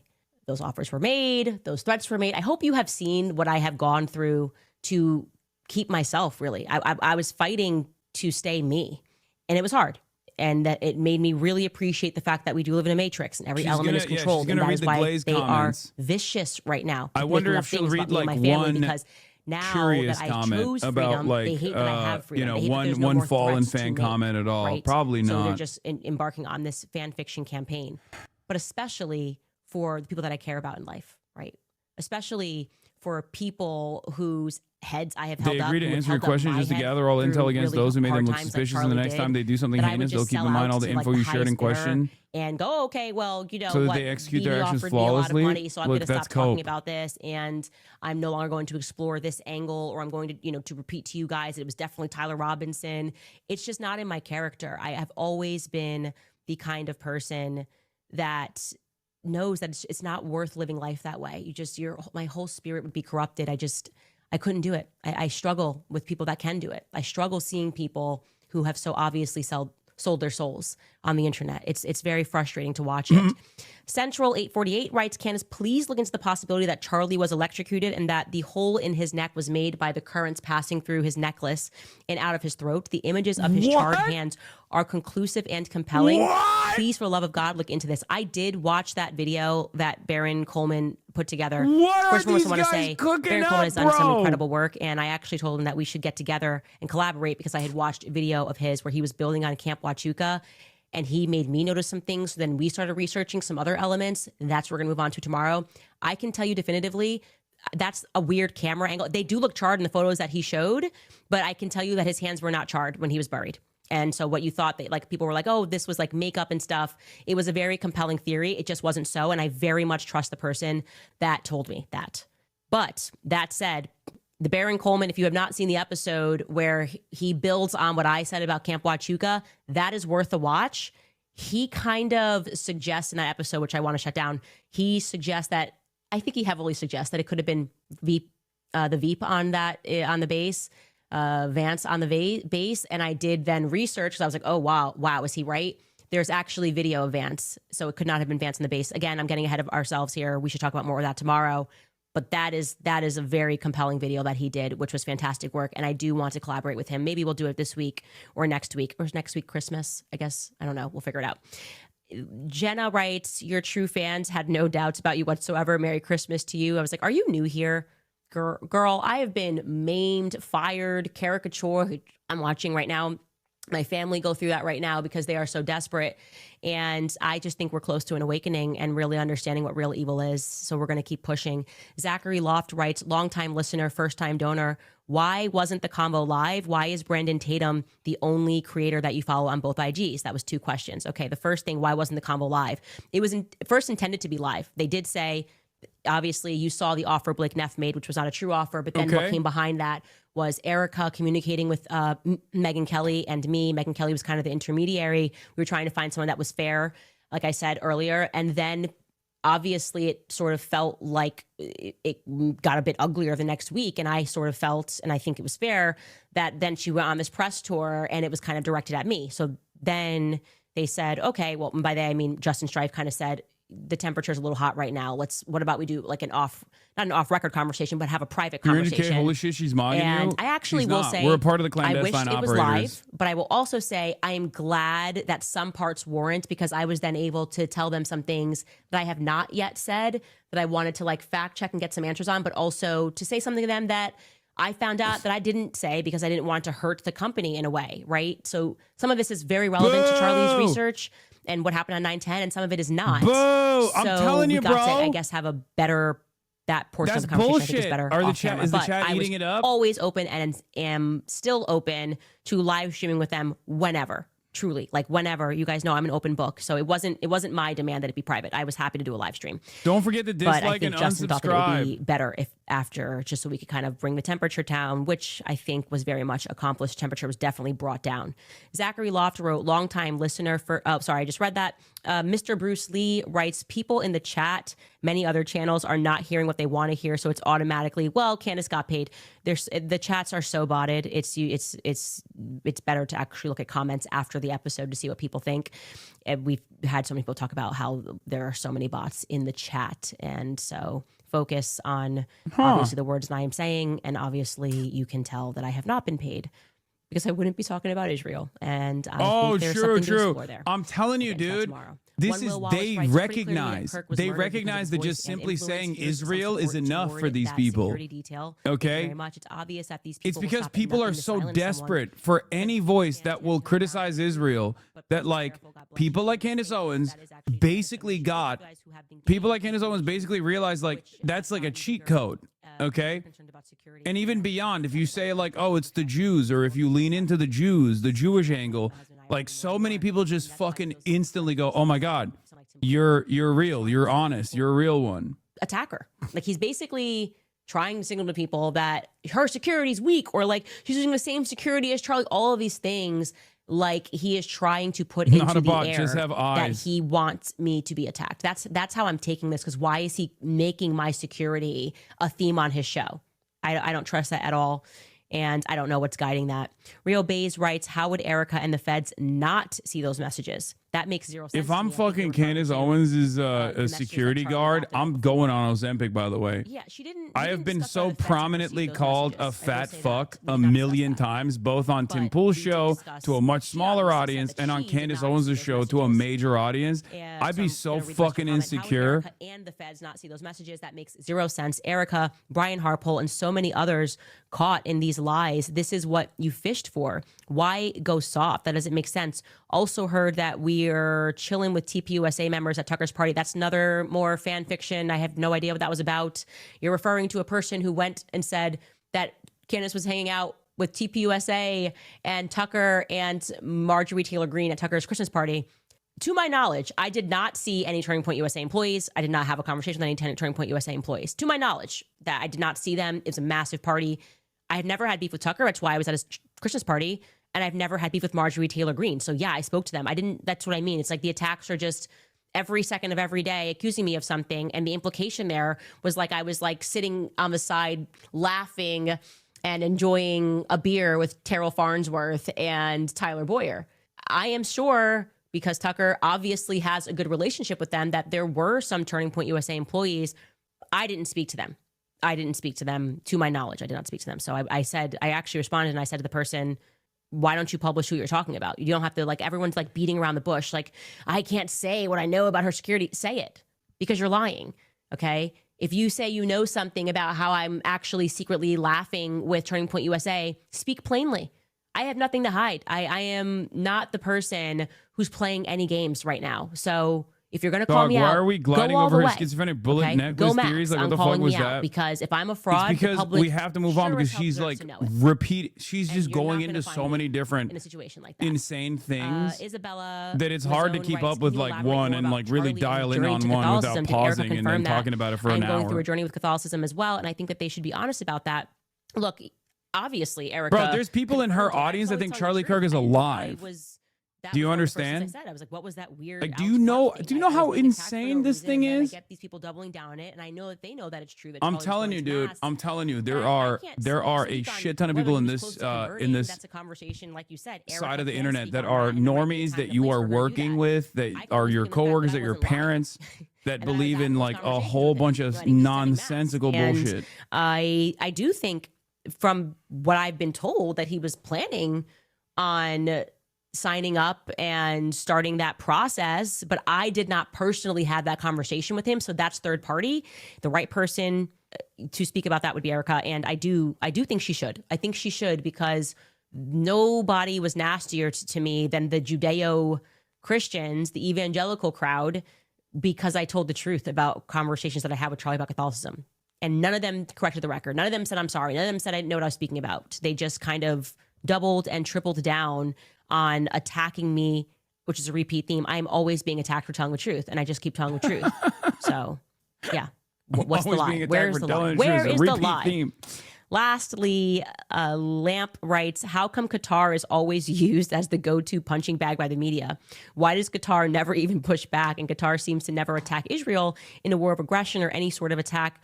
Have they ever even done anything negative toward Israel? Well, Qatar recently came out and said, yeah, we work with Hamas because Israel and the United States asked us to. They asked us to play the intermediary. And now we are being attacked for doing what they asked us to do, which sounds like the most absolute United States-Israel thing ever, is to ask people to help you and then to be like, oh, I'm so horrified by what they're doing. And I tend to believe that. I don't understand the weird Qatar thing. Like I said, I would take Qatari money. I would. They haven't called me. It's deeply upsetting. I don't understand what I'm doing wrong, what I'm getting wrong, what I can do better to make them call me. I would be totally one of those people. She's not going to read yours. That's the last Have you comment. seen, No, I know she's not going to read mine. I knew that she was never going to read mine. What are you, crazy? And I'd be in a commercial for Qatari Airlines. I don't mind somebody making that NAI video and maybe sending that over. That's to my the Qatari that's my embassy lane. and seeing if they wanna hire Chill. me. I'm the number one. To being paid by Qatar. So I don't get it. I don't know why Jared Kushner and Zionists are allowed to go to Qatar, which happened recently, and do deals with them. But for some reason, Candace and Tucker are not. It's just not fair. What do I have to do to be seen by Qatar? And I guess it's a question for another day. We'll see you guys tomorrow. That was crazy. Okay? That was crazy. I don't think. I'm going to be honest. You need to be the top upvoted comment for this episode. Where do we see that? Where can we upvote my comment? How do we do that? Open presents. Thank you for the 25. Get the subs. I don't think the audience bought it. I think there was a lot of interest from the audience. I think she's basically created. I think she's created this this massive community at this point that has a lot of goodwill for her. They got our boys day one faking gay. She didn't address the questions regarding Erica Kirk lying about messages. Erica learned nothing from Charlie, like the research and find the truth before speaking. 756,000 views in 1 hour, by the way. I'm going to say I can't be the only one who feels a slight disappointment in the change in attitude after one private meeting with Erica Kirk, right? We didn't hear about what TPUSA said to her at all. Boom. I can't be the only one who feels a slight disappointment in the change in attitude after one private meeting with Erica Kirk, right? We didn't hear about what TPUSA said to her at all. Can you edit after the fact? This meeting should have been live. Please post on your public YouTube account. That would be so fucking funny. Wait, what do you mean? I already did. This is my public YouTube account. Worse than a Redditor, a YouTube commenter gave you a thumbs up, King. I'm going to give this video a thumbs down, honestly. It's like, it was disappointing. This was my first thumbs down Candace Owens YouTube video. It was pre-recorded? No, it wasn't pre-recorded. Also, this has 46,000 likes. Holy moly. The birth on Auntie? Yes, I'm Auntie now. Your comment is already at the top. She's for sure pre-recorded. No, it wasn't pre-recorded. She doesn't do these pre-recorded. Should have what this chat does when they're bored and rage bait into her paying attention to you. Yeah. Did they delete? I can't find your comment anymore. They probably did. I'm sure she has like moderators in real time. No, it's there. Did you two ever interact personally before? We might have. I don't even remember. I don't think so though. Because she did not have this level of emotion for most of her career. Maybe during your time at the DHS, yes, probably. 2018, Candace Owens is very bad at her job. The trans community is justified because, oh, there's such a small percentage of the population who cares. This is an old stream from 2018 when I was streaming on Facebook. Well, that margin, when looking at it from a statistical analysis perspective, might look like a small number. When you were a baby? Yeah, when I was a little baby. The mic tech has come a long way, I know. Why don't you have the hot camera angle anymore? What do you mean? This is a far superior camera angle, I think, than that. 5K dislike, 10% thus far, that's not real. The dislike ratio is famously fake. Come on. Anyway, where was I? Yeah, did she delete your comment? I don't see it. Now your comment is gone for me. They might have taken it out. Cowards. Where was it? Let's see. I mean, it still shows up for me, but I'm me. So that's probably the reason why it's showing up for me. Some people are saying, yep, it's out. Some people are saying they still see it. That's it. We paste a hole in our floors and shoot our fingernails off for that. Come on, girl. 4.5 hours and that's all we get. Where's the beef? Still love you, but come on. I feel like I'm being strung along to keep numbers up. You mean that after Charlie died, Andrew Kohler never once told Erica? Well, that was weird. Has anyone explained how Erica's in possession of Charlie's phone during an ongoing investigation? What about asking why Mickey got on the phone without even dialing a number, then walked away casually before Charlie even hit the ground? Are you seriously going to glaze over that? Have you even considered that perhaps he has two phones? What on earth was that? What did Erica say about being followed by planes? A lie can run on for a while, but the truth owns the finish line because it never has to change direction. I wouldn't trust the call logs from them. How can Candace believe call logs they probably made up? She just simply said, okay, cool, clarified. It's all a psyop. They are all part of the club. Well, I heard nothing there that would change my mind about Erica Kirk. She's a fraud with a very murky past. Both sides of this are now faking gay. No need to apologize for calling TPUSA a godforsaken organization for alleging that the leadership of TPUSA betrayed Charlie Kirk. They are, and they did. I think I just realized that we, the people, will never be allowed to know now. I felt like she was backpedaling. We learned nothing, absolutely nothing. Her husband was assassinated on live TV. FBI somehow is allowed to keep her phone. 4.5 hours of Erica Kirk, and this is all Candace has to say. So anticlimactic. We will never be told the truth about anything ever. What a joke. See? I told you. This is going to be the prevailing narrative where people did not get what they were looking for from this conversation. Well, Will Sommer says Erica Kirk's meeting with Candace Owens is starting to look like a disaster. Candace Owens is still criticizing specific TPUSA staffers and now says they couldn't convince her Tyler Robinson was a gunman. I don't think that is the... I think that the audience demanded a lot more, wanted a lot more from that conversation, and she took a far more conciliatory tone than they expected. You can't promise a bombshell and deliver a nothing burger. Yeah.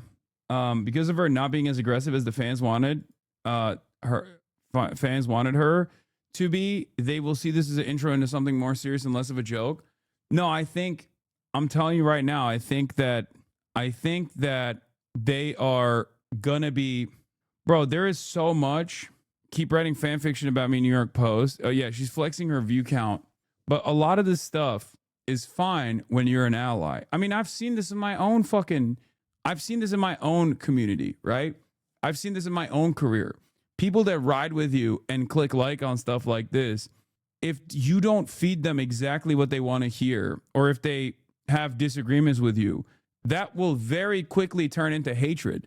Things that people didn't mind in the past about her, talking about her view count, or things that they didn't mind about the ads and things like that, will very quickly turn into points of hate. Okay, this is how stan behavior works. Stans can often turn into the most vicious haters. Okay, I mean, we saw a version of that take place with the 49-month subscriber who thinks I'm a federal agent, unironically, who thinks I'm a Zionist, right? People that openly will be like, you played a formative role in my fucking development, will then very quickly turn around and be like, you actually are betraying the socialist cause. You're my number one op now. You're a bigger enemy of mine than any number of different right-wingers. So, especially when you're rudderless, like for someone like myself, this is not a problem. The reason why it's not a problem is because I stay the course, right? I have an ideological conviction. I have a positive vision for the future that I want to see, that I want to build. So in spite of all of this fucking negative feedback, I just keep doing what I'm doing. And, the cards fall where they may, right?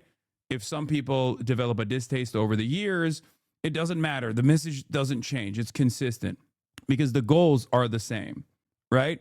Whereas for people like Candace Owens, who are at the mercy of their audiences, for people who are grifting with no real ideological conviction, with only one singular interest, farming a larger and larger audience to the best of their ability, for people like that, they're at the mercy of their audiences. And what she did here, I think, was to take a more professional decision where she thought it would be better if she took a more conciliatory approach to Turning Point USA and moved the attention away from them, moved the stink off of them, when the Erica Kirk conspiracies are growing in size, in frequency, in magnitude, including but not limited to who Erica Kirk was dating before Charlie Kirk. On the eve of people on Twitter finding out that Erica Kirk was dating the executive producer of the Charlie Kirk show, Cabot Phillips, before she met Charlie Kirk, Candace Owens comes out and says, actually, I think it was much less of a conspiracy than I previously thought it was, to an audience that is demanding more and more. That's really bad business. Okay? Yeah. So all of the things that all of the newfound fame and glory and admiration that she has enjoyed thus far is going to fall by the wayside. All of the people that previously thought that it was great that she is, farming ads and donos because she's like on a pursuit towards justice and truth, are now going to say, "The fuck were you doing? I guess you were a grifter all along." Right? Wouldn't it be easier to go along with her audience, or do you think she wants mainstream appeal? I don't know. I think that was the decision that she made. That was the calculation that she made. She thinks this pivot is smarter for her long-term career ambitions. Okay? She probably gets less hate from mainstream outlets. She probably miscalculated or misjudged how much control she has over her own audience. Maybe I'm actually overemphasizing how much people are invested in leaning into conspiracies. Maybe I'm wrong. Maybe her assessment is right, and that this will actually take some of the stink off of her from mainstream outlets, while simultaneously, simultaneously like help her get a leg up later down the line by Turning Point USA, things like that. But I will say, in terms of being market captured, in terms of being audience captured, the full tilt audience capture moment here would be to take that meeting and stay the course, come out of that meeting and just like dagger Erica Kirk, and continue hammering Turning Point USA, release some juicy tidbits of the back and forth conversation that took place that lean heavily in the direction of Israel paid them conspiracies, things like that. I don't know though, 350,000 live viewers, even if she holds on to 1/3 of that, she's still 4 times bigger than you. Brother, I'm not making a comparison between myself and a right-wing content creator. Are you fucking nuts? There's never been a moment in the history of independent media where a leftist content creator, not even like a liberal, but a Marxist or a leftist content creator, has ever even come close to the level of popular success that I have seen. You do realize that like there's never been a moment where the left has ever dominated discourse. That's just a lie that right-wingers actually tell themselves to make it seem like they're in a permanent state of victimhood. Think about any point in time since the invention of YouTube. No, not even pre-Elon Twitter. There's never been a moment like that. Even when Democrats win, even when liberals are winning elections, there's never been a moment where on the independent media side, or even on the mainstream media side, where Republicans were not dominating. There's a reason why the overwhelming majority of television watchers still tune into Fox News. It's the most popular news broadcast in the country. Just like back in the day, it was Daily Wire and even Turning Point USA to a certain degree, but mostly Daily Wire and all these other right-wingers that were blowing the fuck up. And now it's still right-wingers that are blowing the fuck up.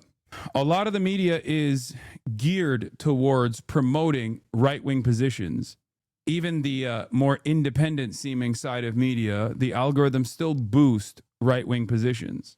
There's a couple different reasons for that. There's obviously the structural hurdles that you have to overcome. If you're a leftist content creator, you have to develop a real grassroots audience that will back you. And you can't have like astroturfed, you can't have, big money backing you. It just doesn't work that way. And then also on top of that, right-wing commentary is far easier to promote and to present to an audience because right-wing commentary is basically telling you everything that you know about the world is actually good. It's a very comforting narrative to say, none of this is your fault. It's the fault of feminists and all the people that have actually harmed you. So no matter what, algorithms will always benefit an endless amount of right-wing slop. So much so that even those who present themselves as liberals or present themselves as like being in the center, they will also lean into right-wing algorithms in an effort to generate newer audience for themselves. They will often refuse to anger or even criticize the right. Even if right-wing broadcasters who are unimaginably hypocritical, even if right-wing broadcasters are presenting incredibly dangerous narratives, incredibly violent rhetoric, most of these apolitical slop tubers and centrists and whatnot rarely ever entertain criticizing those audiences because they're fucking terrified, right? Because they're worried about their audiences, because they're worried about the crossover audiences that they have, the crossover fans that they have, and they're also simultaneously worried about they're also worried about the negative, like the consistent attacks that they'll receive from those audiences. Yeah, they don't even criticize billionaires, of course. So, yeah, it's also the case where right-wing commentators are held to a much lesser standard than left-wing commentators. Right-wingers can get away with so much, but when a left-wing commentator does the slightest thing wrong, it's the worst controversy ever. Yeah, oftentimes also beefed up by, again, the centrists, the liberals, the right-wing commentary sphere that will instantly pounce on moments of discontent or dissatisfaction. So, yeah, there are so many different reasons as to why the right is so dominant, but there's never been a moment where the right wasn't dominant, is my point, especially on the independent media side. What is this? James Fishback? Great to catch up with the incredible Barry Weiss tonight in DC on January 19th. Truhanon, Mein Führer, 9. Dude, you know what's crazy? This James Fishback guy is actually very interesting. The guy that we saw Asmongold praise for doing, defensive Nick Fuentes and whatnot.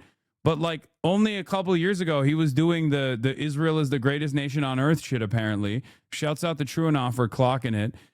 Turns out this new neo-Nazi governor for Florida is not even a real neo-Nazi, but simply a fake one. So, yeah. Hold on. Where is it? Let me see if I can find it.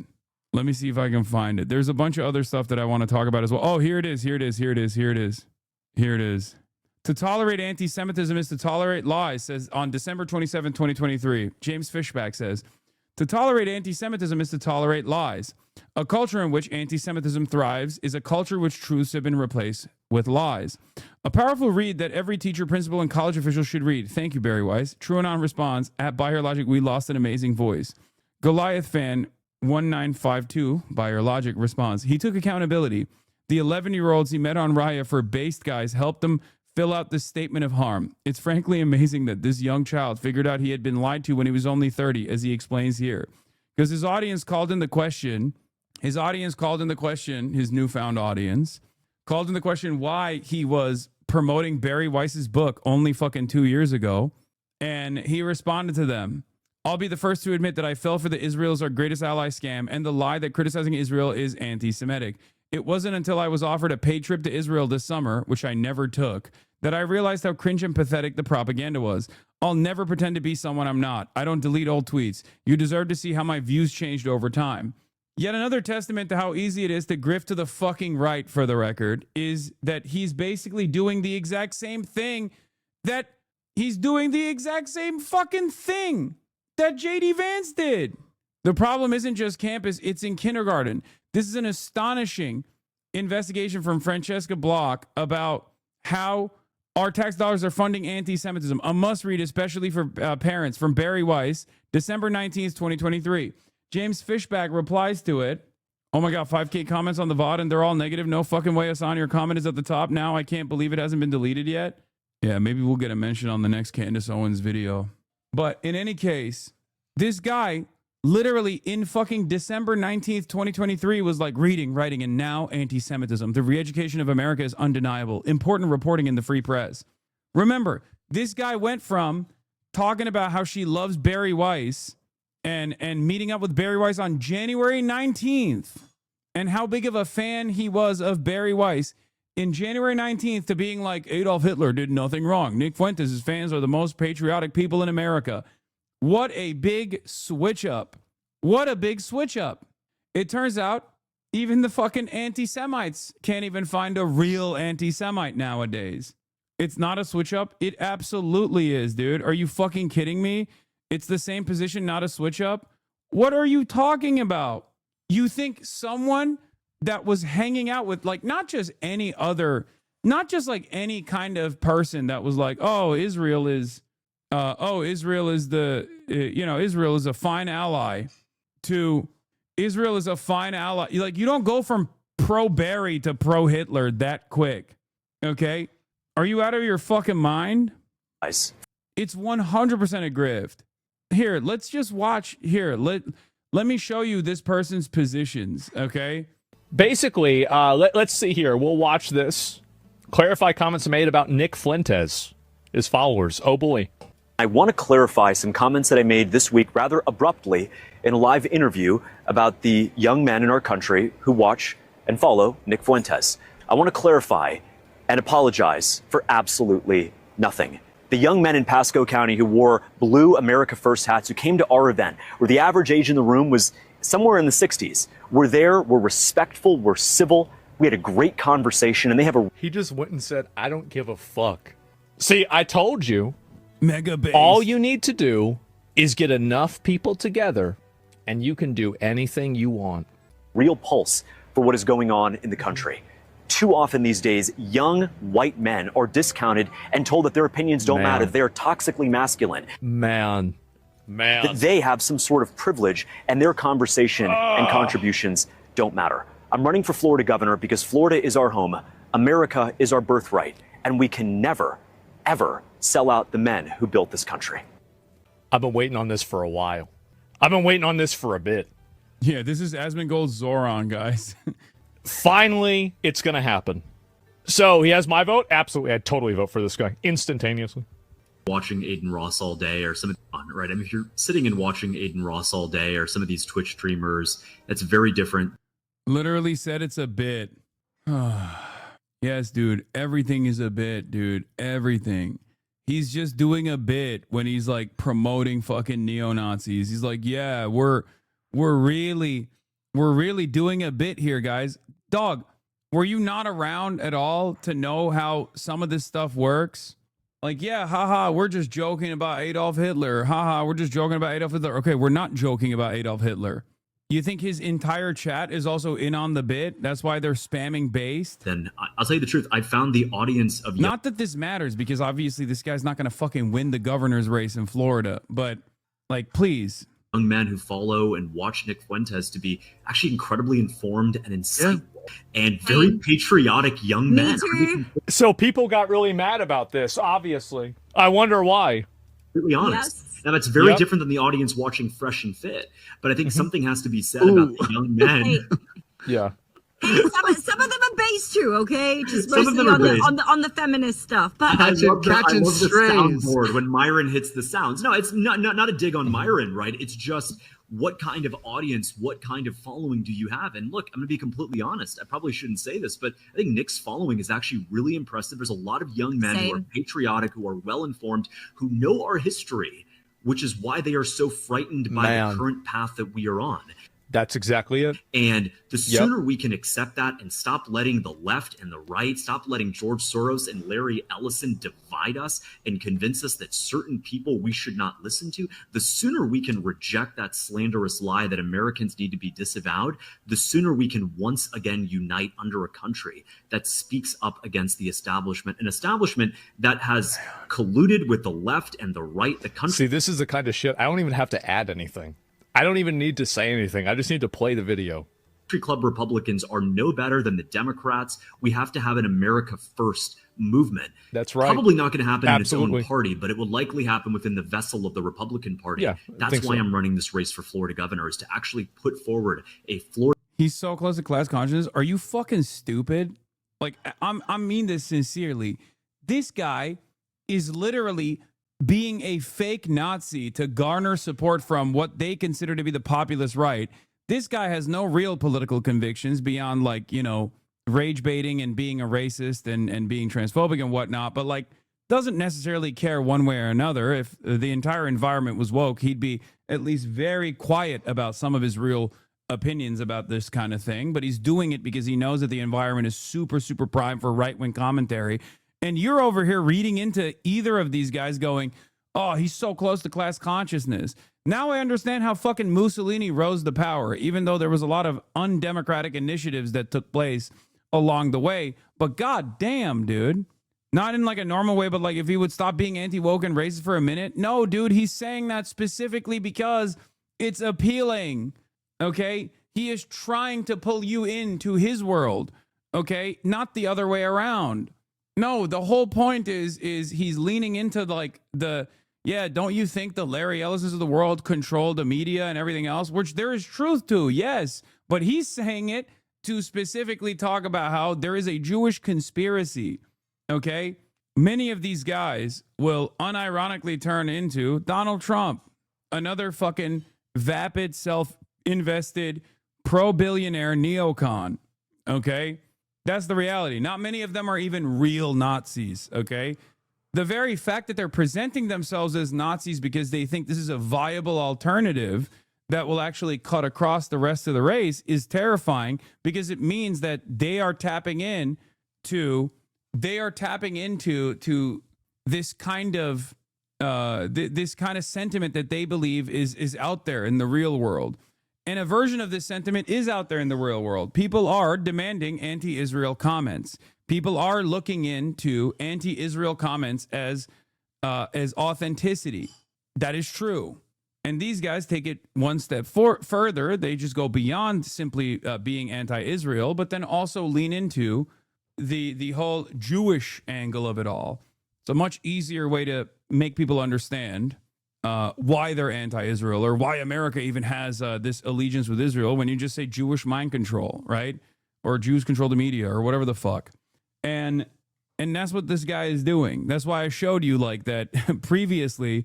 He was, not that long ago, in December 19th, 2023, he's talking about highlighting Barry Weiss all the way back in January of this year.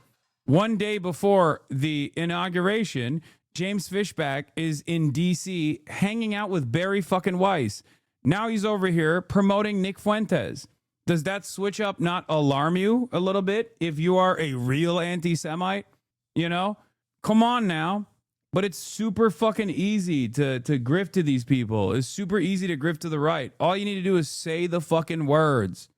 First, America First vision that doesn't apologize for our history, doesn't apologize for who we are. Jesus Christ. Oh my God. Fucking finally. Fucking finally. If this guy wins Florida and run for president after, well, here's what's important. If this guy wins, then you're going to have 50 more of this guy, or I guess 49 more of this guy, running for governor everywhere else. That's why it's important. It's important so you can show that this is a movement and a message that has a tremendous amount of support. And if you don't support it, if you are not in favor of it, then you're dead in the water. That's it. Yeah, the real movement in America is actually being a regular Republican, but just more anti-Semitic. That's what Americans are really looking for. They're like, oh my God, I can't believe this movement building. Yeah, everybody was like, I actually don't want the roads to be fixed at all. I just want to fucking hate the Jews openly. And also, bigger titties in video games. Jesus Christ. I cannot believe there are people that get their political commentary from this fucking guy. Man, stop linking me the fucking poop sock, okay? I know this is a poop sock, dumbass. Shut up. What about DeSantis? I think he's going to run again. Just wants to actually tackle the real issues that are facing young, old, black, white, Christian, Muslim, Jew. It doesn't matter. We are in this to fight this and to stand up to a corrupt establishment. Man, we need the young patriot.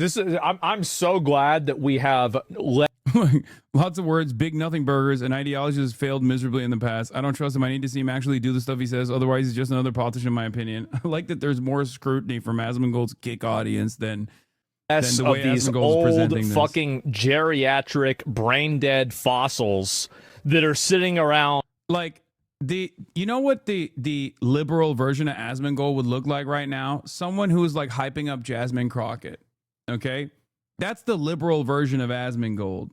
That's what like the diehard loyalists of the Democrats would be doing, grifting in that direction. In the way that Asmongold is just like, basting his way out of whatever fucking he watches. Someone who does not care a lot about policy or care about policy at all, but simply is just like invested in any candidate that's like moving the needle, I guess. Any candidate that's like moving the needle in the optical direction of right-wing shit. On trying to micromanage the words we use or the internet. Like, this is his only politics, seemingly. That's kind of what you do, not hating, just saying. Yeah, the difference between myself and Asmongold is a whole lot of literature, a whole lot of reading, an actual ideological investment, and not simply leaning into a movement, after the fact, but working to build a movement far before this movement became popular in any way, shape, or form. Also showering daily, that's another one too, even though his fans obviously see that as a point of sincerity and honesty. He's so modest. He lives in a rotted house. He obviously is not lying to me or grifting to me, because look at the conditions that he lives in. He obviously doesn't care about anything, is the attitude that people have towards him. So yeah. Whenever they can't use their email, that's it. Florida has term limits for governors. Oh, is that the reason? Okay, there we go. Yeah, I get so.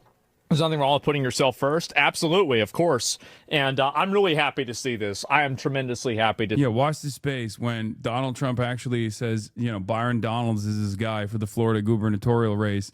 And Asmongold, based himself into Byron Donalds as well, in the same way that he's saying it right now. See this. And I think. Yeah, also, how the fuck do people still say this is just a bit? Or what I don't understand is, like, why do people even go to this for political commentary if it's just a bit? What is this? Look at the date. Both of these were taken in the September of 2017. Yes, we're that couple who gets painting lessons together. Yeah, this is Erica Kirk, Cabot Phillips, September 24th, 2017. September 17th, 2017. No, they were dating. Cabot Phillips was dating Erica Kirk at the time when he was also playing basketball with Charlie Kirk. And now Cabot Phillips is like talking at Turning Point conferences as the senior editor for the Daily Wire. He's talking about how to lead like Charlie Kirk on December 16, 2025.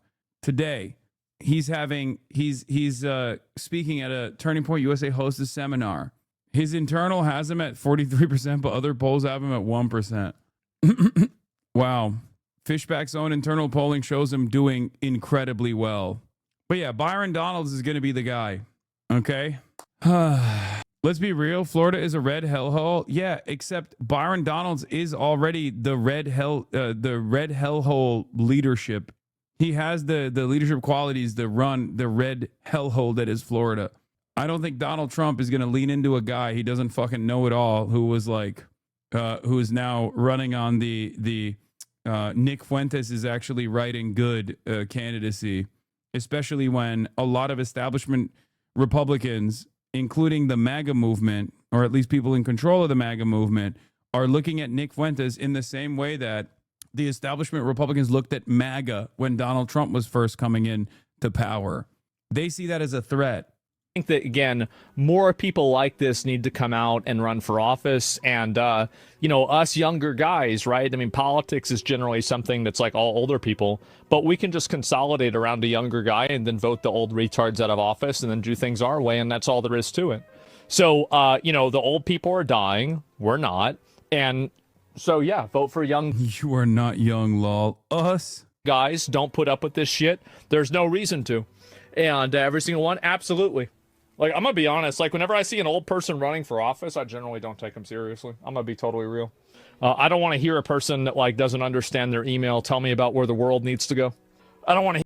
Anyway, yeah, it's like, this guy's young. Yeah, so is Jasmine Crockett. That's why I said this analysis is basically like the same type of analysis that you would have on the Jasmine Crockett side. Like, anyway. Asman is doing Republican Party entryism. We need a right-wing bad banana to call him out. No, you can't. The reason why you can't is because he's utterly convictionless. He is devoid of ideology. That's why when the winds blow in the direction of Byron Donalds, he's going to fucking pump Byron Donalds. What are you talking about? If you stand for nothing and your whole goal here is to get your notes from your chat, if you're basically an empty vessel, then eventually you're going to move in that direction. There's no like intellectually consistent right-winger that's going to call into question his allegiances. Yeah, I know. I saw this one as well. Asmongold saying essentially, we are going to kill trans people and it's their fault while smirking, and also having no understanding of the political landscape or the fact that he does not actually have any power within it. Perfect encapsulation of the online chud dweebs like him. Yeah, it's feeling like you have some semblance of power because the government is expressing violent desires against a group of individuals that have less power than you do, more vulnerable than you do. It's the classic technique, right? It reminds me of the LBJ quote. You tell the lowest white man that he is higher than the highest black man, and he'll empty out his pockets for you, right? You can convince the lowest white man that he is higher than the highest black man, and they'll believe anything you say. Hell, they'll empty out his pockets for you. And that is basically this. Yeah, LeBron James said that. Once the Nazification of the U.S. is over, they'll have to add laws and regulations to free speech in order to not protect hate speech. Being allowed to maliciously spread misinformation without consequences and thus normalizing fascist propaganda is bad for a country, actually. I've got really bad news for you. Is that, what do you think happens whenever people like me, or people that are more extreme than me, inevitably get control of the government? What do you think happens to all the people that were tweeting nonstop about trans kids? What happens to them? Do these streamers not realize how unpopular Trump is? The right-wing grift isn't going to survive without Trump, and these people will be out of a career. Okay, so a couple things. One, institutions and the media are actually following these kinds of trend lines with major delay. Okay, there's a ping, there's a latency problem here. That's why you're still seeing Hollywood pivot in the right-wing direction far after the audiences and the real people are moving away from Donald Trump. So you're going to get at least another year of this pivoting to the right bullshit until people basically say enough is enough and they start reacting. Okay? So that's number one. For someone like Asmongold, however, he has captured the attention of a lot of sweaty incels, and this is basically a vengeance quest. Your whole life, they lied to you. Your whole life, they yelled at you. They called you nerds. They bullied you. Women didn't want to fuck you, even though they should have. And now is your opportunity for revenge. Will you actually gain anything out of this revenge quest? Of course not. But it's a temper tantrum, and a temper tantrum still makes you feel better about yourself. And that's how reactionary politics works in general. People who are utterly powerless, who recognize how little power they have over their own lives, making it seem as though this administration dominating trans people or going on a vengeance quest against trans people is somehow going to make their lives a little bit better. It's not. But that's where the owning the libs mentality comes from. Okay? That's where it comes from. It's the same principle behind liberals on the timeline talking about Yemen's going to find out today. When Joe Biden started bombing Yemen, there were a lot of liberals, NatSec liberals, and just liberals alike that were like, Yemen's going to find out why Americans don't have health care today. And it was like, motherfucker, you're American. Shouldn't you be more mad that we don't have health care rather than be like, this is the reason why we don't have health care? Because all of those billions of dollars are going to bombing Yemen, an entirely cruel and unproductive practice. And then we still didn't end up dominating Yemen in the way that Joe Biden and also Donald Trump presented. Like, this is the problem. People who are weak, people who have no power in their lives, have nothing else going on, so they just lean into the government doing cruelty to others, and then they feel like, you know, they're playing a role in this process as well. Oh, at least we're dominating Yemen, I say, even though I can't pay for fucking insulin, you know? It's very stupid. But a lot of people genuinely feel this way. Bullying others make them forget their current position in society, not realizing that those who are in control of the government recognize that need, and that's the reason why they bully others to begin with. That's why the Republican side hyper focuses on 1% of the population as though they're responsible for your economic struggles, your economic hardship, as though that's like the main reason why you're feeling the way that you do. You're never going to retire at a fucking reasonable age. You're never going to be able to buy a home. Why? Because trans people exist. And now you can see why these people are so extreme. It's because I think on some very, very base level, they know their days are numbered. There is not any degree of activism, virtue signaling, crying, like victimhood that's going to save you. It's going to happen. And it's your fault. It's all your fault. Be specific. How about it's all trans people's fault. Yeah, they brought this upon themselves by being the secret group of people that are in control of the levers of society. They're constantly pushing and pulling. Yeah.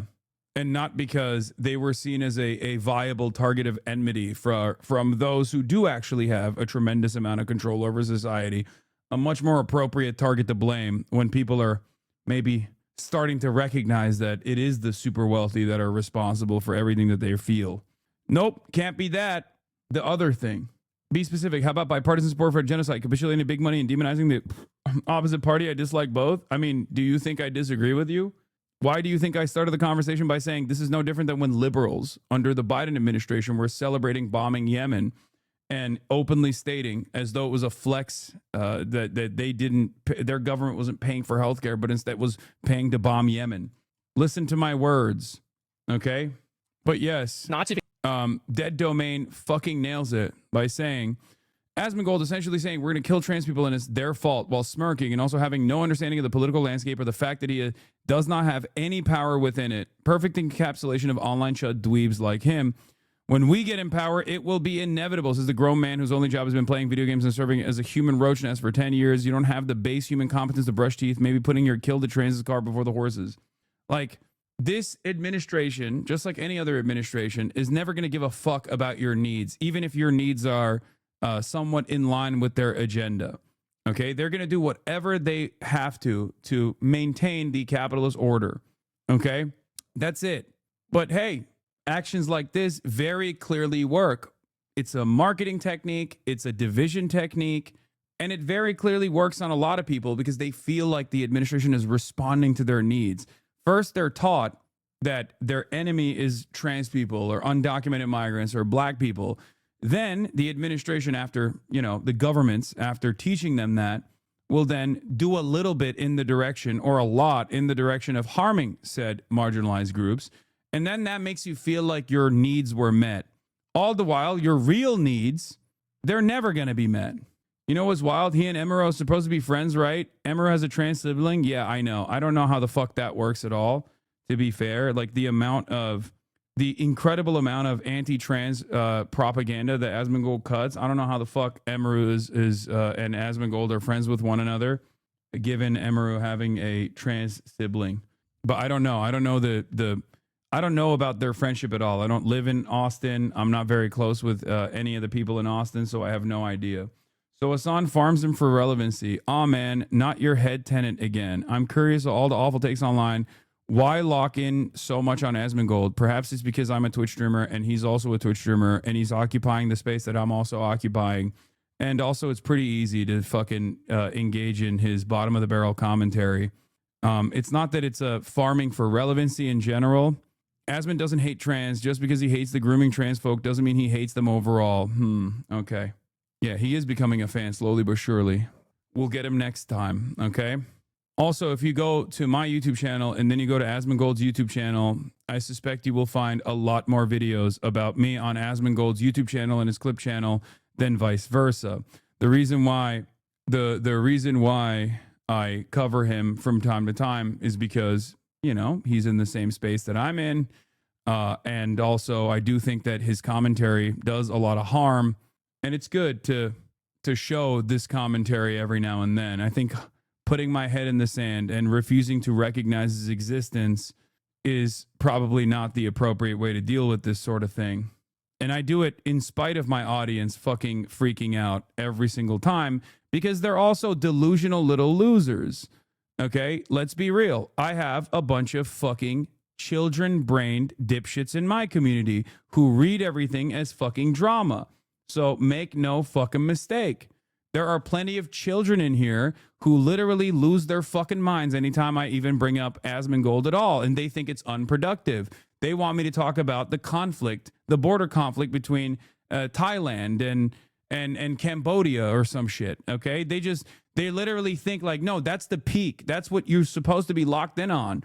Why aren't you talking about that right now? Why are you talking about Asmongold, a culturally relevant conservative commentator in the same fucking sphere that I'm in, that is actively making the sphere that I'm in a worse place for black people, brown people, trans people, who is consistently fucking saying I'm an anti-Semitic terrorist while simultaneously hyping up virtually every fucking anti-Semite you can find.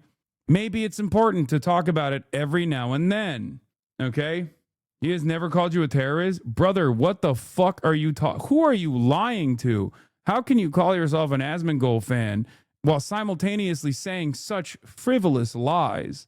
Not only has he called me an anti-Semitic terrorist, he has demanded that the federal government prosecute me further than they already have. What kind of alternative reality are you living in? Does it perhaps make you feel bad that your favorite supposed quote-unquote free speech defender is only invested in titties in video games as a plot point? He has demanded I get banned over and over again. He has demanded that the government literally do cancel culture on me over and over again. The notion that he has never called me a terrorist is so ridiculous. Maybe if you actually genuinely hold on to some sort of principled free speech stance, you should be calling into question why you like Asmongold so much, even though he is very wishy-washy on the point of Israel, while simultaneously demanding I get banned for my commentary on Israel. How can you be such a fucking anti-Israel guy or a free speech guy if you are demanding that the Trump administration actively pack up legal permanent residents, green card holders like Mahmoud Khalil? Remember when he was so self-assured that Mahmoud Khalil was absolutely going to be deported because it was actually illegal for a green card holder to criticize America's allegiance with Israel? Remember when he was doing that commentary? No, you don't remember anything because you also literally go along with the wind. There is no demand for consistency.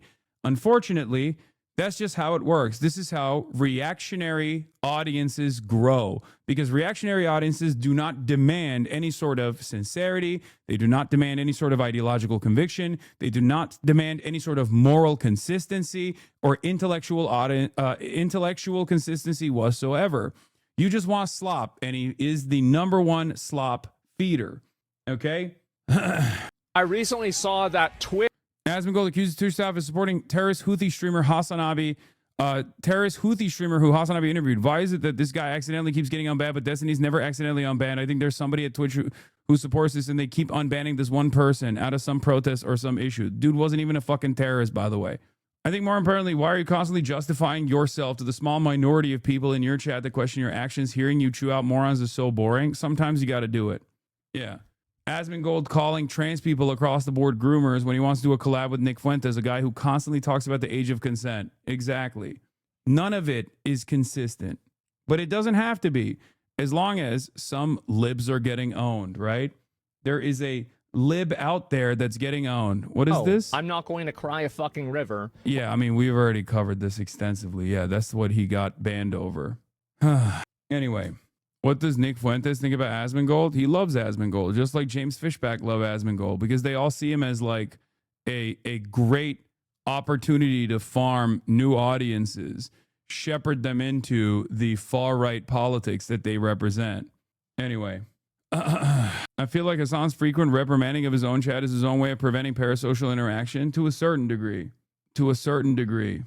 In any case, Donald Trump came out with this new statement about Venezuela. You know, times are tough, have to get into it, have to bomb Venezuela again, you know, but in an America first style way. Okay. Venezuela is completely surrounded by the largest armada ever assembled in the history of South America. It will only get bigger, and the shock to them will be like nothing they've ever seen before, until such time as they return to the United States of America all of the oil, land, and other assets they previously stole from us. Venezuela has stolen American oil that belongs to the United States of America, chat. It just happens to be on Venezuelan soil, but it's our oil now, our land now. The illegitimate Maduro regime is using oil from these stolen oil fields to finance themselves, drug terrorism, human trafficking, murder, and kidnapping, for the theft of our assets, and many of other reasons, including terrorism, drug smuggling, human trafficking. Just fucking repeating it again. The Venezuelan regime has been designated a foreign terrorist organization. Therefore, today I am ordering a total and complete blockade of all sanctioned oil tankers going into and out of Venezuela. The illegal aliens and criminals that the Maduro regime has sent into the United States during the weak and inept Biden administration are being returned to Venezuela at a rapid pace. America will not allow criminals, terrorists, or other countries to rob, threaten, or harm our nation, and likewise will not allow a hostile regime to take our oil, land, or any other assets, all of which must be returned to the United States immediately. Thank you for your attention to this matter. Base. Just breaking right now across the wires, President Trump is ordering a total and complete blockade of all sanctioned oil tankers going into and out of Venezuela, saying that the armada around Venezuela will only get bigger, and that the Venezuelan regime has been designated a foreign terrorist organization, crossing on all the wires coming from... Bro, I swear to God, every day there's a new issue with like the jobs numbers, like unemployment numbers. Or every day they're like, oh, sorry, we fucked up the we fucked up the GDP numbers. We can't like release. We can't release the new jobs numbers. We can't release this. We can't release that. Don't worry about it. And then every day people are just like, the fuck's going on? Everything is expensive.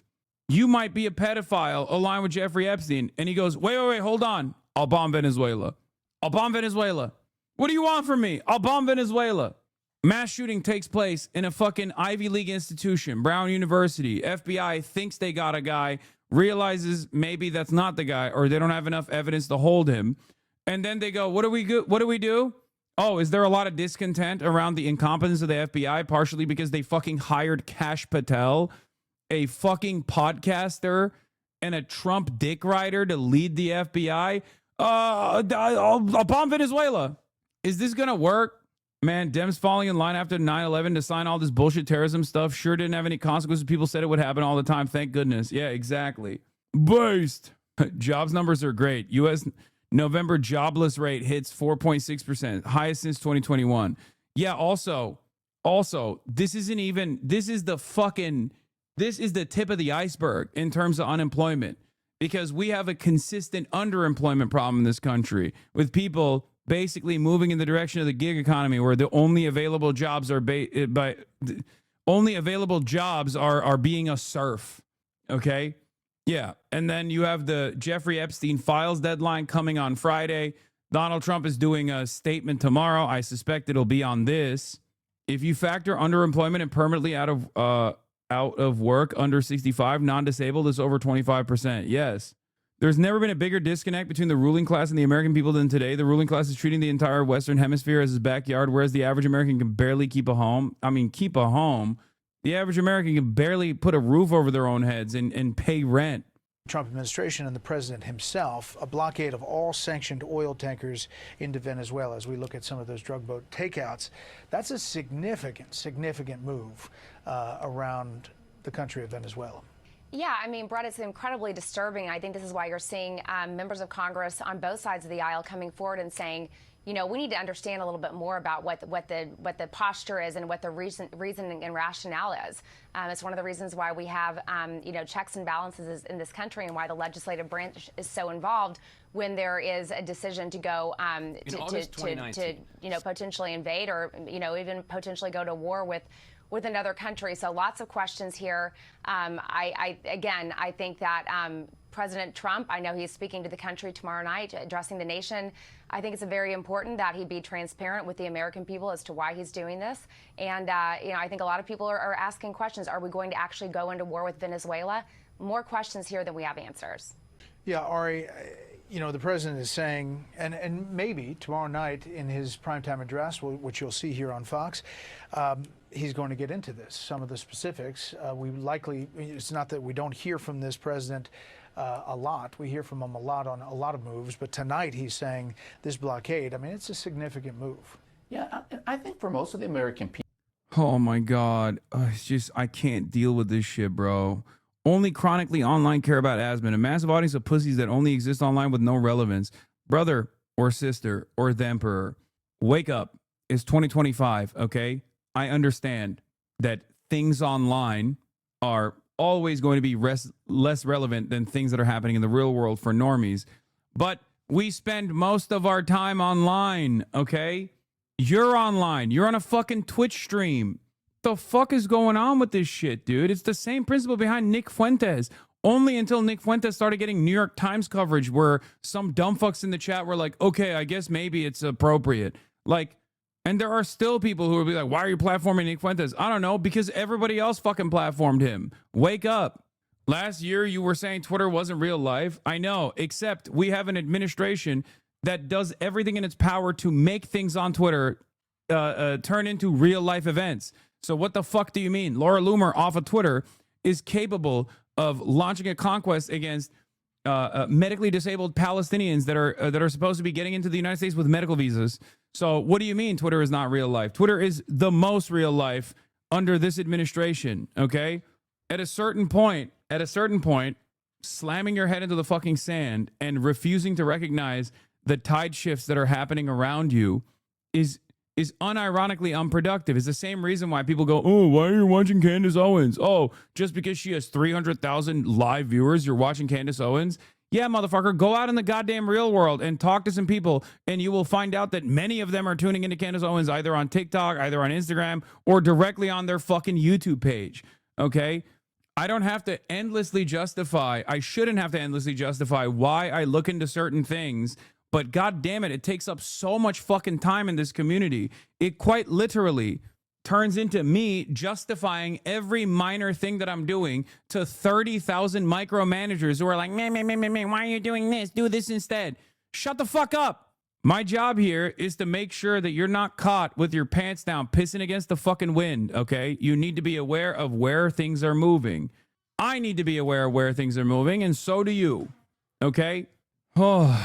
People, everything vis-a-vis Venezuela is unexplained. I don't think the American people understand or know, have probably never even heard of him for the most part, Nicolas Maduro, the president of Venezuela, and what's wrong with him? What's our beef with him? What's our beef with Venezuela? President Trump hasn't explained it thoughtfully to the American people, so it's a lot of tough, knee-jerk action that's pretty good against drugs. I support it. The action against the tankers, in most cases, well, in the case previously, that was under a warrant, and that tanker was an unauthorized tanker. It wasn't even flagged. Which is a violation of international law. So he has good reason. It's a violation of international law. Why? Because we decided Venezuela is not allowed to sell their own natural resource to other countries. Oh, shit, dude. I didn't fucking realize. I didn't realize that, like, we got to make whatever rules we wanted to. Okay, I've decided all American oil is mine now. As long as if I had enough military power, I could just do that. Bonerbox agrees with Trump on this, by the way. Of course he does. He's a fucking moron. If you take for granted everything that America does as the norm, then yeah, of course you're going to be like, what do you mean? Of course America has good reason to sanction Venezuela. I mean, they're giving that oil to Iran. And what is Iran doing with that oil? Terrorism. Iran is doing terrorism with that oil. And what is Venezuela doing with the money that they get from the oil that they're selling or shipping back and forth between Iran or wherever the fuck? Also terrorism. Everyone's doing terrorism except for America. When America's doing terrorism, that's good terrorism. But he's not explaining them. And I think if he wants the support of the American people, if you trust a guy who's who consistently defended Israel over the last 2 years about what international law is, I don't know what to fucking tell you. These are the very same people that lost their fucking minds when the Ansar Allah movement very clearly said, hey, in order to uphold international law, as Israel is doing a genocide, we are going to implement a blockade on the Red Sea.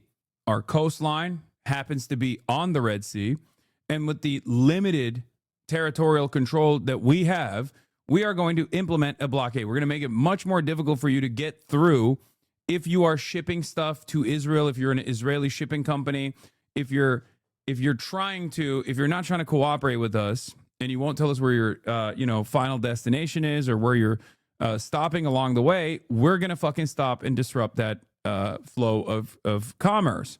And many shipping companies did actually stop for the time being. It was so successful that it actually bankrupted one of the two major ports in Israel. Okay?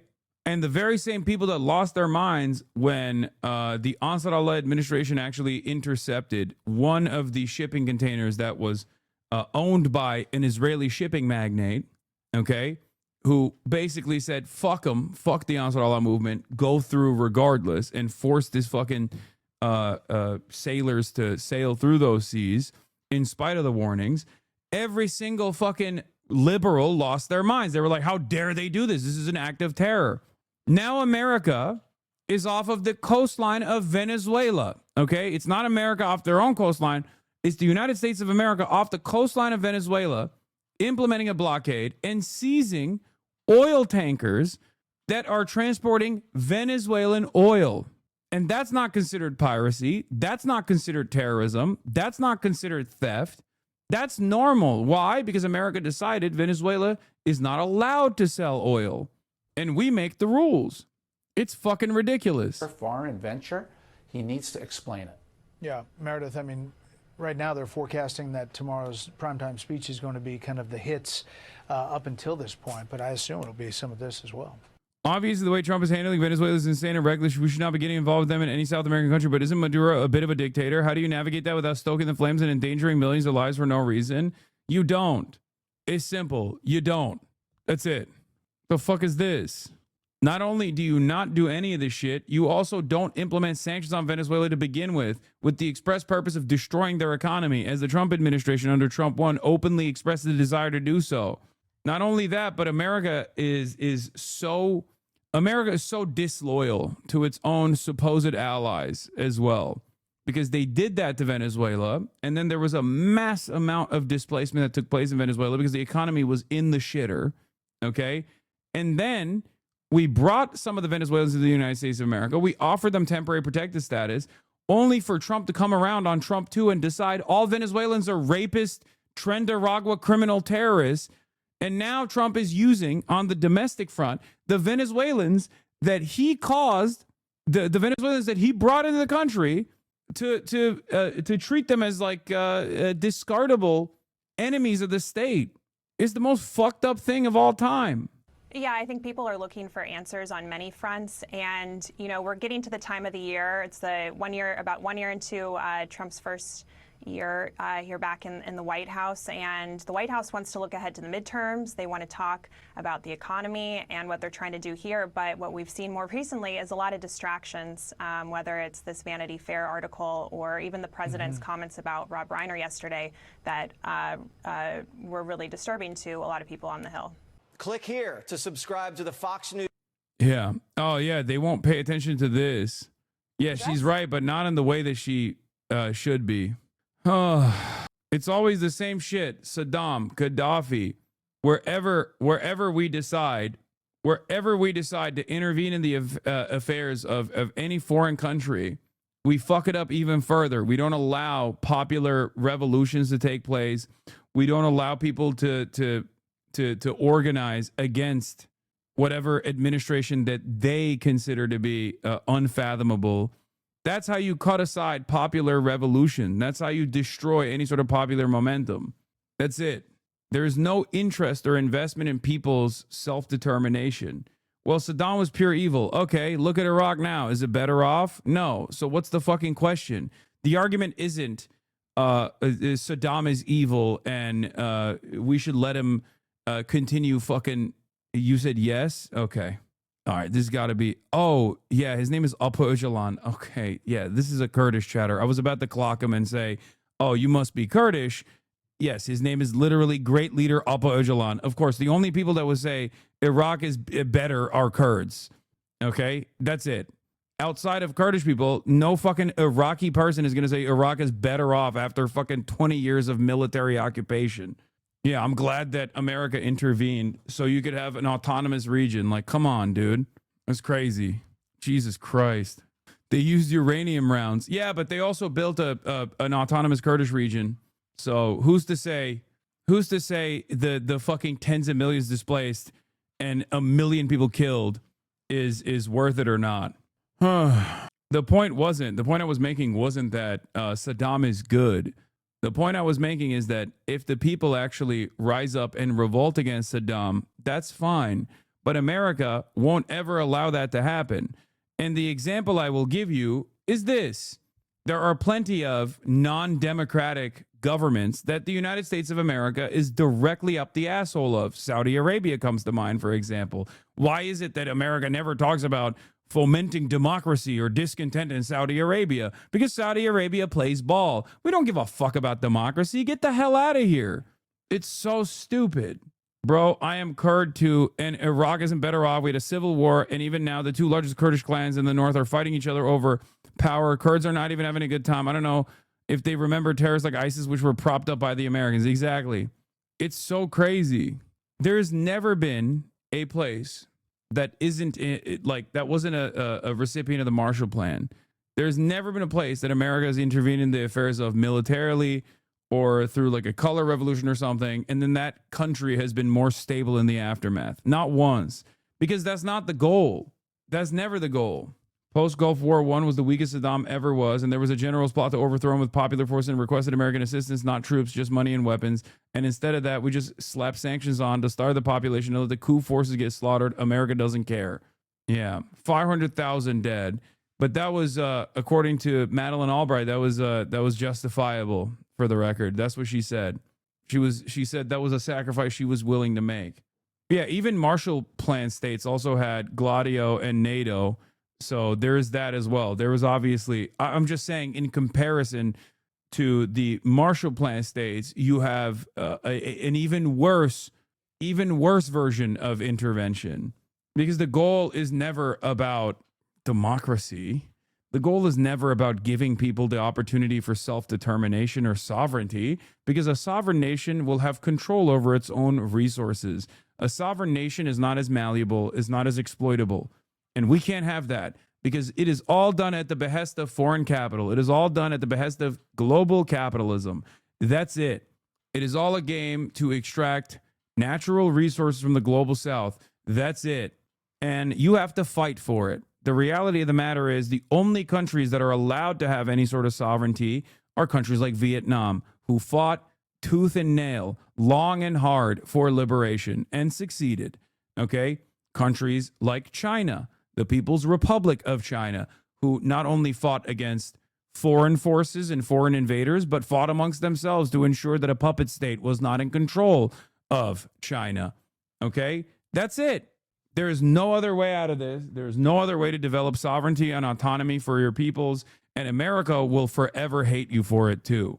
I'll say a couple of things on that. First of all, as you all saw on Truth Social, President Trump is going to be giving a joint address an address to the nation, not a joint address, an address to the nation tomorrow night, live from the White House here, 9 o'clock Eastern. I know you guys will all be tuning in. It's going to be a really good speech. I was just in the Oval Office with the president discussing it. He's going to talk a lot about the accomplishments over the past 11 months, all that he's done to bring our country back to greatness, and all he continues. Is this just a fake victory lap? I think it's a fake victory lap to get ahead of the I think it's a fake victory lap to get ahead of the Epstein files, fake victory lap because everything sucks, everything is falling apart. People are very, very frustrated. And then on top of that, I think it is to unveil what he's going to do to Venezuela, which is not even just about Venezuela. It's about Venezuelan oil, but it's not even just about Venezuelan oil. It's about China. Everything that we are doing in Latin America is not just about Latin America at all, but is actually an effort to decouple Latin America by force from China. They've gotten far too comfortable with their allegiances to China, and we don't like it. Okay? Everything that America does in their foreign policy is always advancing the interests of waging war with China. You need to understand that. Every single thing, straight up. Even with Iran, it's not just about Iran. It's not just at the behest of Israel in the way that it was presented in the media. It's about packing up that region, this incredibly important region with oil and gas, right? And then forcibly decoupling them from China. It's always it will always be about China. To plan to do, to continue delivering for the American people over the next 3 years. I'll say a couple of things. New from New York Times. Trump covets Venezuela's oil. Trump has talked about seizing it. His envoy secretly pushed Maduro on it. Machado, the opposition leader, tells Trump's allies that she'll open up the industry to U.S. companies, and U.S. officials talk about pushing out China. The only thing you can look forward to, for the record, about whether or not this initiative will succeed is American incompetence. Okay? It will not be any sort of popular resistance. It won't be the base leaving Trump behind. It will simply fail because America fails all the time, because the current American government is incredibly incompetent. So I haven't gotten this wrong so far, so I suspect it'll be similar. The new national security strategy says they need to control the governments in Latin and Central America. They will do all they can up front or behind the scenes to replace the pink wave. Chile's new president loves Pinochet and son of a former Nazi. Honduras president is claiming a coup is underway. Yeah, this is a solid piece filled with lots of good insight, but nowhere does it acknowledge that the U.S. is currently producing nearly 14 million BPD of crude oil. More oil is produced in New Mexico than in Venezuela. Expelling China creates opportunities for U.S. companies, but companies also have opportunities to drill within the USA. Venezuelan reserves are large, but the commercial case for exploitation is less compelling than, say, Albertan tar sands. Ugh. It's about eradicating market competition and ensuring that ensuring that China doesn't have ease of access to this natural resource. Also, he's thinking about it with today's point of view. Today's point of view dictates that if America were to extract this oil, it would be more expensive. But that attitude revolves around the current administration playing ball with the United States of America and demanding some price on up top, as opposed to a much more pliant puppet state that will basically enslave its population at the behest of American capital. I don't think anyone is going to say no to more oil extraction, especially at cheaper price points. Anyway, we also have, because the U.S. gave up on energy transition, even that wasn't a giving up on the energy transition. It was to combat China. Once again, who is leading on the green energy transition?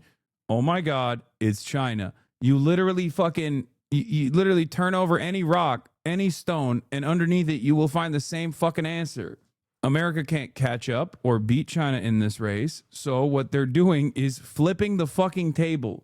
I'm coping because the Venezuela thing is making me sick, but will the domestic militia just allow American capital to set up and stall in their backyard? I might be coping, but it seems at odds with what they would expect. No, I think that there will be tremendous, in the worst case scenario, or in America's best case scenario, Maduro gives up, says, I'm so sorry, I'm running away. He moves to like Turkey, or he moves to Russia or something, most likely Turkey.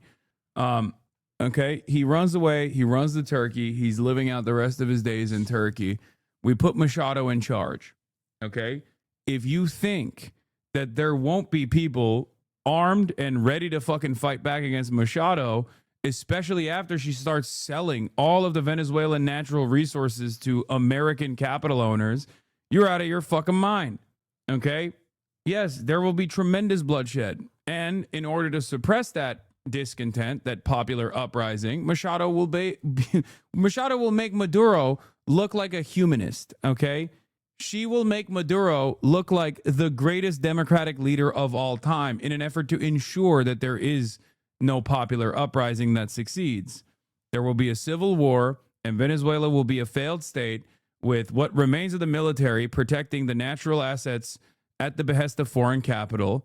And then the rest of the country succumbs to even worse violence and worse bloodshed and an even worse economic future than what they currently have. That's America's best case scenario for Venezuela. I don't even know what the long-term goal looks like here, where every country that's not America or Europe turns into Libya. I don't know how we just continue to live this way, especially when there is direct access through the continent to U.S. soil. But I guess that's the reason why they're also beefing up on their interior removal strategies by creating a massive force of ICE agents, both to stamp out any sort of domestic discontent in the United States of America and also to make sure that they beef up their border control to protect American super profits. But yeah, I mean, we already know the New York Times' attitude on this. Come on now. The country that can manufacture the most steel planes, missiles, computer chips will win the long war. America was once the world's industrial superpower. Now it accounts for just 17% of global manufacturing. China controls 28% and its lead is growing. But America doesn't stand alone. Together with allies and partners, the United States can match China's industrial might. America cannot win alone.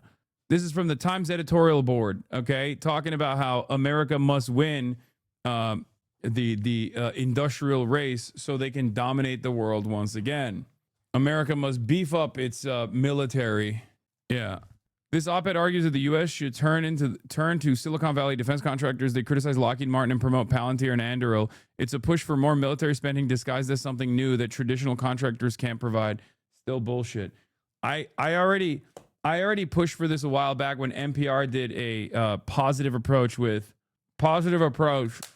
think it was like a year ago, or maybe a year and a half ago, almost 2 years ago, when they were talking about America's procurement strategies being left behind. Because the Ukrainian battlefront is actually utilizing new techniques and technologies, and America's procurement strategies are way behind the rest of the world, and that we must rely on Silicon Valley to focus on. We must rely on Silicon Valley to ensure that we have some kind of technological upper hand in the field of battle. I heard that Andrew was already getting preferential treatment during the RFP process over Lockheed, etc. Yep. Anyway, America's becoming the Earth's obstructionist nation. Humans will never progress. I mean, that's capitalism. And America's the defender of capitalism. And therefore, they're doing things like this. Okay?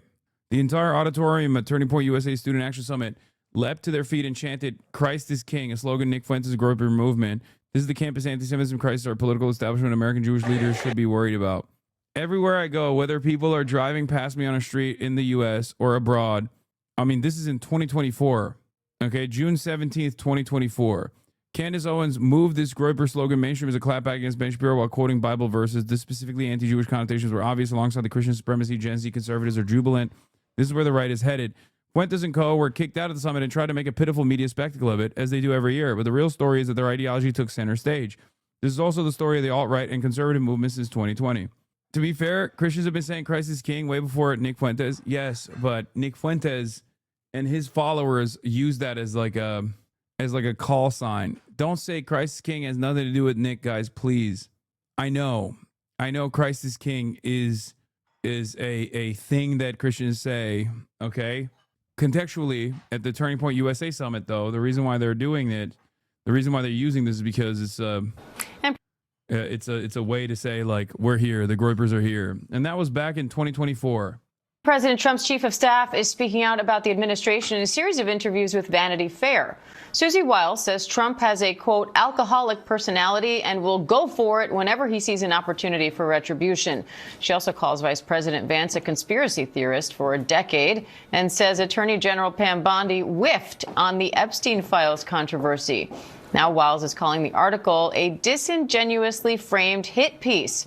White House correspondent Karen. Yeah, bro, she fucking daggered everybody in the admin in this, okay?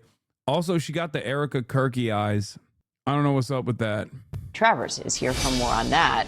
Hi, Karen. So Wiles is taking issue with this article, but she's not denying the specific quotes, and some of them are pretty eye-opening. So how is she explaining some of these statements? Yeah, and this was a series of interviews that she did with Vanity Fair's Chris Whipple over many months. 11 interviews, he said, that he put together in these two pieces. In her statement posted on social media, Susie Wiles says this is a disingenuously framed hit piece on me, the president, the White House staff, and the cabinet. But she also says that this was done to paint an overwhelmingly chaotic and negative narrative about the president and our team. But Diane, this piece has Washington talking because there are some incredible headlines in here. She talks about the president's retribution campaign, saying that when there's an opportunity, he will go for it, but that there was a loose agreement that the score settling would end before the first 90 days of his term were over. She talked about Elon Musk, who came in and was put in charge of the Department of Government Efficiency.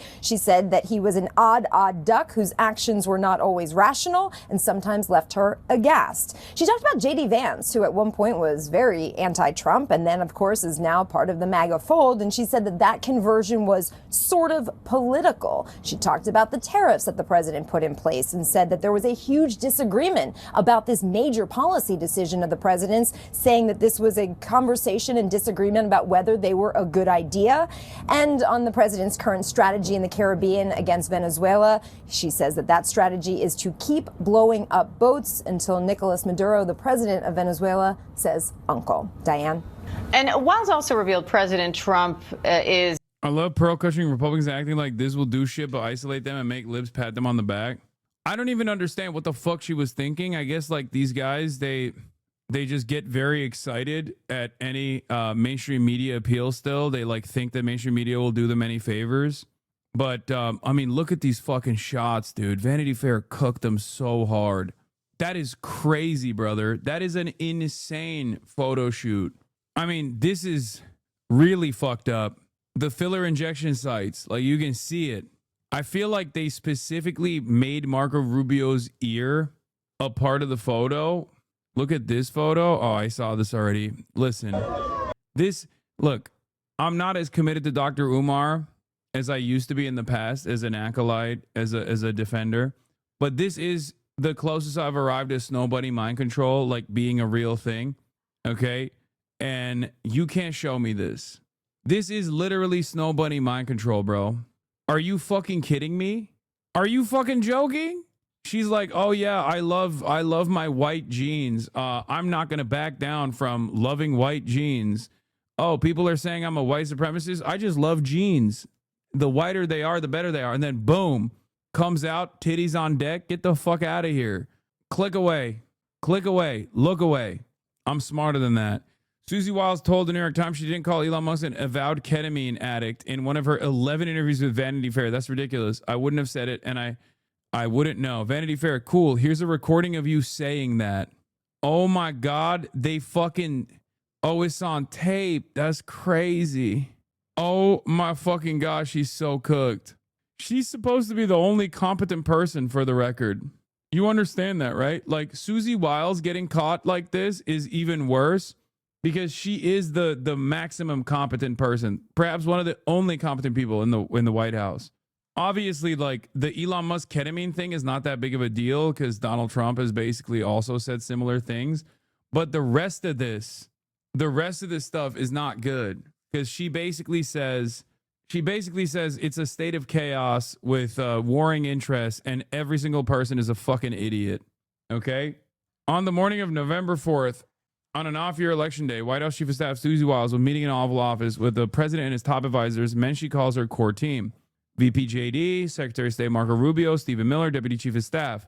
The agenda was twofold: ending the congressional filibuster and forcing Venezuelan President Nicolas Maduro from power. As she related it later, President Trump was holding forth on the filibuster when Wiles stood up and started for the door. Trump eyed her. Is this an emergency that you have to leave? He demanded. It was nothing of the sort. But Wiles left, Trump guessing. She replied, it's an emergency. It doesn't involve you. With that, according to Wiles, she departed the Oval. Wiles, while wearing dark pants and a plain black leather top, met me in the office with a smile and a handshake. Over sandwiches from the White House mess, we talked about the challenges Trump faces. Throughout the past... What? I'm no child. I'm 10 years older than you. If you don't want mine or that's opinion, make YouTube videos. Who are you talking to? What's going on? Duking it out with the entirety of the chat? Okay, respect. You give it to him, grandpa or grandma. You tell him what's what. OG Bobby Crystal Mommy has hands for all of you. Wiles and I have spoken regularly about almost everything. The contents, consequences of the Epstein files, ISIS brutal mass deportations, blah, blah, blah, all this shit. I don't care, okay?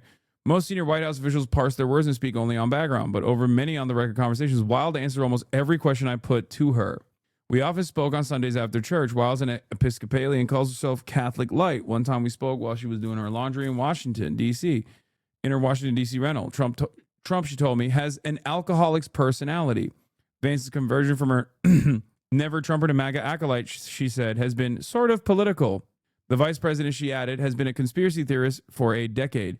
Russell Vought, architect of the notorious Project 2025 and head of the Office of Management and Budget, is a right-wing absolute zealot. When I asked her what she thought of Musk reposting a tweet about public sector workers killing millions under Hitler, Stalin, and Mao, she replied, I think that's when he's microdosing. She says she doesn't have firsthand knowledge. Wiles is the most powerful person in the White House other than the president himself. Unlike any chief of staff before her, she is a woman. She also happens to be one of the only competent individuals in the admin. Okay, she is literally, I'm telling you right now, this is a remarkable expose because as Trump has also recognized time and time again, and I keep repeating this, she is the last soldier. Okay, if she falls, I suspect everything will fall apart because every other person, I'm sure Trump knows as well, is a self-invested rat. Okay, she has been able to carry this insane team and whip them into shape over and over again. If you are wondering how the Trump administration, despite having so many different loud voices, has been able to still demonstrate a degree of incompetent competence, as I like to call it, Susie Wiles is the big reason for it. Okay?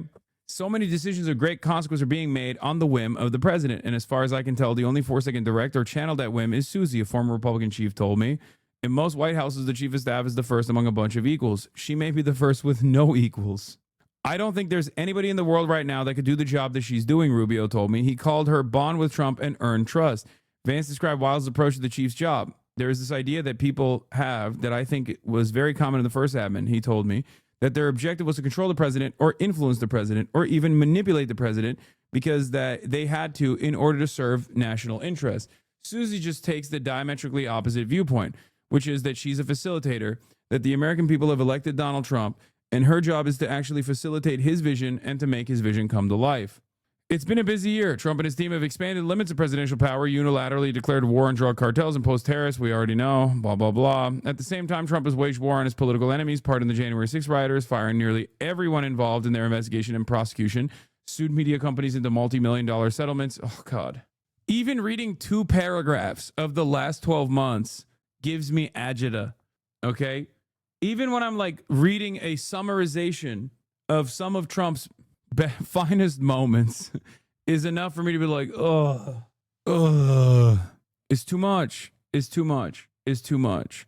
He's redefined the way presidents behave, verbally abusing women, minorities, almost anyone who offends them. Charlie Kirk's assassination in September turbocharged Trump's campaign of revenge and retribution. Critics have compared this moment to the Reichstag fire, a modern version of Hitler's exploitation of the torching of Berlin's parliament. Historically, the White House chief of staff is the president's gatekeeper, confidant, and executor of his agenda. That often means telling the president hard truths. Upon taking office, Ronald Reagan was hell-bent on reforming Social Security. James A. Baker III explained to him that cutting Social Security benefits was the third rail of American politics. Reagan pivoted to tax cuts and was ultimately reelected in a landslide. Fucking demon. The White House chief of staff, Donald Rumsfeld, Gerald Ford's chief, explained, the White House's chief of staff is the one person besides his wife who can look him right in the eye and say, this is not right. You simply can't go down that road. Just how far will Trump veer off the guardrails of democracy? The question around Wiles' tenure under Trump has been whether she will do anything to restrain him. A better question, does she want to?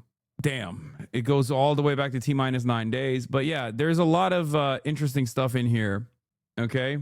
There's a lot of interesting stuff in here and a lot of drama, which I don't really have the confidence to get into. But here's another. Susie Wiles' interview seems like a major unforced error. There was no need to get profiled for Vanity Fair. Her comments were uncharacteristically careless, and she came off as undermining the administration's messaging and belittling her boss.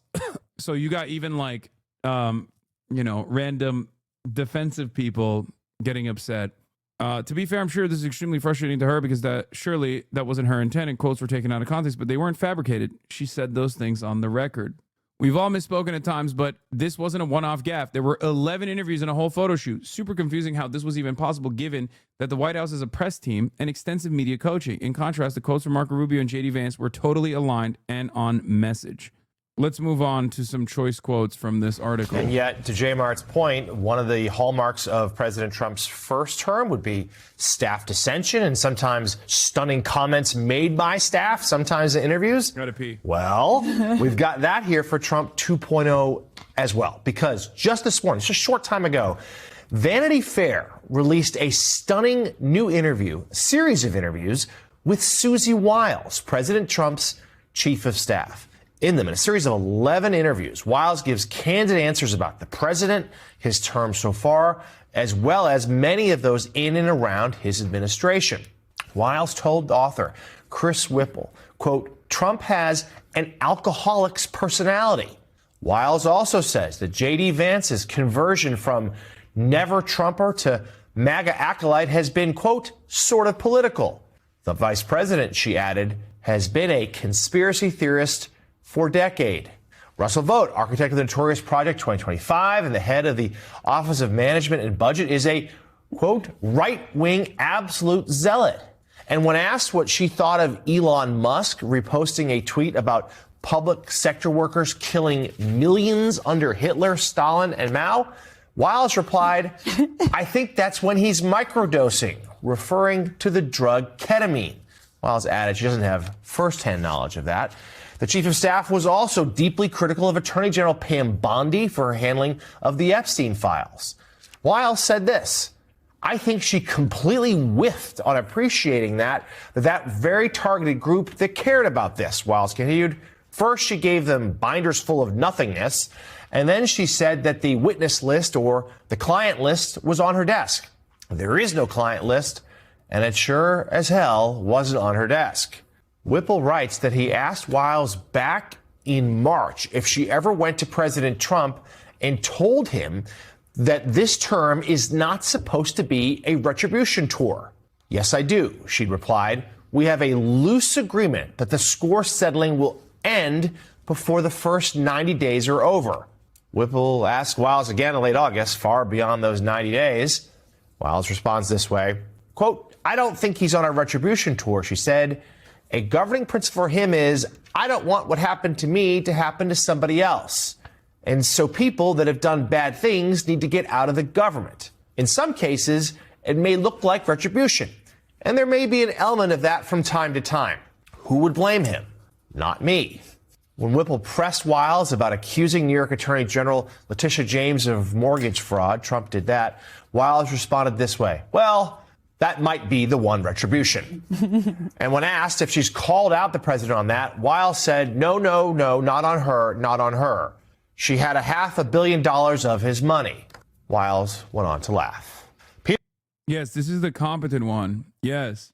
And so far, if her goal was to basically keep this admin together, devoid of many leaks, even when most of the people are incompetent charlatans, she accomplished it. Okay? She did.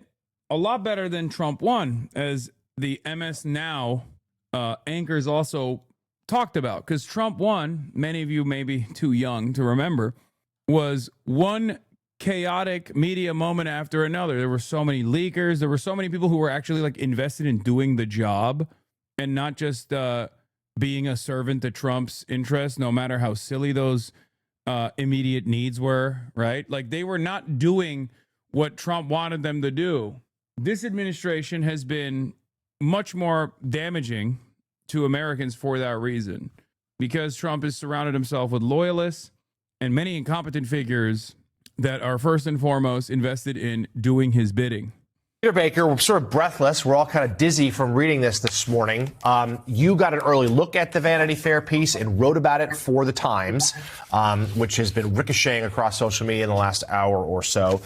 There's so many things to dive into here, including Wiles, like, putting the cards on the table in terms of Venezuela and what they're trying to do there, saying that indeed Trump is simply trying to pressure, with these boat attacks, trying to pressure Maduro to step down.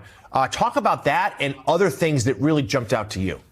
Yeah, she said this is all about getting Maduro to cry uncle. And she also said that if Trump goes for land strikes, which he's been talking about lately, that he would have to go to Congress for authorization. That's a really interesting concession, because I haven't heard White House say up until now that they needed Congress for anything when it comes to this undeclared war on Venezuela and drug smuggling and so on.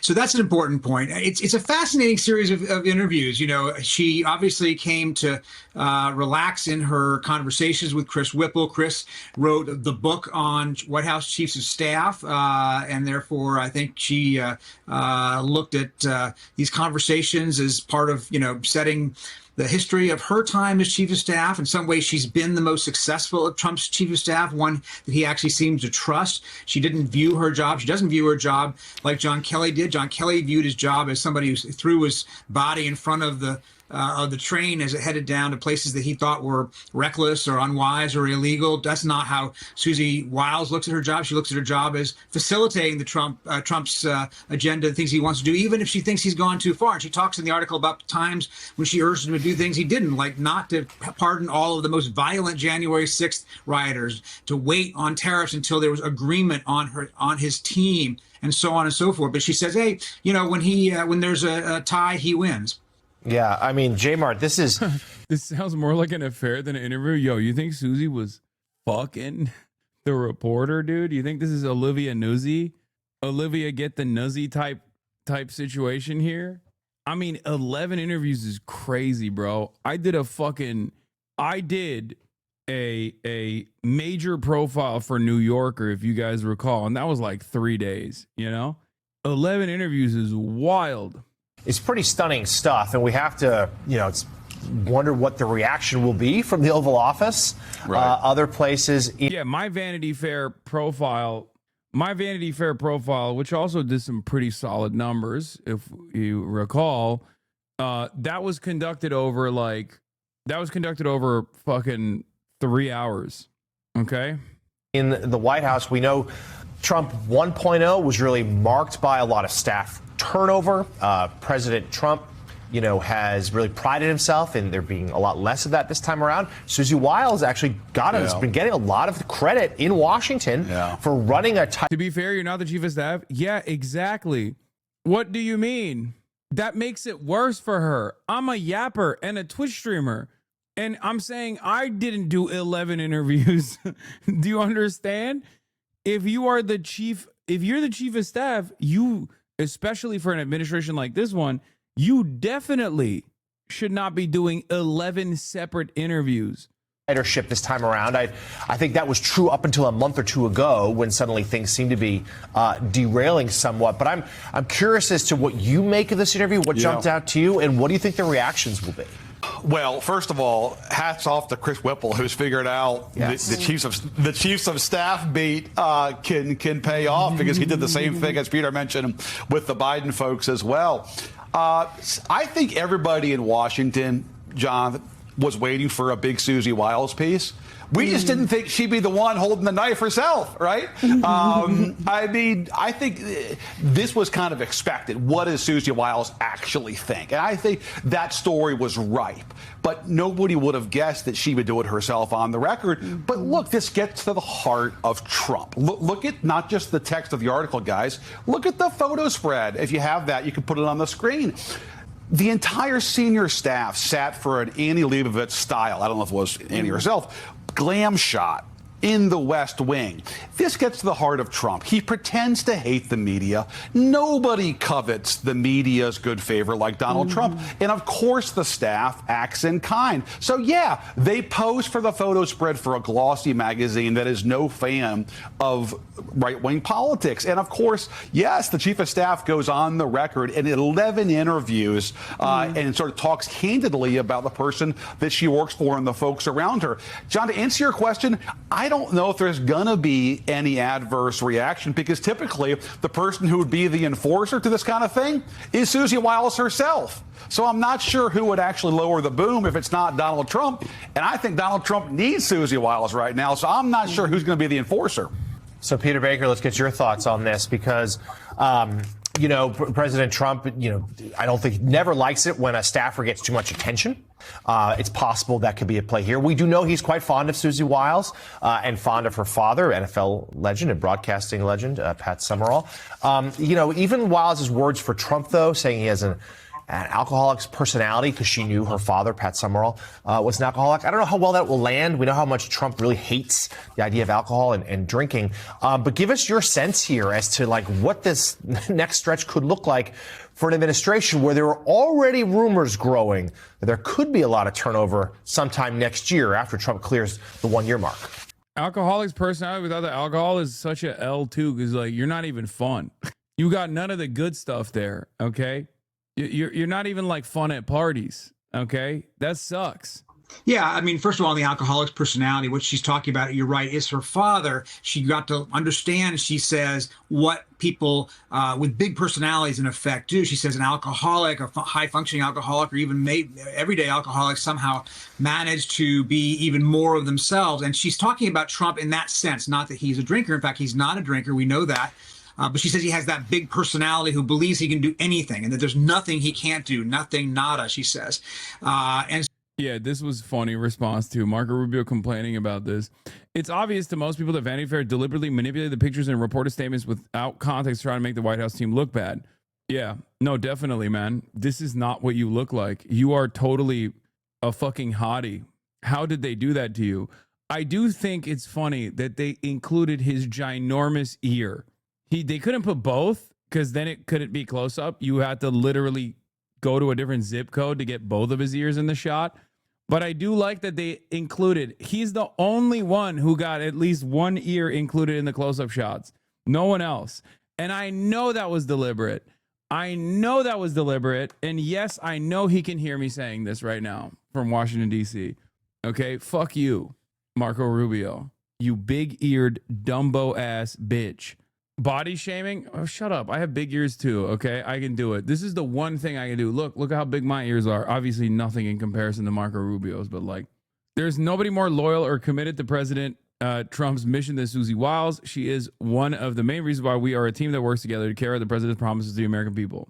Yeah, photographer had to hit the fisheye lens to get both, to get even one ear in the shot. So I think she's making that kind of a comparison.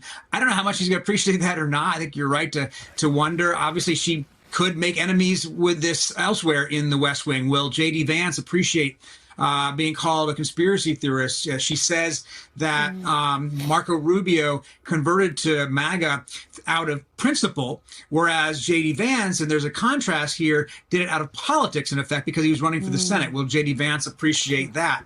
I think that obviously Elon Musk, she talks about him. She says he's an odd duck. She says she was aghast at his defenestration of USAID. She said no rational person, that's her words, no rational person would have done it the way he did it. So we'll see. She hasn't made a lot of enemies up until now. This may be a turning point in that regard. We'll have to wait and see. But you're right. There hasn't been a lot of turnover. He hasn't wanted to give in to the outside voices saying you need to make a change. You get rid of Hegseth. You got to get rid of RFK Jr. He's been resistant to that. This will be a test of that discipline or that resistance. Eugene Robinson, give us your quick thoughts as to what you read in these stunning interviews. Stunning, absolutely stunning that she would be so candid, and I think this is a really valuable and fascinating look, sort of behind the curtain, behind the scenes of the court of the Mad King, and that's where we are, and all these assorted. Why is she doing this? I don't know. I mean, you got to go through every quote that she gave in that to see if there was any anything that she was like trying to cast doubt on or something. I don't know. Turns out she's a huge Rob Reiner fan. Okay. She's protecting her legacy. Her legacy is directly associated with Trump at this point. There is no other legacy beyond that. I don't know. Dementia. Now, I do think that the reason why they do these kinds of interviews, though, is because they think they can outsmart journalists, or they think that journalists are actually coming to them and offering them real praise. You know, like they think that journalists are playing ball with them. Also, I do want to show you guys my new favorite character. I saw this motherfucker all over my timeline this morning. I have to talk about it. Yeah, also, exactly. The vice president complains about the publication which ran the interview, yet posed for this glamour shot that ran with the interview. Vance's parting comments on the Vanity Fair article. If any of us have learned a lesson from that Vanity Fair article, I hope that the lesson is we should be giving fewer interviews to mainstream media outlets. Yeah, he was big mad. Severance Core. Candace is live on Insta. Please look at it. Oh no, is she doing damage control? Yeah, these are the people on JCS who think they can outsmart the cops. These are the people who go to the strip club and think that the stripper is actually into you, like really into you. Okay, now I gotta look up fucking Candace Owens. Oh my gosh, she is literally live on Insta. What the fuck? During that sit down, but just to make sure that you guys don't feel like I'm even not on telling IG, you she's got something. 30K. Ask me whatever it is that you want to ask me right now about the sit down that happened. Like, there was no secrets. There was nothing that I'm keeping from you. In many ways, there's a lot that I still need to process. Like, I was just trying to give you guys like the high notes today. There's a lot that I need to process. There's a lot of interdynamics or whatever, like I explained to you today, things that didn't make sense to me. But I mean, what am I going to do with this information other than put it out there? So I will let you guys ask me anything. Did Charlie want to divorce Erica? That I saw, there's like some account, I guess, that trolls on X, and they put things out and they're like, Candace said Wait, why this. don't I have a blue check mark on made Instagram? that claim. I never heard that claim. I never came across that. And the person that said that came from me actually and completely made that up. So that did not come from me. Really, what is your take on Erica? Is she covering up, or really Washed? Does she not know? So what I always say is, like, you can clock a lie, right? So let's start with that. I did just a couple of days ago when I said I was on Jimmy Dore's show, and I was like 100% Charlie had these messages, okay?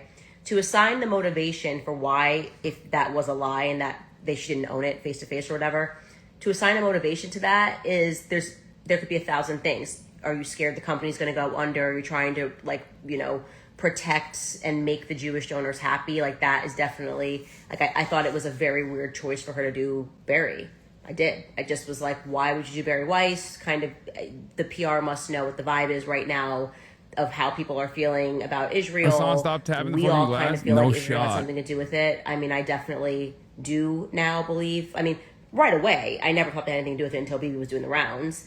And so I felt like it was a weird choice to do that. But it's like, are you motivated because you want your Jewish donors to be happy? The same people that are pressuring Charlie?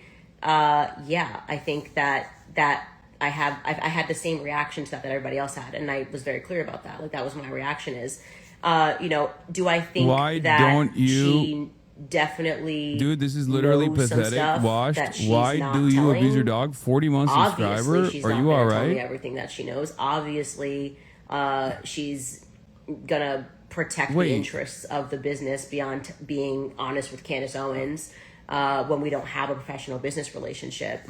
I think probably the Are you number all one right? thing that was weird to me is the Hamptons summit. I just have a really bad feeling in my stomach about what happened at the Hamptons. There's just too many lies Gotta surrounding be the bait. Hamptons. I don't know. Too many Maybe white lies Chad had surrounding the a Hamptons. Chatter had a I just feel serious. in my gut that what happened at the Hamptons is there's something weird going on there.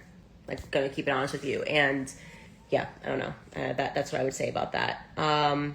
This person, am I going the wrong way? Oh, it goes the opposite way now. JK. What surprised you the most about the conversation? You need a blue check mark? I have one. I don't know why it's not That showing they up. owned so much of it, and I don't know if that's like partially because they knew that I had the information, or like I don't know what if if it was motivated by the right thing, or if it was more like, okay, the internet is clocking us repeatedly and we've tried the crisis PR maneuver and that's not working, it keeps backfiring. And so our last gig here is to try to be forthcoming about things that we were dishonest about. I can't, again, I don't know these people. I can't assign motives to it, but that's what I was genuinely surprised about. That they were willing to admit that this stuff wasn't true. One thing that I will definitely say, and that's why I brought this up on the show today, that going back to the last question, I'm very uncomfortable with the vibe that everyone is putting out. Like Tyler's, why, where, how? You have what we have. This is not convincing at all. So why are so many people saying it? That feels to me, and I feel right now, that there has never been more money spent on a PR campaign, plausibly ever. I think, and I'm not being funny, I think this is $1 billion. $1 billion campaign to say that Tyler Robinson acted alone on the roof, despite no evidence that could convince somebody that that's what happened. That's the kind of money I think. Dude, the thing is, these guys are all, like I said, such fucking grifters that, Nick Fuentes, Candace Owens is done. What a letdown. Nick Fuentes has literally been Mr. Israel didn't do it since day one. And he was mad at his audience not only a couple days ago for leaning into Israel did it conspiracies that Candace was presenting. And now that she actually she actually turned around and was like, oh, well, Turning Point USA actually told me. Everyone is fucking grifting. It's awesome. It's awesome to watch these fucking vultures, dude. They are all vultures. It's like straight up grift off. Do you see what I mean? So while Candace Owens' current position is supposed to be closer to Nick Fuentes' position, right? That Israel didn't do this. And that you guys are being stupid for believing that Israel's doing this. You're not being a smart anti-Semite. You're being a dumb anti-Semite. That's what he said. Now that there is a little bit of discontent in the Candace Owens audience about this kind of thing, he's basically, I assume he's going to lean into. He's not going to say Israel did it, but footage is still there. So they have footage at Turning Point USA, and they have the feds got the SD cards. That was what I was told. The dance was not traditionally Jewish. I think you're talking about that. Yeah, it was Romani, right? I'm pretty sure.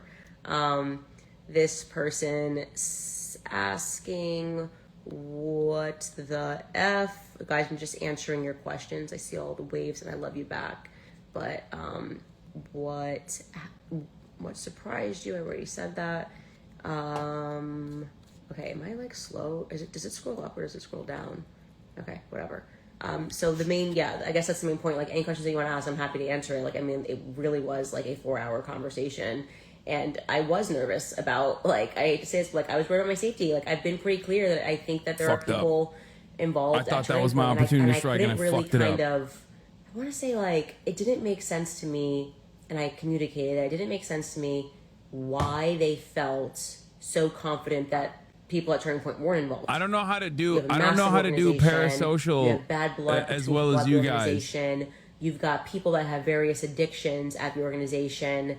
People that are lying right now at the organization that are doing weird things. Why is it such a far stretch to think that somebody could have had something to do with Charlie's assassination, especially like a financial motive? Even if there's a financial like that, I feel like that's common sense. Like, it's your standard mystery story. Like, I mean, just like your It's standard hard to find your perfect gap for your attention like this. I wanted to understand that. I'm like, why do you guys feel that that's like not even an option? Like, that seems like almost like common sense to me. And there were a lot of people that are signaling that. Like, there's a lot of people that are like, there's no way, like, you know, Turning Point's a good organization. And I'm like, I'm sorry, I came up through Turning Point, and I know, like any other organization, you get a lot of rotten eggs. And I think that with Charlie gone, Okay, this is boring me. Don't you feel like a gorilla behind the glass watching the humans talk and you can't speak? No, I'm the gorilla behind the glass. Not when I'm chatting, but when I'm streaming. And somehow you pick out the dipshit chatters every time. Yeah, just like right now. I'm noticing that. First of all, you mad you got ignored? You know what's really funny about this? I give you guys so much more attention. I give the average chatter 1,000,000 times more attention. You don't know how good you have it in here, you fucking dumb bitches. Now Hasan knows how we feel. Bitch, I literally read everything all the time. Are you fucking kidding me? It's the exact opposite of other streamers' chats. And I cannot believe that you fucking spoiled little babies still complain, me. Why won't you pay attention to me in every moment of the chat?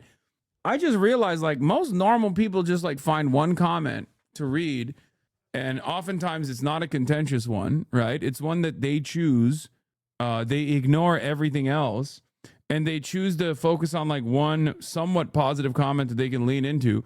I read everything unconditionally. It's crazy. It's fucking nuts. And you guys still complain. Oh my Lord. Y'all are spoiled as hell, dude. Ugh, I'm so tired. I'm done.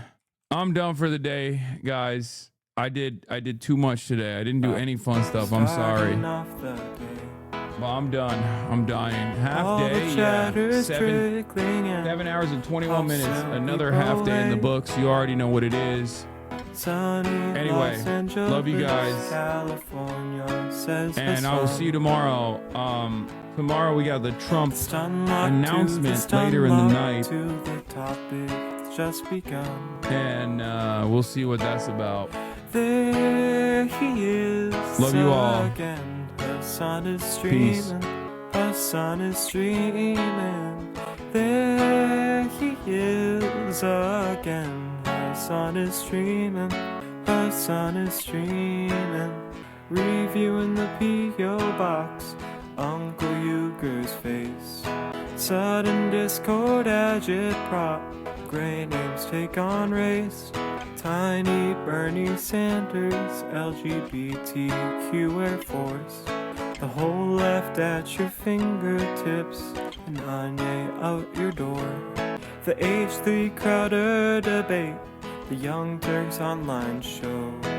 3 full fucking years of this, and plenty more to go.